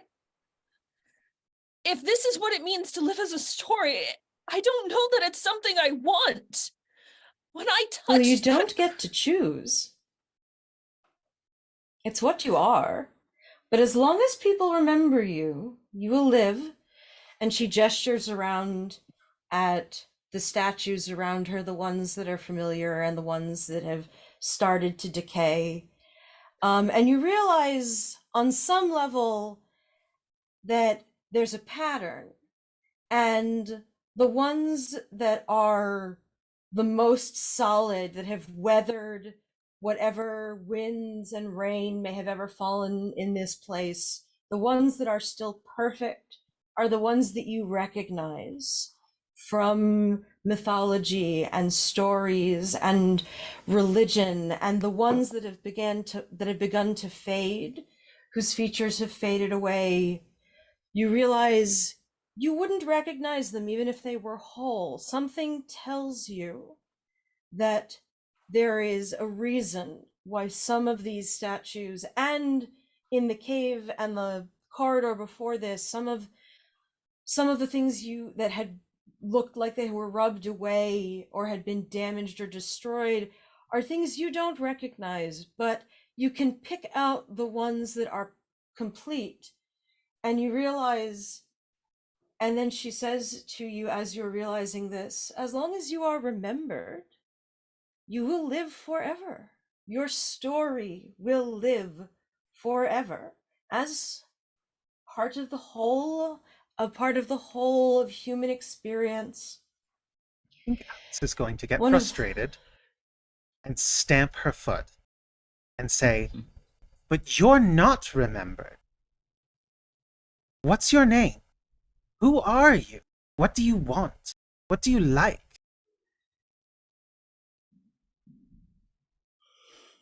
What are these statues? Which one is you? How do you know? I know that Don't you understand? All stories, all human stories, they all come back to me. I am inside every one of them. That is the same as saying that you... Wrong one. That you are no one. I'd like to use this stunt. You're nothing but a pack of cards again. Okay. Because Alice is realizing that the thing that makes this Alice, different from the other Alices that she saw, is that she knows some things about herself that weren't true about those others. The other Alice that she borrowed a sword from had a sword, for Pete's sake. That Alice could fight. That Alice was older. That Alice left Wonderland and took over her father's company. This Alice is 7. There's another... 7.5, thank you. Thank you for remembering. I really appreciate it. This Alice knows that she gets frustrated when somebody tries to stymie her, and it feels like right now, this first goddess, whoever she is trying to stop us by convincing us that it's not worth it to even try to save the stories we tell, the new ones, the ones that are different and distinct in little ways from the ones that we have before. The generation of new stories, that's what Wonderland is. It's not even one place. When I went into Wonderland the first time, it was Wonderland. When I went in the second time, it was Looking Glass World. It was a whole new place. And I want to go to more worlds. And they all matter. Every single one. So, can I respond with a stunt? Like block? Absolutely. I would say that Alice is provoking you Mm-hmm.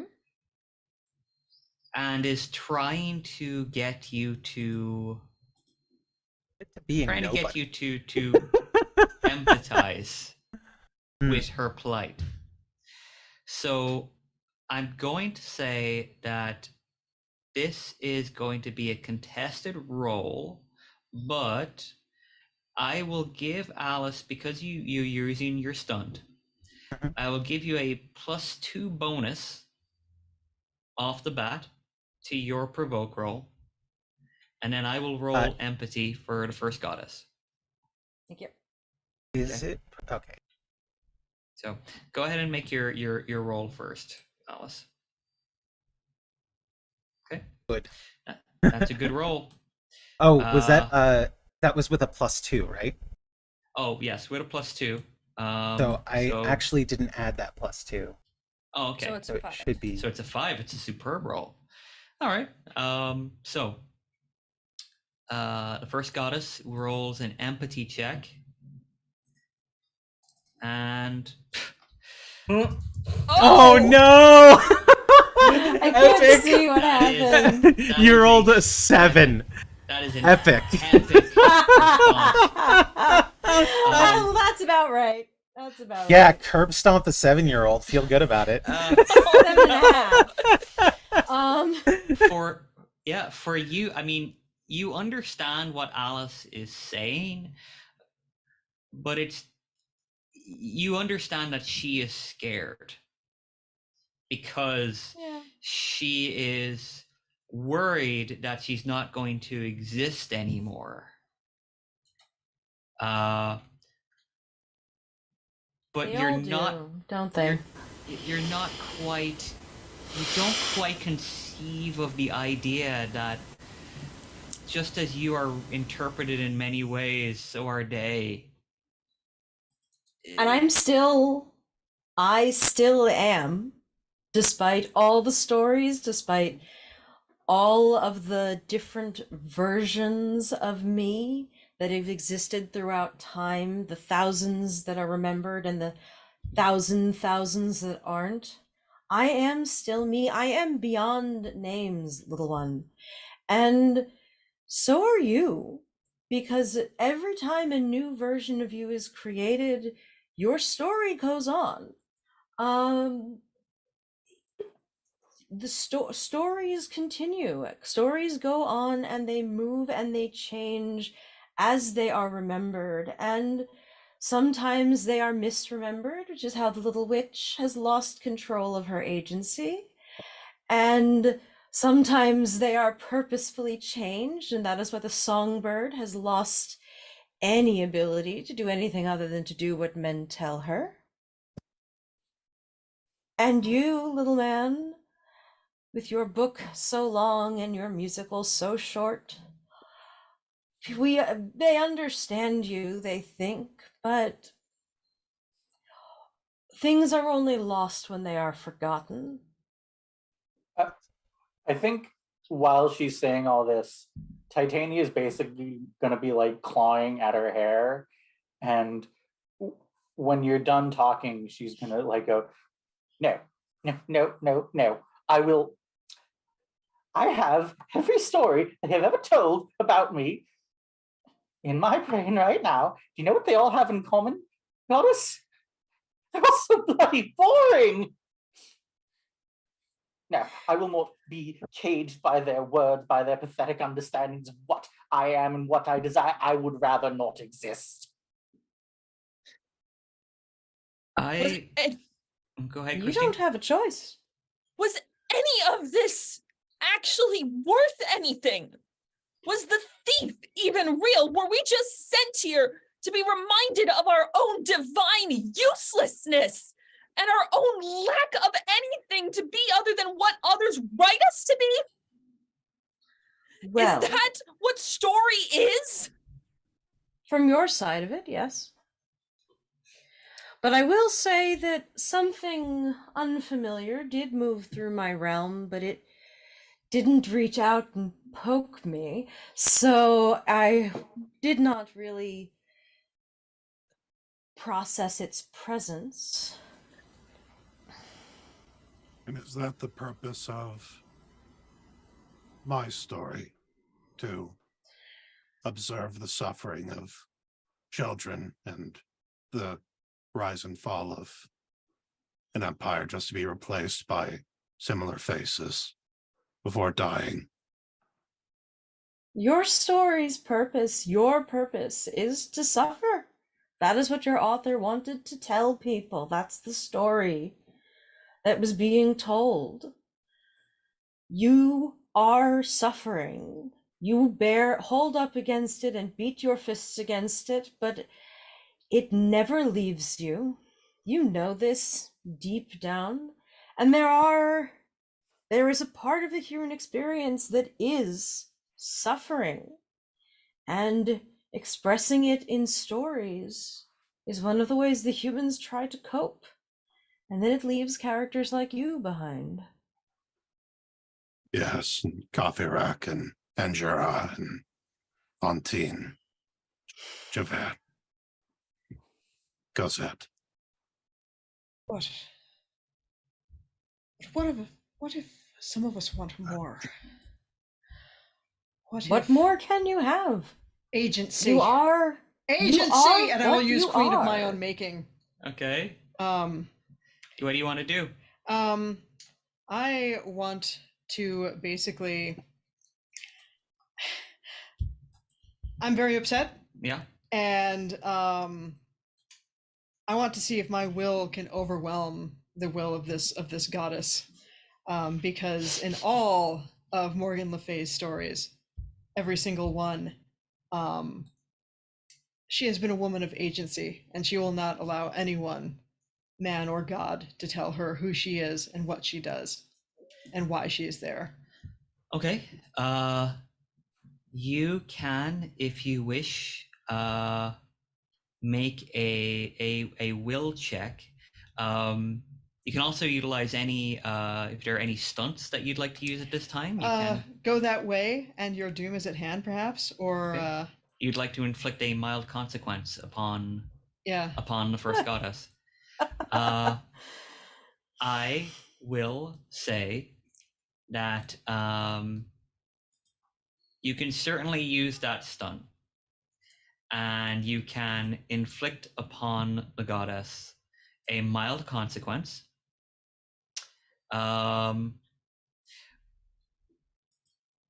Given what you're trying to do,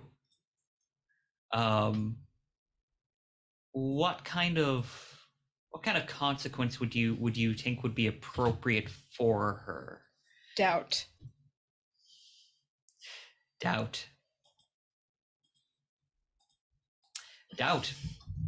And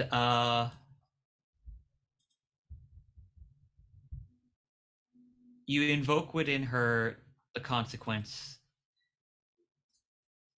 Goddess, there is a feeling within yourself that you are not familiar with. There is a question in your mind now. You have never been one to see yourself as at risk or to see yourself as endangered.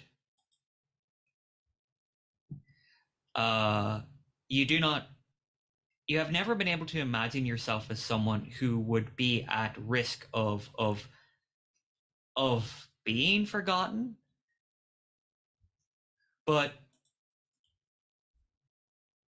if what they're saying is true, and this person is going to try to remove all alterations, does that mean that these aspects of yourself that you're surrounded with might also dissipate, might also be destroyed? Does that mean that there might not be that your story might be swamped by another story? Is it possible that, if I may, go ahead? Morgan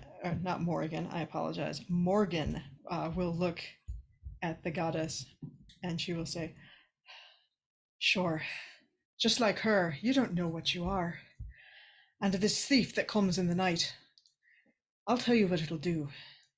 It'll come for us all in time. You say that you were here from the very beginning. You say that you were always there, that you're every aspect. But how can you be every aspect if you don't know what an aspect is? If you're the first goddess, if you've been here forever, if you have never had a story told about yourself, then what do you know about living and dying? What do you know about great adventures and great quests? You know what they're going to do to you. No matter who you are, they're going to reduce you down to a drawing, a little stick figure wearing a little skirt that says woman on it. And that's all you'll be. That's all any of us will ever be, is little stick figures that they can play with and say, this is this and that is that. And you'll forget yourself. You'll fade away in time. You'll forget everything that you ever knew or thought you knew about yourself.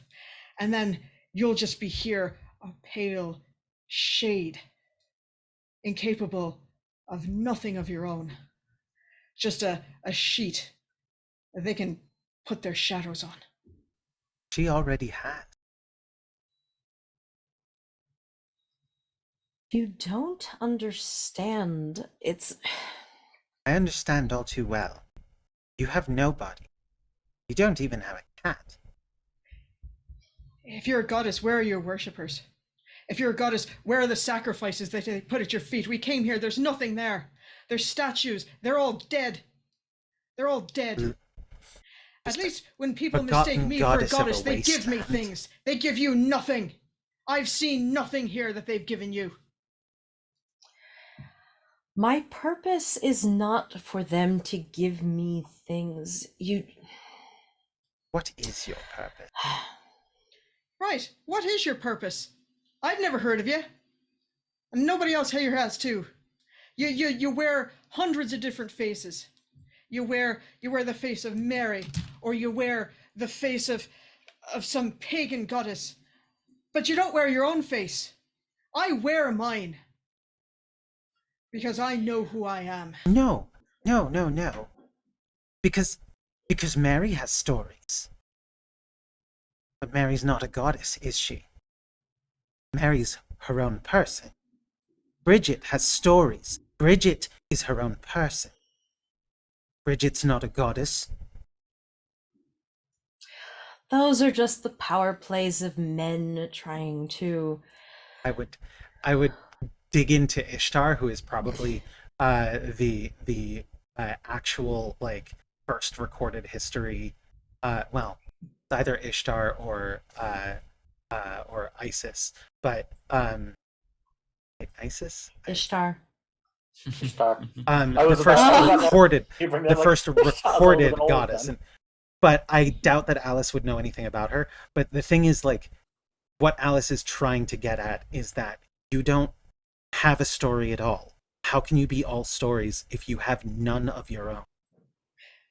I have stories about me that run in my head. There's one that is about a man, Eastern man, named Aresud, who fights with some kind of... They're like little metal things that make really loud noises. There's all sorts of stories. There's ones where the things that Alice eats and drinks don't change her size, but they change her mind. These stories are different, and they're different Alice's, but I know my story, and they know theirs, and we'll work together. But as long as those stories can keep being made, what I don't want is for the thief to steal all of my other stories and reduce Alice to one thing. Some little girl in a blue dress. Belongs to Walt Disney. I want to tell a story right now.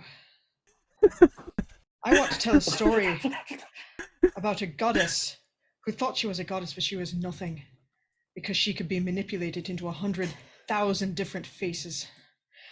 And she stood there before us and she told us lies. But then something happened that she didn't expect. Morgan Le Fay showed up with all of her wisdom and all of her magic. Nope, I am going to interrupt, and I am going to cast the stunt Tremble in My Sight on Morgan Le Fay. What are you casting? So Tremble in My Sight, which is a will attack. Using will to attack mental attack on you.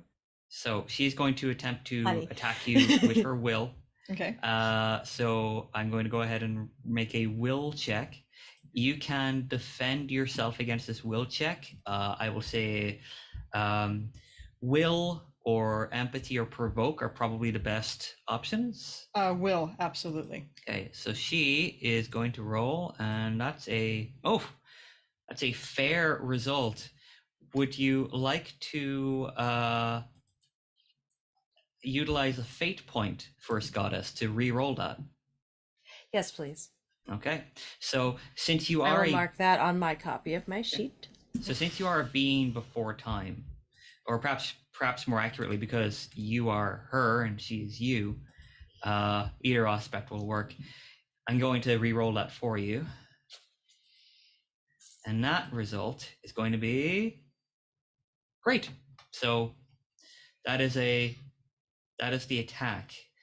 Morgan, you can now roll to defend against that attack, to avoid taking stress. Okay, let's hope it works. It absolutely registers to the rest of us as Morgan is under attack, right? Damn it. Yeah. Now, Morgan, that is a good result. If you wish, you can spend a fate point to I know everybody's running a little bit low on fate points, but if you want to, Morgan, you can spend a fate point to bump it up to superb. That'll give you a 5. You will be able to successfully defend against this attack. Absolutely. Yes, 100%. Okay. What aspect are you utilizing? You do have Queen of my own making. Beautiful. That makes sense. Yeah. You are queen of your own making. Go ahead and mark one of your fate points down. Yep. Thank you very much. Goddess, you impose your will upon this person, this being who could not possibly understand the immense power that she's standing before. And at first, it feels as if you are pushing through, that you will force this woman to kneel and understand that you are too powerful to be overwhelmed, at least of all by some thief. And then, Morgan, you find within yourself that little push that lets you that lets you stay on your feet to face her, to face this goddess. Not even Morgan Le Fay is proud enough to say on an equal footing, but certainly as a queen, you are able to stay on your feet and express that right now, this is the story that you are telling. You are an iteration of Morgan Le Fay. And in this version, Morgan Le Fay travels to distant history and meets strange people and confronts a goddess. And you can only tell this story because the music of the spheres sings the creation for you to do it. Well, that was unexpected. So what is it that you're saying this thief is going to do? It's going to turn you into a cardboard cutout, along with all the rest of us. Impressive that Morgan Le Fay knows what cardboard is. Parchment cutout. Parchment cutout. Did that register as an attack? Did like the rest of us see that and feel like Morgan was under attack? Probably should have seen her stumble and then Yeah. come back to her feet, I would think. Yeah, you would have seen it would have felt like this direction of power focused on Morgan, and Morgan stumbling for a moment, but not going down, staying on her feet, defending successfully against it. Then I think Alice is going to run to Jean and once again use the "You're nothing but a pack of cards" stunt to empower Valjean, as the author said that the author called you a knight. Will you be a knight of the court of Queen Le Fay, Queen Alice, Queen Titania, and Lady Christine? Defend us. Will you be a knight for these queens, Jean?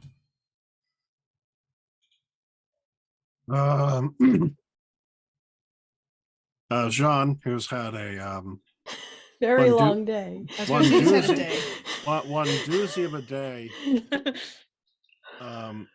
Parisian sewer deuce. Well, we'll look down to Alice. We'll look down to his Cosette in this iteration, and say,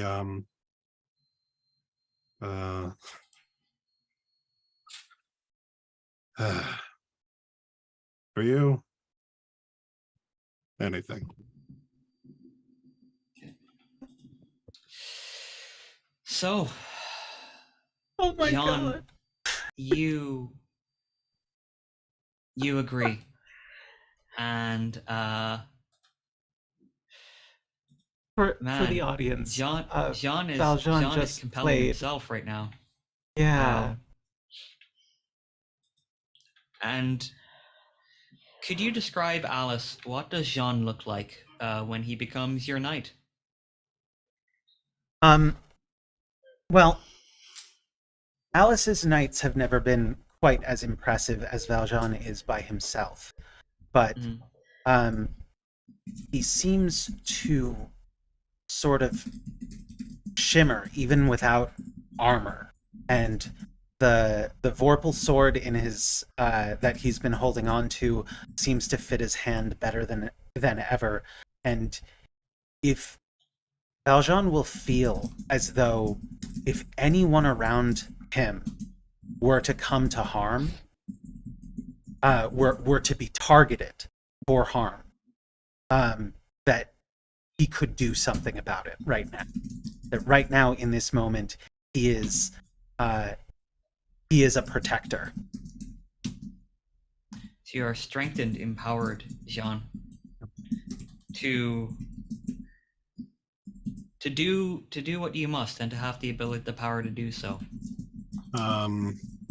Valjean will take a step forward and say, First Goddess, the beginner of all stories, I understand that you are the basis and you are the beginning and the end. You are the origin of all stories, and in fact, we are one and the same. So you should know better than anyone here what I am willing to suffer, what I am willing to put myself through in order to achieve a better end. I want nothing more. I want nothing more than to go back to the interstitial, to not have to think about the things I've seen today again. We are here to help you. And I will make sure that no harm comes to you or anyone here. But we need your help and we need your guidance, unless we have to then take drastic steps. So please, I am begging you to help us.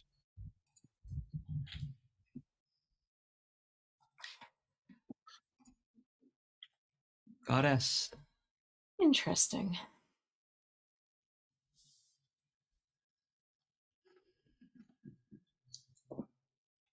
So if I understand correctly, you're saying that you have no interest in being the little one's toy soldier, but you will do what you must?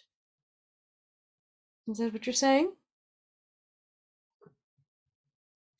Yes.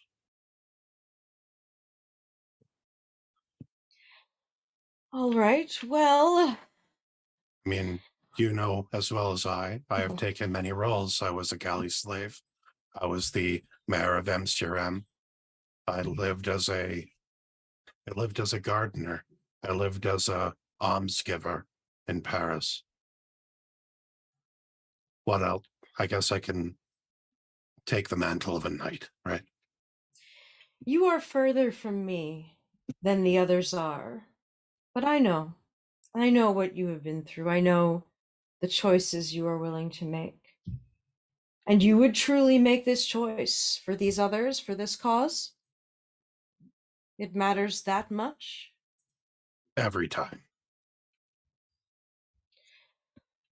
All right, well, the goddess will close her eyes and raise her hands, and suddenly she is more present than she has ever been through the rest of this conversation. You didn't realize it, but she wasn't all here at any point before now, and now she is so present that the rest of the world seems to fade, and only your confidence in who each of you are keeps you from fading as well.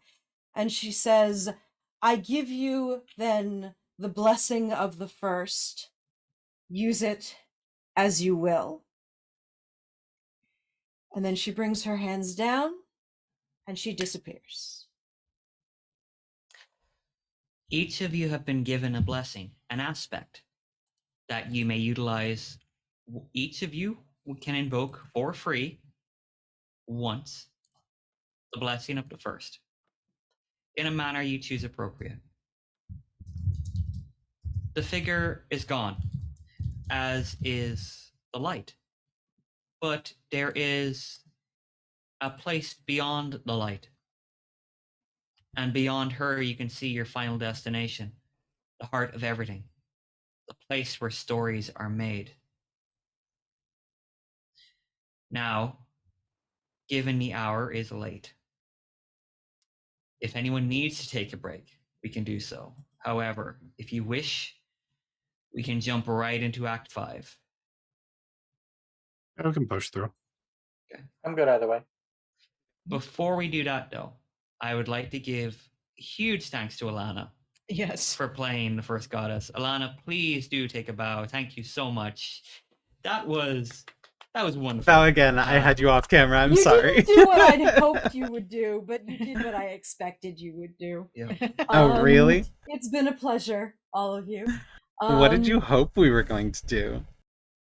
Well, I hoped you'd be sensible, and then we could do this easily, and you'd have the blessing of the first and walk right out. But you had to get aggressive. You had to get aggressive. Which, excuse me, I figured might happen because, adventurers. But thank you everyone who is watching the stream, everyone who has donated. Yes. The donation period does not actually end with the stream tonight. It continues. This will also be on social media. It continues until the end of the day on Monday. And so any donations we receive, if people are watching this on VOD, maybe on Sunday at a more reasonable time or something, they will count towards the fundraiser. They will count towards reaching those progress goals. And we do have what we are able to do in the latter half of the year is going to depend in part on this fundraiser. And I have hated having to beg for money forever, but we are only able to do what we can do to present these shows for free to those that cannot donate, because of the generous donations of people who can. And we deeply, deeply appreciate them. And we have some really exciting plans coming up this year, and I'm really excited for all of you to see them. And with that, I will take my leave and allow you all to continue. Thank you so much, Ilana. So we will dive right in. Act 5. The final act. The place below it all. Here it is then. You step through, and now you're at the center, and now you must make your final choice. To this place. Without form. Spirals, stairwells, moving through the very bedrock of existence. It is free of structure, save what you can place upon it. You stand now separate on different planes, on platforms and stairwells. At the center of this place, or what you perceive as the center, is a stranger to you all. But they have in their hands spheres of gold, of light. And they smile as they sense your presence. I did not expect you to come here. To come this way. No matter. Soon this will be over.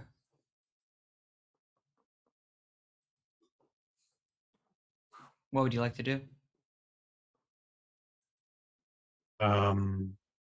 Valjean, basically immediately realizing, like, well, it's going to be. We'll ask why. Why? Yes. Don't you understand? This noise, it is chaotic. There's too much. You must feel it. I know, and they look towards Titania. I know that she must feel it. A million different versions of yourself in your head. That would drive anyone mad. And you, looking to you, Christine, like, your existence, made to suffer pain after pain in different forms, if nothing else. Would it not be good to reduce this pain to a single, solitary story? Would that not be a blessing, rather than a torture? You must feel every time your tale is told again and again. You almost understand it. I had thought about it. I touched that crystal and I saw endless iterations of that pain over and over. I saw my worst moments of life warped into something romantic. I saw myself a thing to be possessed, a thing to die for the sake of others, and I would have lived in blissful ignorance of all of this if you had not taken these spears. I would never have been pulled out and brought on this godforsaken quest. I have never wanted to be this kind of remarkable. I just wanted a life that was mine. I cannot, in good conscience, side with you now when you have taken that last shred of innocence from me in the same way it was taken from me when I thought I had an angel.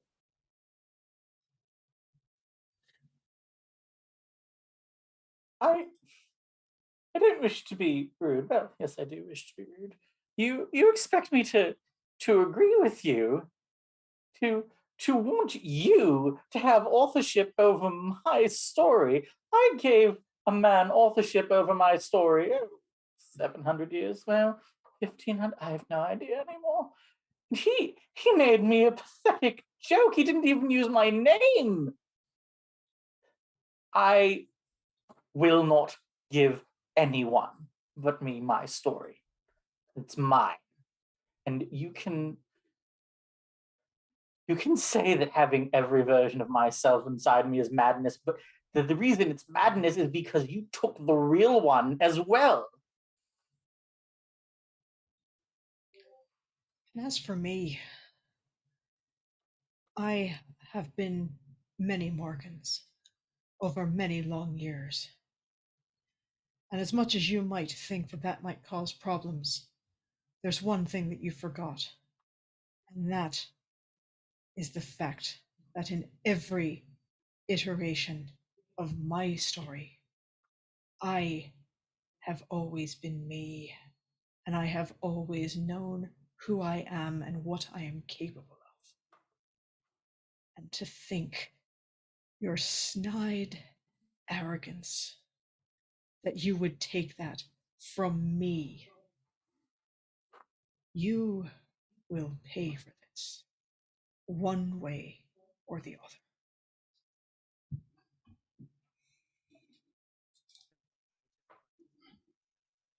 I don't think there is a real one.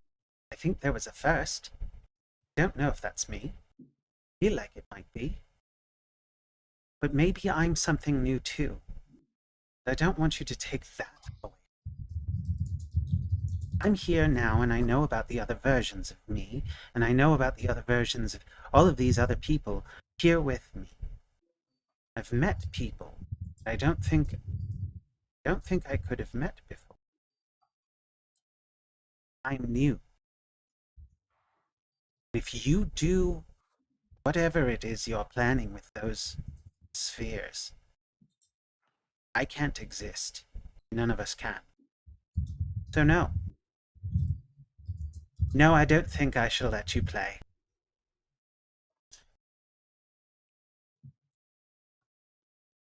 You all feel this way?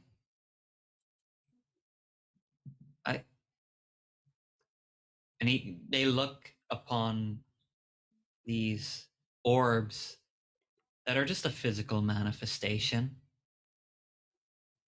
They're what someone of low imagination would imagine is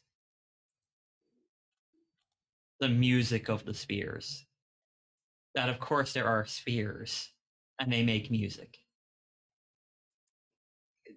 The creation of a petty mind. And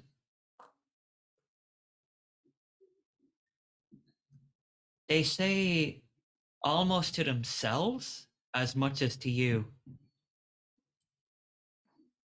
You are all new. Your story is new. I don't even think you know what you're holding in your hand. Those aren't just trinkets, are they? I think they're doorways. I think you reach into them, you'll find a brand new world. One you couldn't even imagine before. And Alice is going to lean on her own world. So that if in this moment he actually looks into the spheres, the sphere that he's holding in his hand, he will see a reflection of his own story. His story as the thief. Reimagined in a very silly way. Because it's Alice. And so instead, he's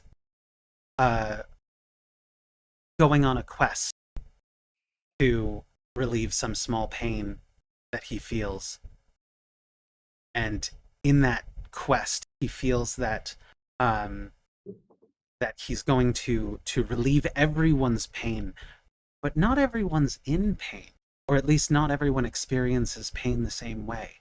Not everyone really wants their pain fixed by someone else in a way that they don't get to understand or choose for themselves. And not everyone can live without their pain, even if they have it, and they know that it can go.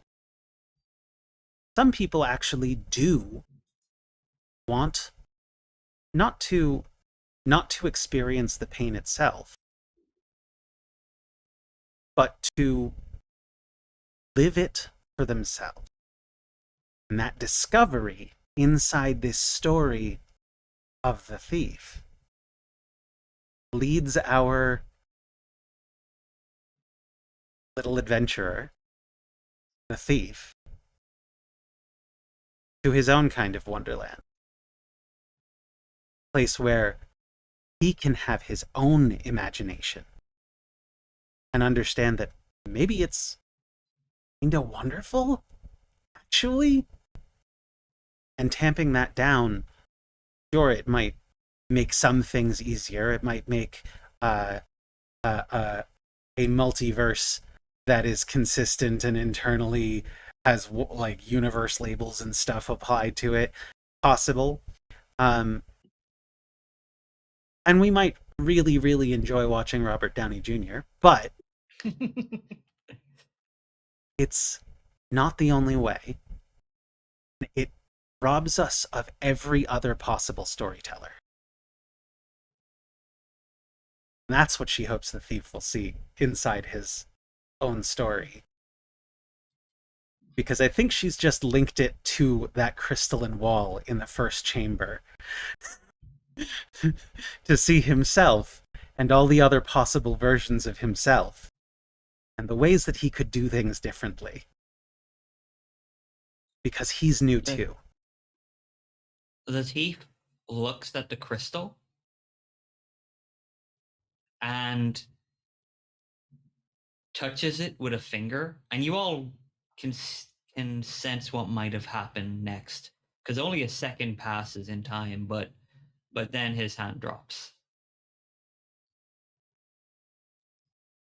I was created, I was authored to make this story. I'm the villain. You don't have to be. No, I have to be, because that's how the story goes. There has to be a villain, yes? Yes. There has Do you to want be a to be the villain? I don't know what I want. What does the villain do, thief?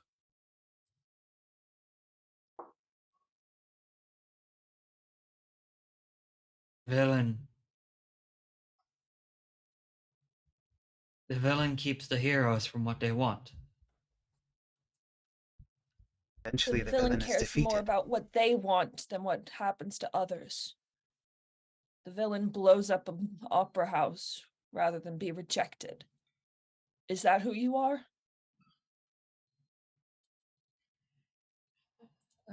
I must be. And What?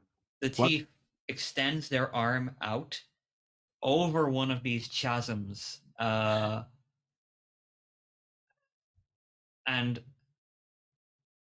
with this crystal spear in hand. Thief, Perhaps. what you're trying to do is a terrible burden. You don't want what you think this is.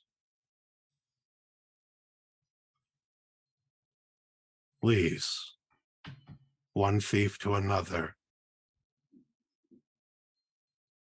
Give that to me.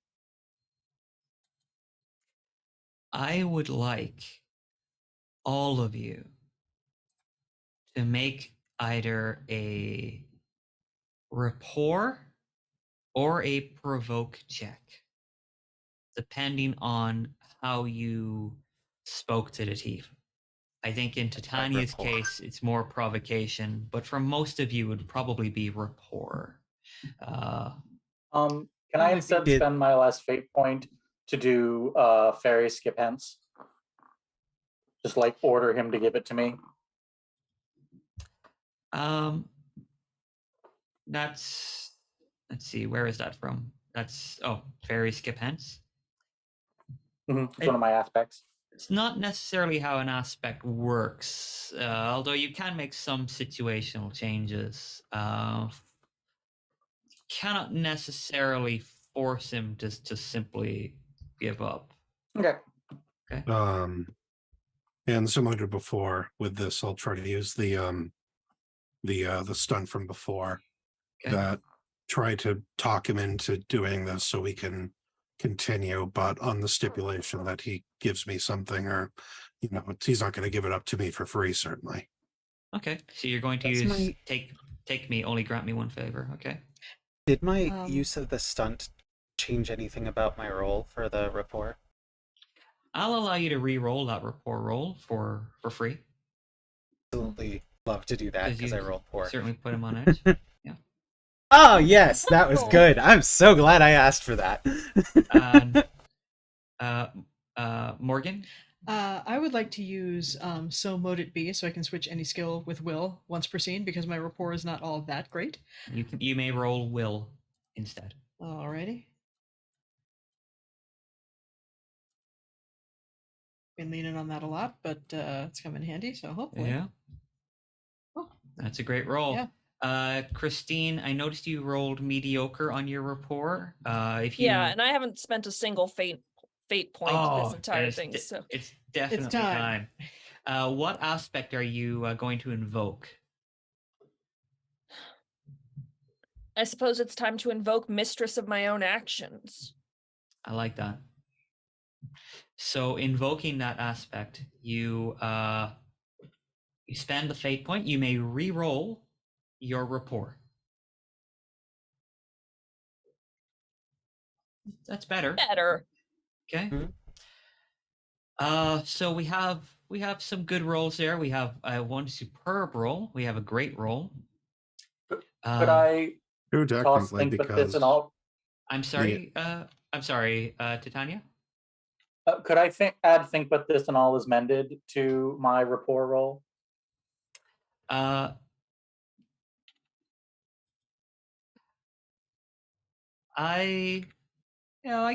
can see that. I could see that you're trying to keep him from being overly peace.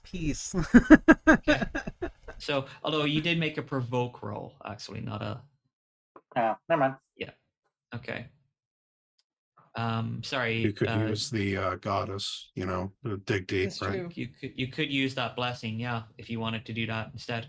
I don't know what it does. I don't. The blessing of the first is an aspect, which you can invoke for free, in which the power of the goddess can manipulate reality for you.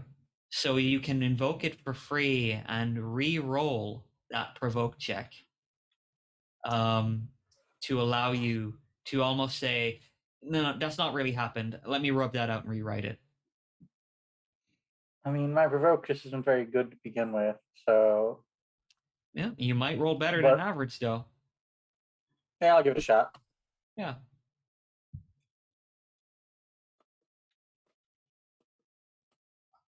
I have a terrible idea for if he drops. Great. Okay. All right. My He is advice to going myself to. is don't jump in the rabbit hole. Don't follow Yeah. my own very Hmm. often. All right. Oh, They are going to. They're going to try to oppose this now. They're going to roll will. So that's a good roll. However, the thief knows what they are. And so I will invoke an aspect. They will not equivocate. To re-roll.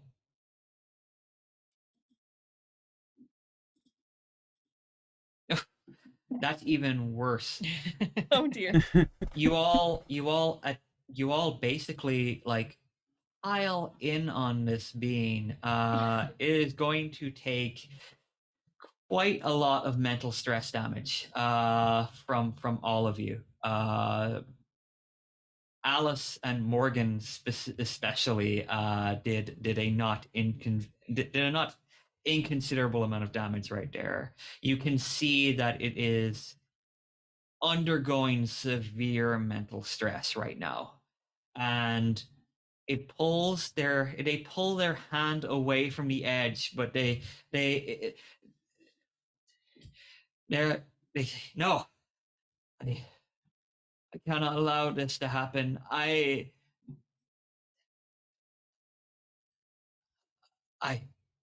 will not. They race into the shadows here. They're going to try to create an advantage for themselves to make a stealth roll to see if they can bypass most of your notice. They make that is quite a great result. I'm going to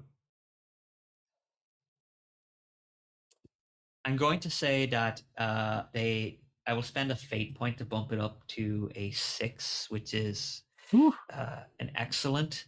So to give them, as they are a thief of music, I am invoking that aspect, and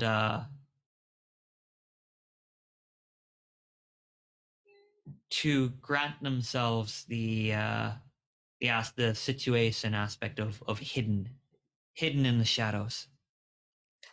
They are hidden away. You can sense though that they are close. They are on the end of their tether. If I may, Yes. I would like to, if I can, invoke an aspect called what is better than wisdom, woman? Okay. And I would like to turn to Christine and I would like to say, I do not have the gift of music, but you do. If he's going to steal away with the old stuff, I need you to make something new. I will say, if you spend the fate point to invoke that aspect, Christine, which I absolutely will. Yes. Okay, go ahead and spend that fate point, Christine. If you wish, if you're listening to what Morgan is beseeching of you, I will ask you to make a performance check, and because Morgan has already invoked the aspect, I'm gonna say you can take a +3 bonus rather than a +2. Oh, and here I was about to use Divine Frenzy. You can still use that stunt as well to make it a +5. For it. Okay, so perform. Yeah. Plus. Oh, wow. Legendary. Legendary. I am. You are a legendary opera singer. The legendary soprano. La The Divina. thief must succeed on this will. They must roll 4 positive results in order to match your legendary performance. The music that you make, it is. Yes, Morgan? I have one more fate point. Okay. I have an aspect called Do Thou Thy Worst and I Defy Thee. Yeah. Can I use that to make him automatically fail 1?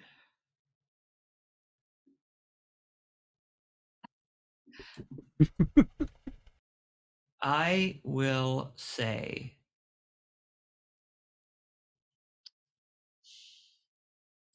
that's really good. You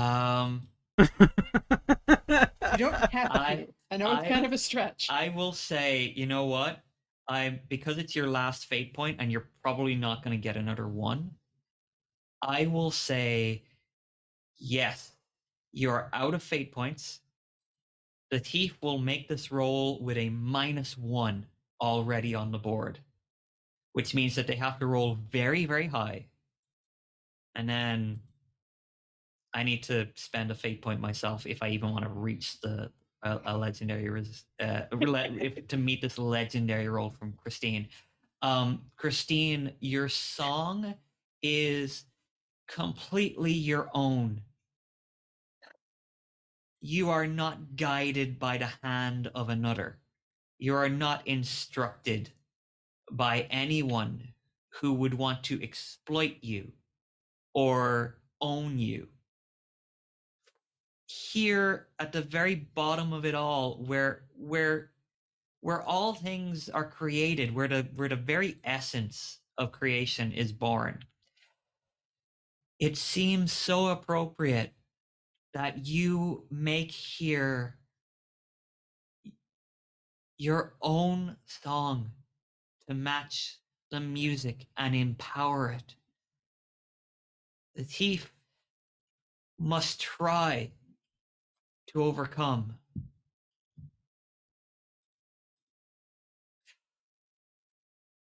They try desperately to overcome.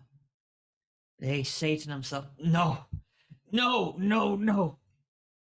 I am remorseless. I am remorseless in my destruction. But even with the addition of a fate point, that still only gets their will to 7. With the help of Morgan and the belief of the others around you, ready to become their own beings, ready to see this story come to an end, your beautiful song is matched by a cry of anguish. Alice, Titania, from the shadows, they roll towards your feet, crystalline spheres.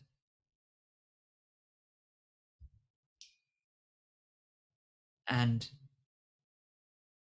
at the end of the day, they're just MacGuffins. Alice is going to smash it. Yeah. You get up and smash it.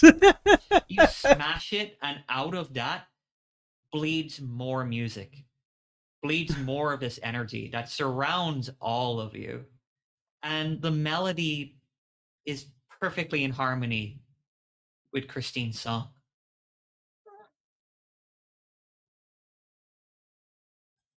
The song is more powerful than ever.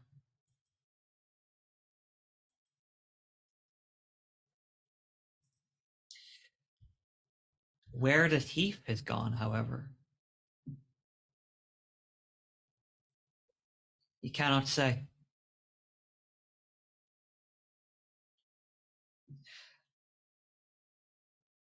But what you can say is this, all of you, all 5 of you, as Christine's song comes to an end.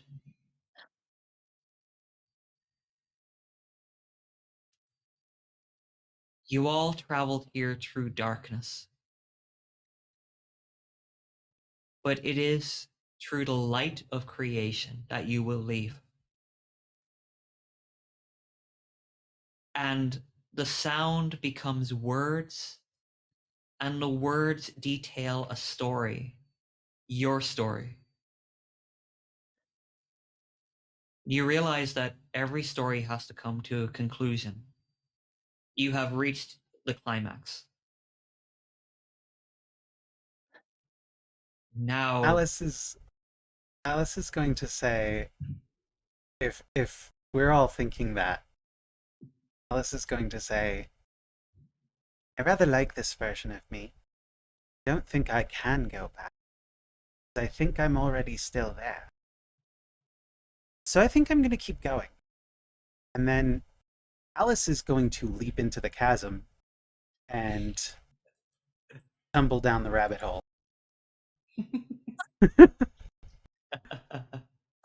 um,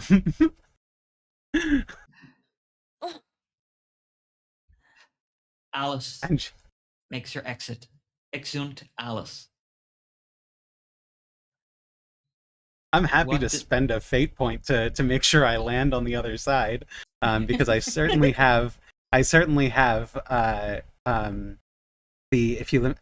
impulsively curious. If you limit your actions to things that nobody can find fault with, you will not do much, which tends to be just like things will work out. It'll be fine. So, yeah, I'll blow my last fate point to make sure that I wind up somewhere. But that's a tale for another writer in another place. Alice has made her exit. How do each of you make yours? Jean? The curious knight? Valjean will watch Alice go, and he'll turn to where the thief was and where he thought the thief was going to go, and say, I made a promise. I promised her, I promised all of you, I promised Edmond Dantes that I would stop this man, that I would do what I could to make sure he doesn't threaten anything ever again. I will find him. And he will go off in a direction he thought the thief went. You hear a small voice call after you from down in the hole. There really is a castle on a cloud. You all watch Jean run into the shadows until his imposing figure is gone. Titania, it's time to leave this strange place and go to another one. Well, I was gonna have Titania, or Anya, as she remembers her name is now, go kill the thief, but I guess I don't get to do that, so I'll just have her walk away without saying a word. Oh, Certainly could go after him. you It's could. not like I would need the help or anything. It's I might need a titan of magic to fight a guy who's like transcendental. I'm good. Anya wants to leave. She wants to go see her husbands and wives, I guess. I forget what I decided her actual reality was. One being of the Fae departs, that simply leaves another being of the Fae to decide how best she would like to exit this tale, exit the stage. Morgan. I think if there is a way to do this, if this is another realm where you can, manipulate, I think a door appears, and it is a beautiful wooden door with intricate wrought iron hinges. and an intricate wrought iron handle. And she will approach the door, and no need to touch the handle. She kind of waves a hand, and the door opens. She turns back to Christine, who I believe is the only one left at this point. And Thank you. thank you. You know why you were able to do what you did? Because you helped me. No. It's because you know who you are. And she'll pass through the door, and as she does so, Christine can see off in the distance a beautiful, shimmering white castle with a, if she knows her medieval literature, a familiar standard flying on the breeze. Christine, you stand not for the first time alone, center stage, but the curtain must fall. You understand now, perhaps, why the author brought you here among these magicians and wizards and gods, men of iron will. And you, who can do anything now. How do you make your exit? I'm ready, Raul. I'm ready for the next chapter of our story. And as I say it, I see a mirror. It's not that unlike the one in my dressing room that was the portal to so much pain and horror in my life, and yet now I'm going through this one knowing that there's light, and there's love, and there's music. And that's what I am. That is who I am. And I'm not afraid anymore. So here I go.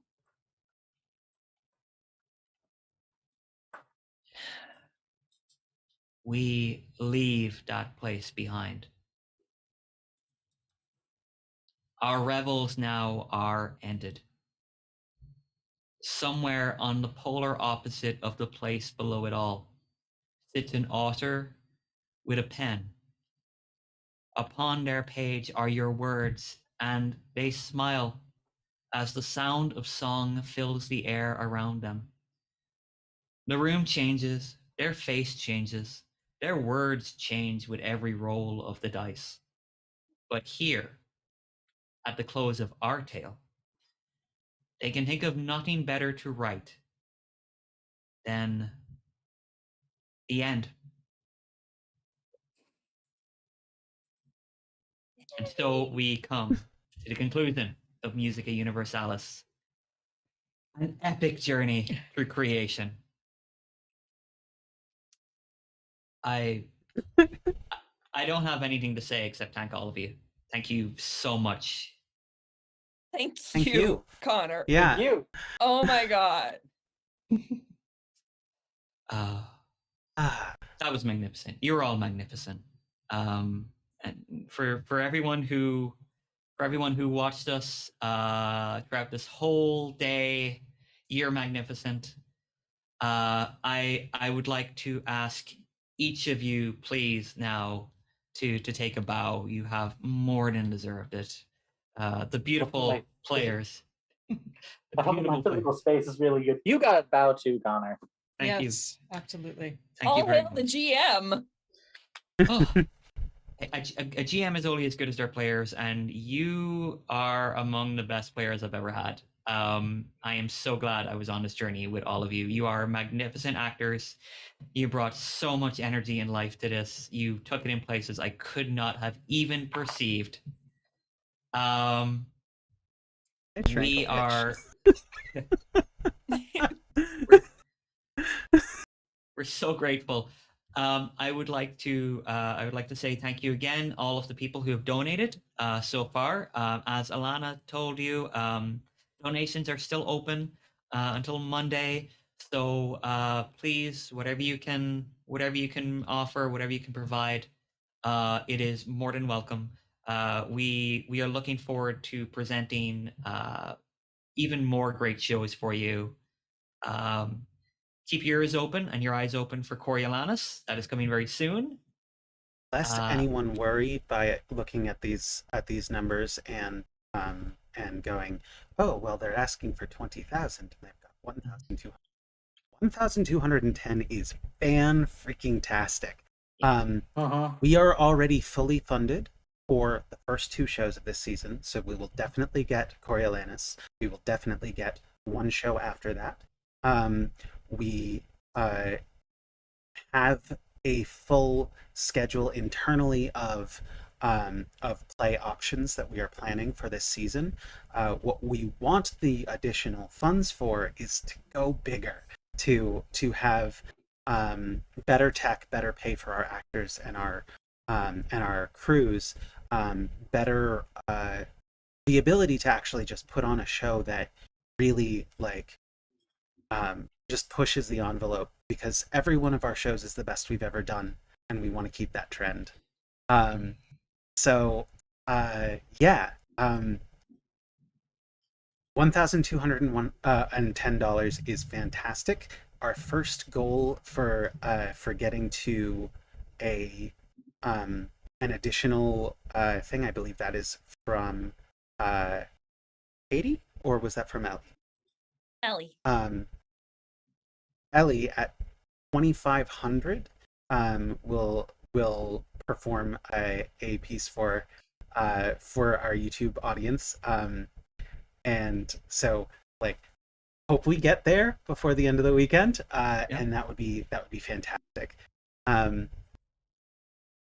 And also, if you go on there are little rewards that you get with donating. When I donated, I'm getting stickers and magnets and all that kind of fun stuff. Yep. So yeah, by all means, please do donate. It's been a long day. I'm sure we are all quite ready to stretch our legs. But thank you again so much. We will Fantasy Worlds Elsewhere. We'll see you again in a couple of weeks.